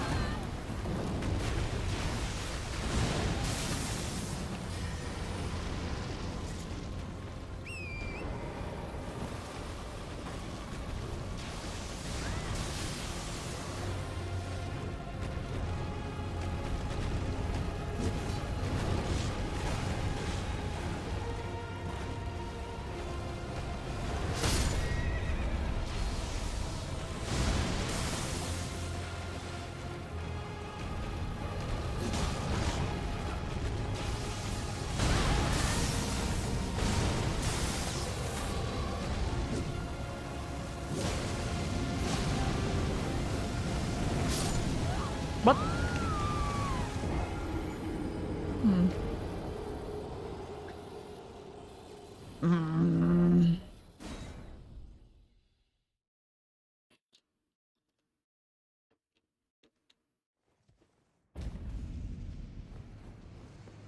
can dodge without the horse, right? Like jumping like this, right?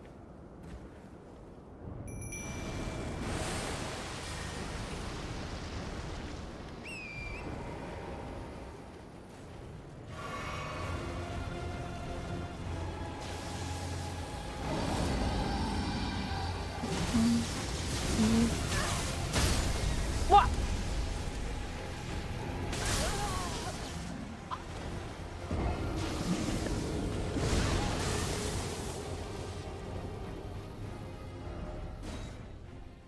Get away from the slam attack. Okay.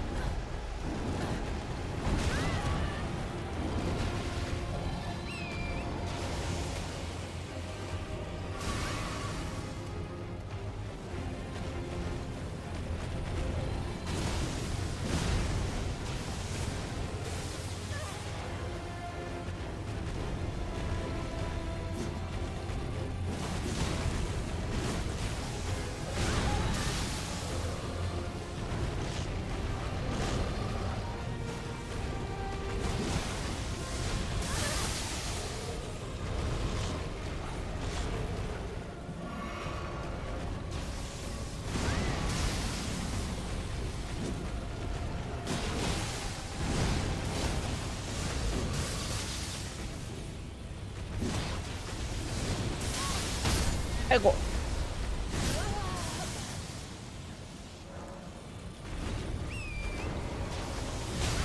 아니 뛰어 좀 뛰어. 씨.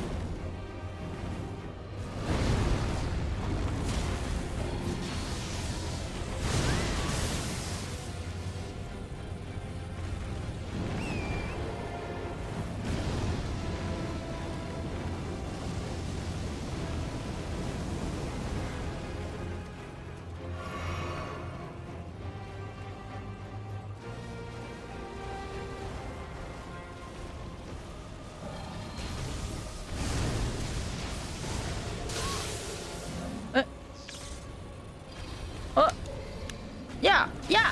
What the fuck? What?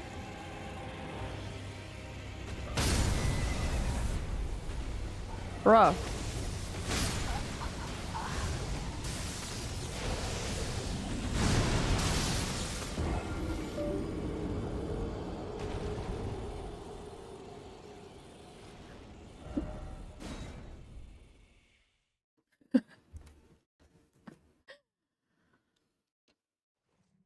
Getting better and better, right?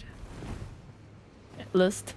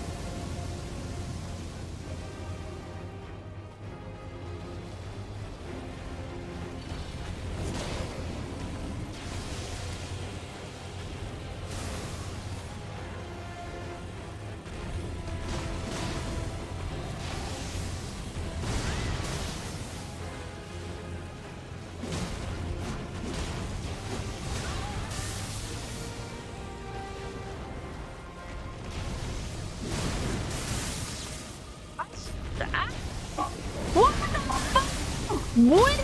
아 진짜 개빡치네. What is going on?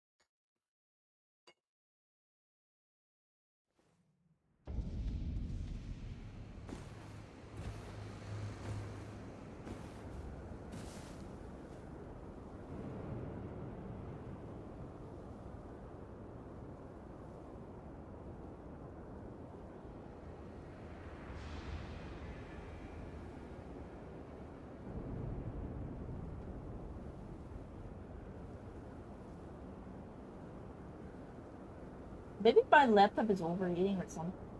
Man, I really need to get a new PC or... 아, stress 많네. So stressful. That all of a sudden that I have to spend a lot of money for many stuffs.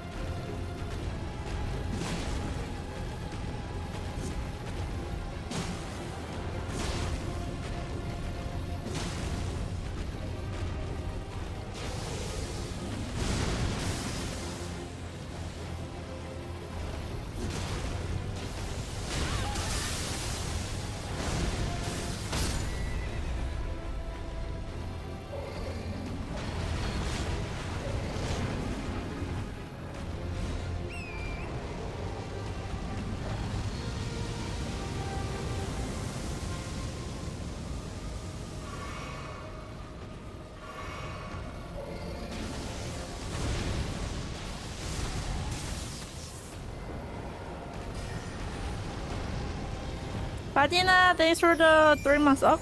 아니, 42 months up.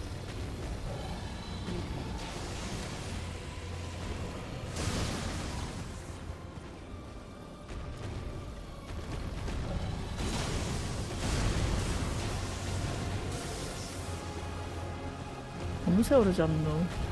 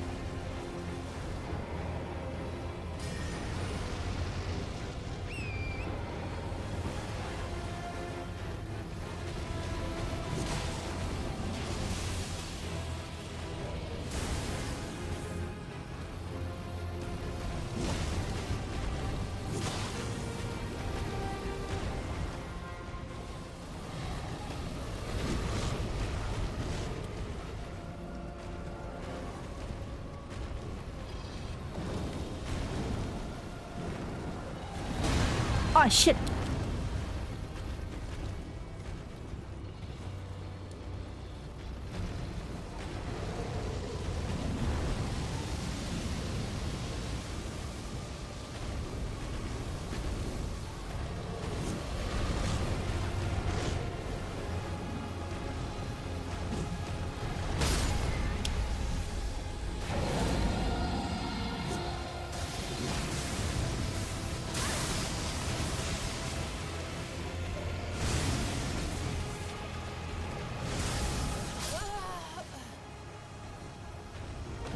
GG.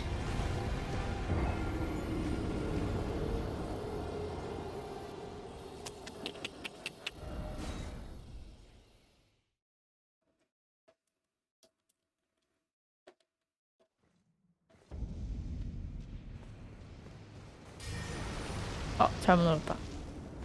에라이.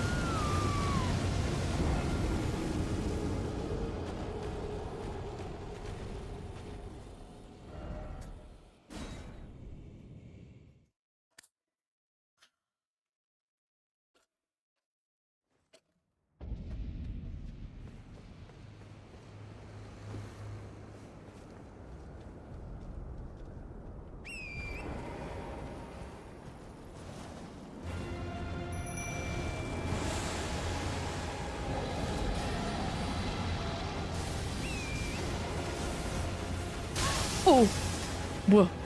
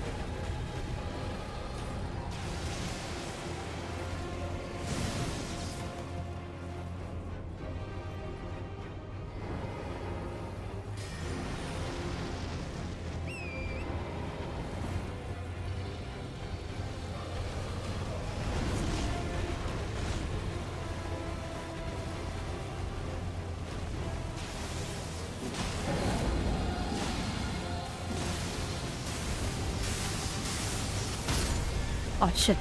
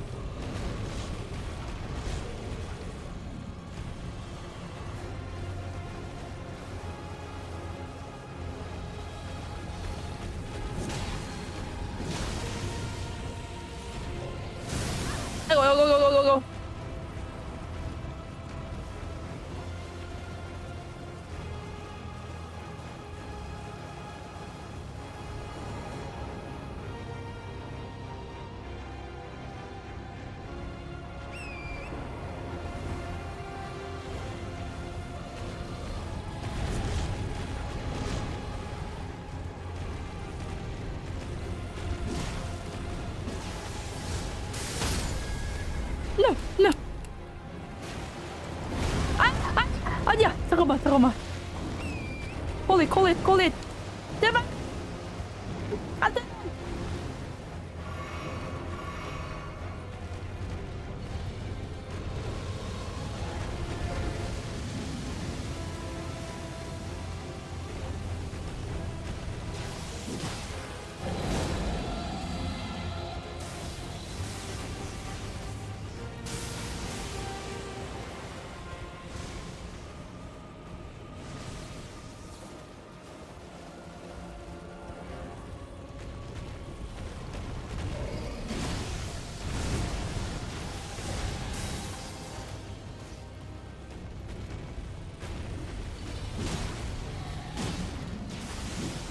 아! 제발, 저, one real lost.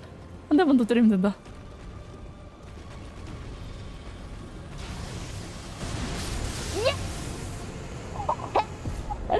I'm far away. Ah! Oh! Oh, so painful. Oh. Nice.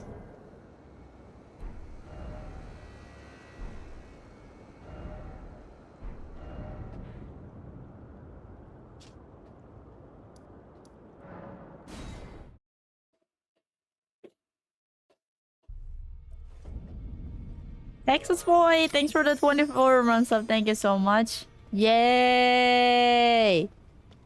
I made it, I made it. Finally, I made it.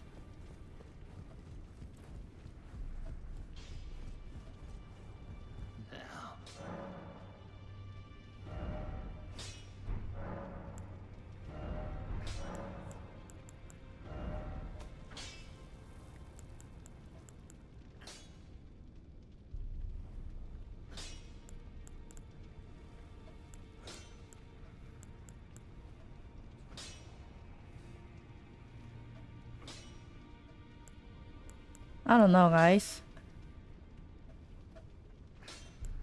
So, let's see. Ancient Dragon Stone.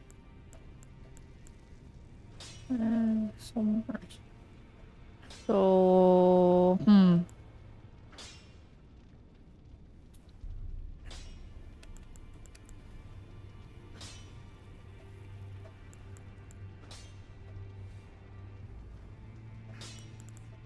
I can upgrade either this one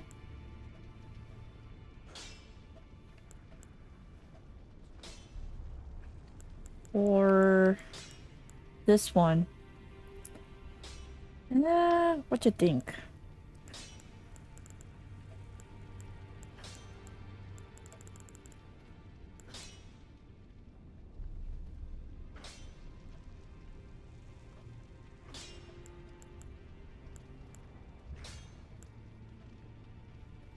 Right, the plus. This one?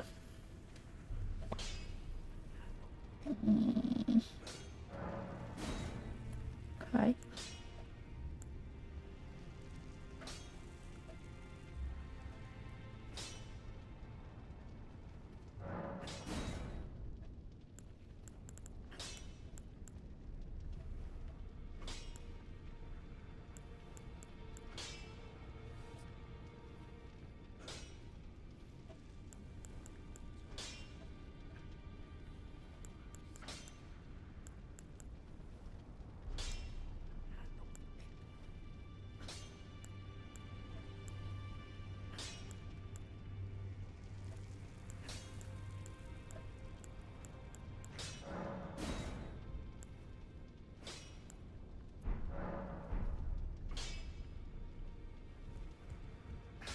Basic grade katana. You mean the red one?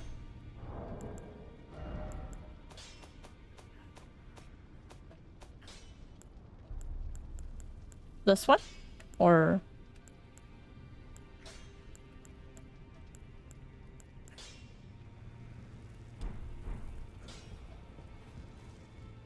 Okay.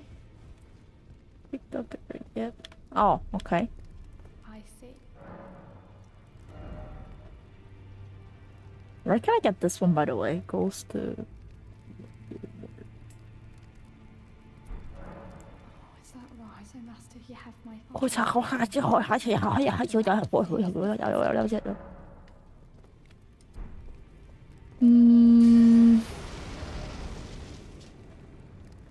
Let's see, so I was here. The last dragon! Let's get it! Let's get it, let's get it.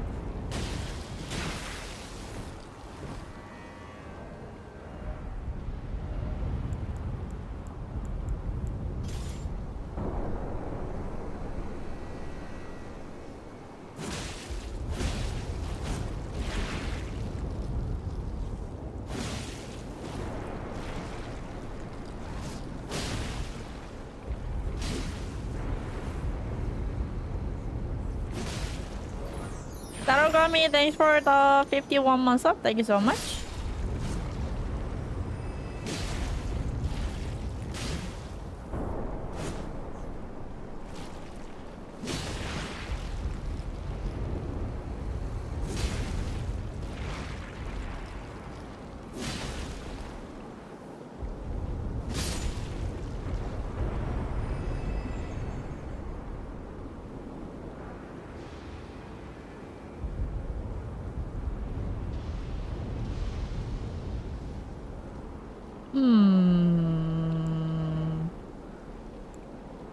Da, da, da, da, da, da, da, da, da.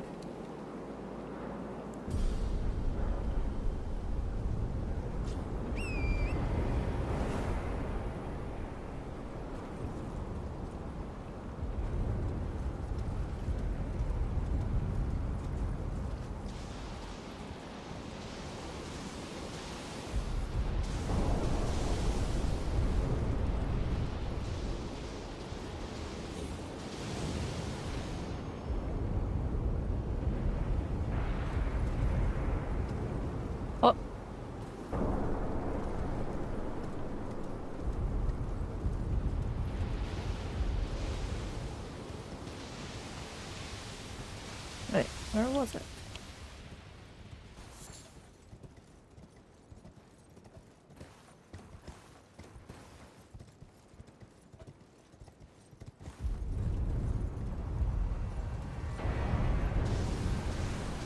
Wait, where was the way? 생각나네.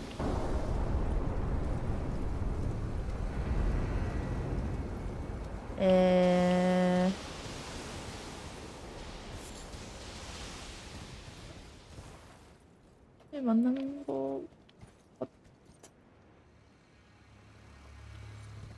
응?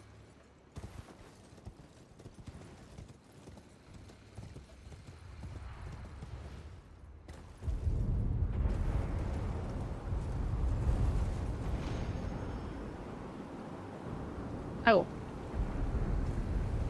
맞다.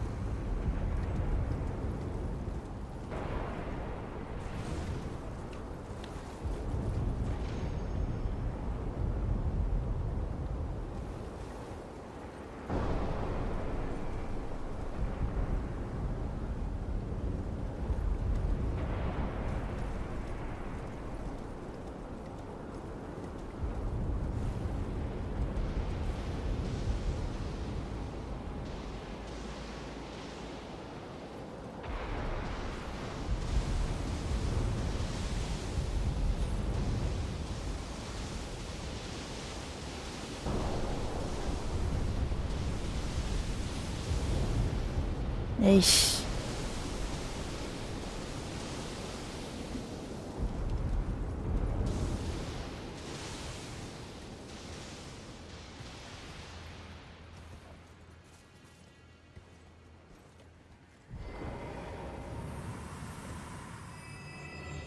응?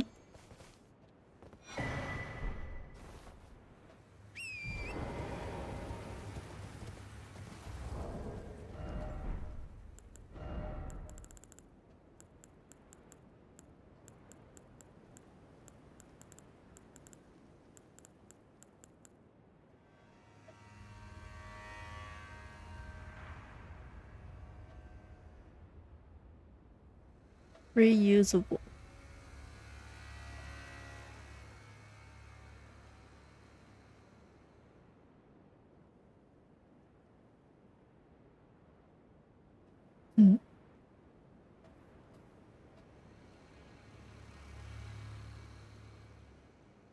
Reusable means like it recharges every time, right? Take all your armor off. Yeah.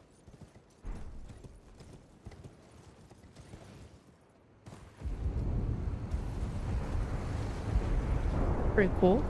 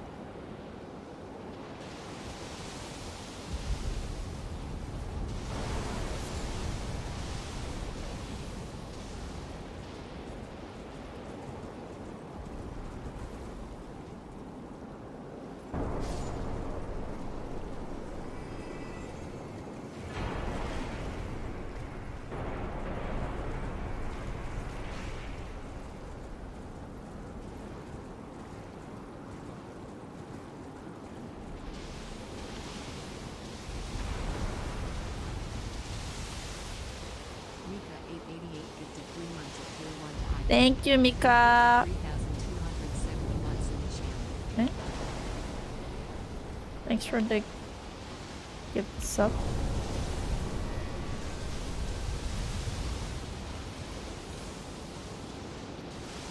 Ready?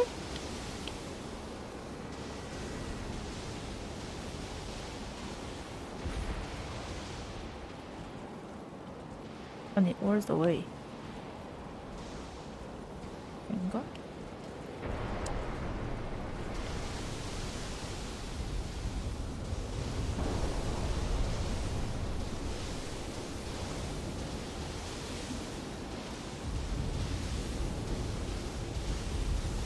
Where? Here? 아니?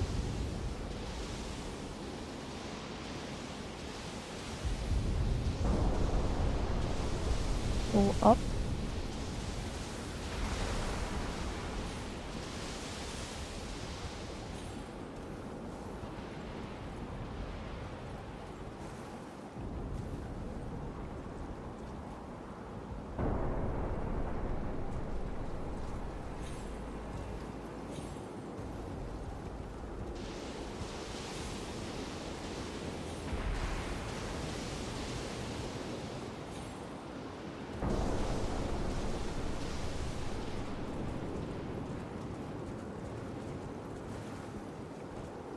Oh.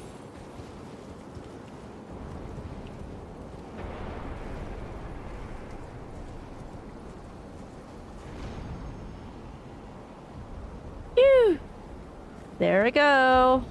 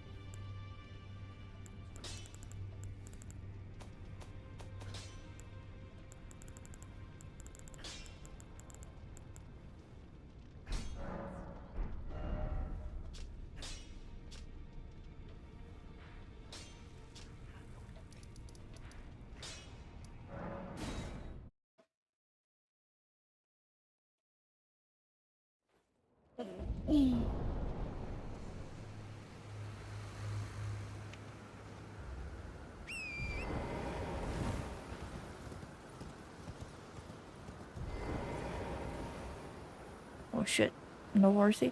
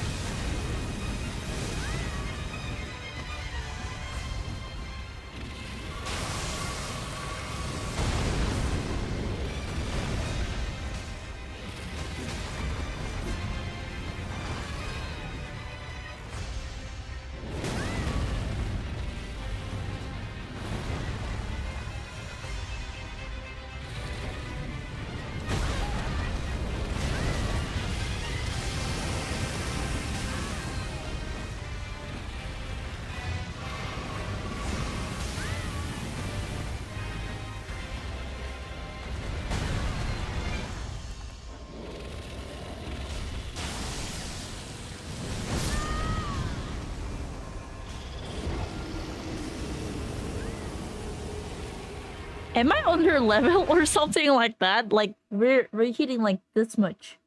Tiny itty bit.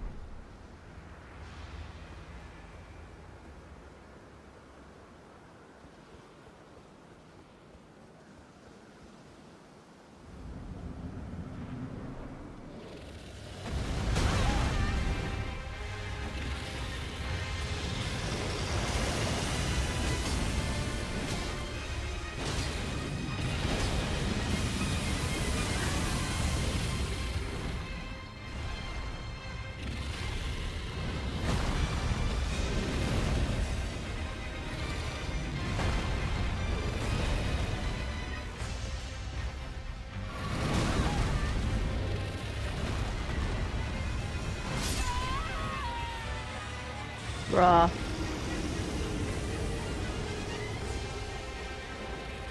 This is not gonna work. I feel I'm so not ready for this. Uh-huh.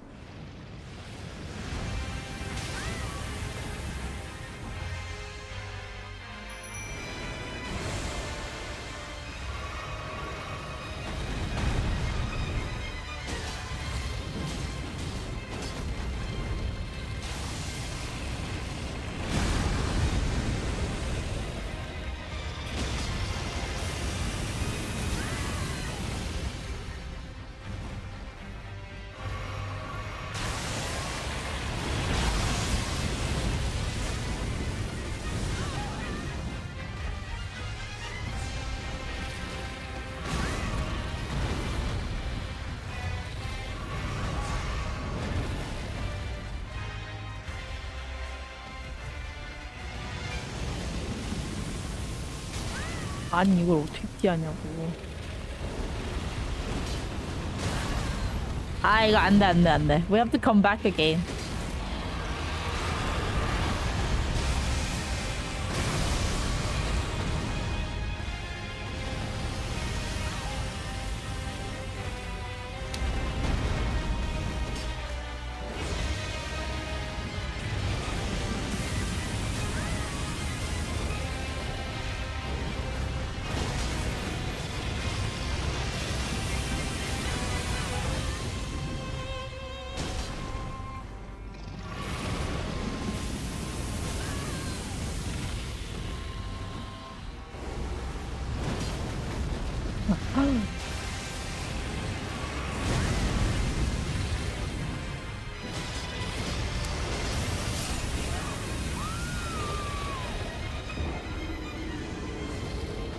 Alright. I go. Alright guys. Friday. I gotta say goodbye for now. And see you tomorrow again. Gotta go to dance class. Yay.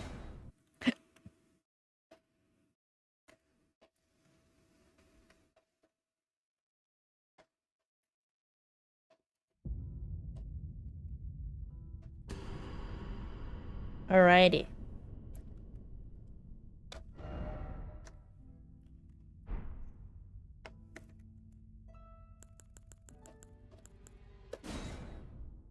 Okay, thanks for watching and see you tomorrow morning again, guys. Thank you. See you soon. Thank you. Bye-bye.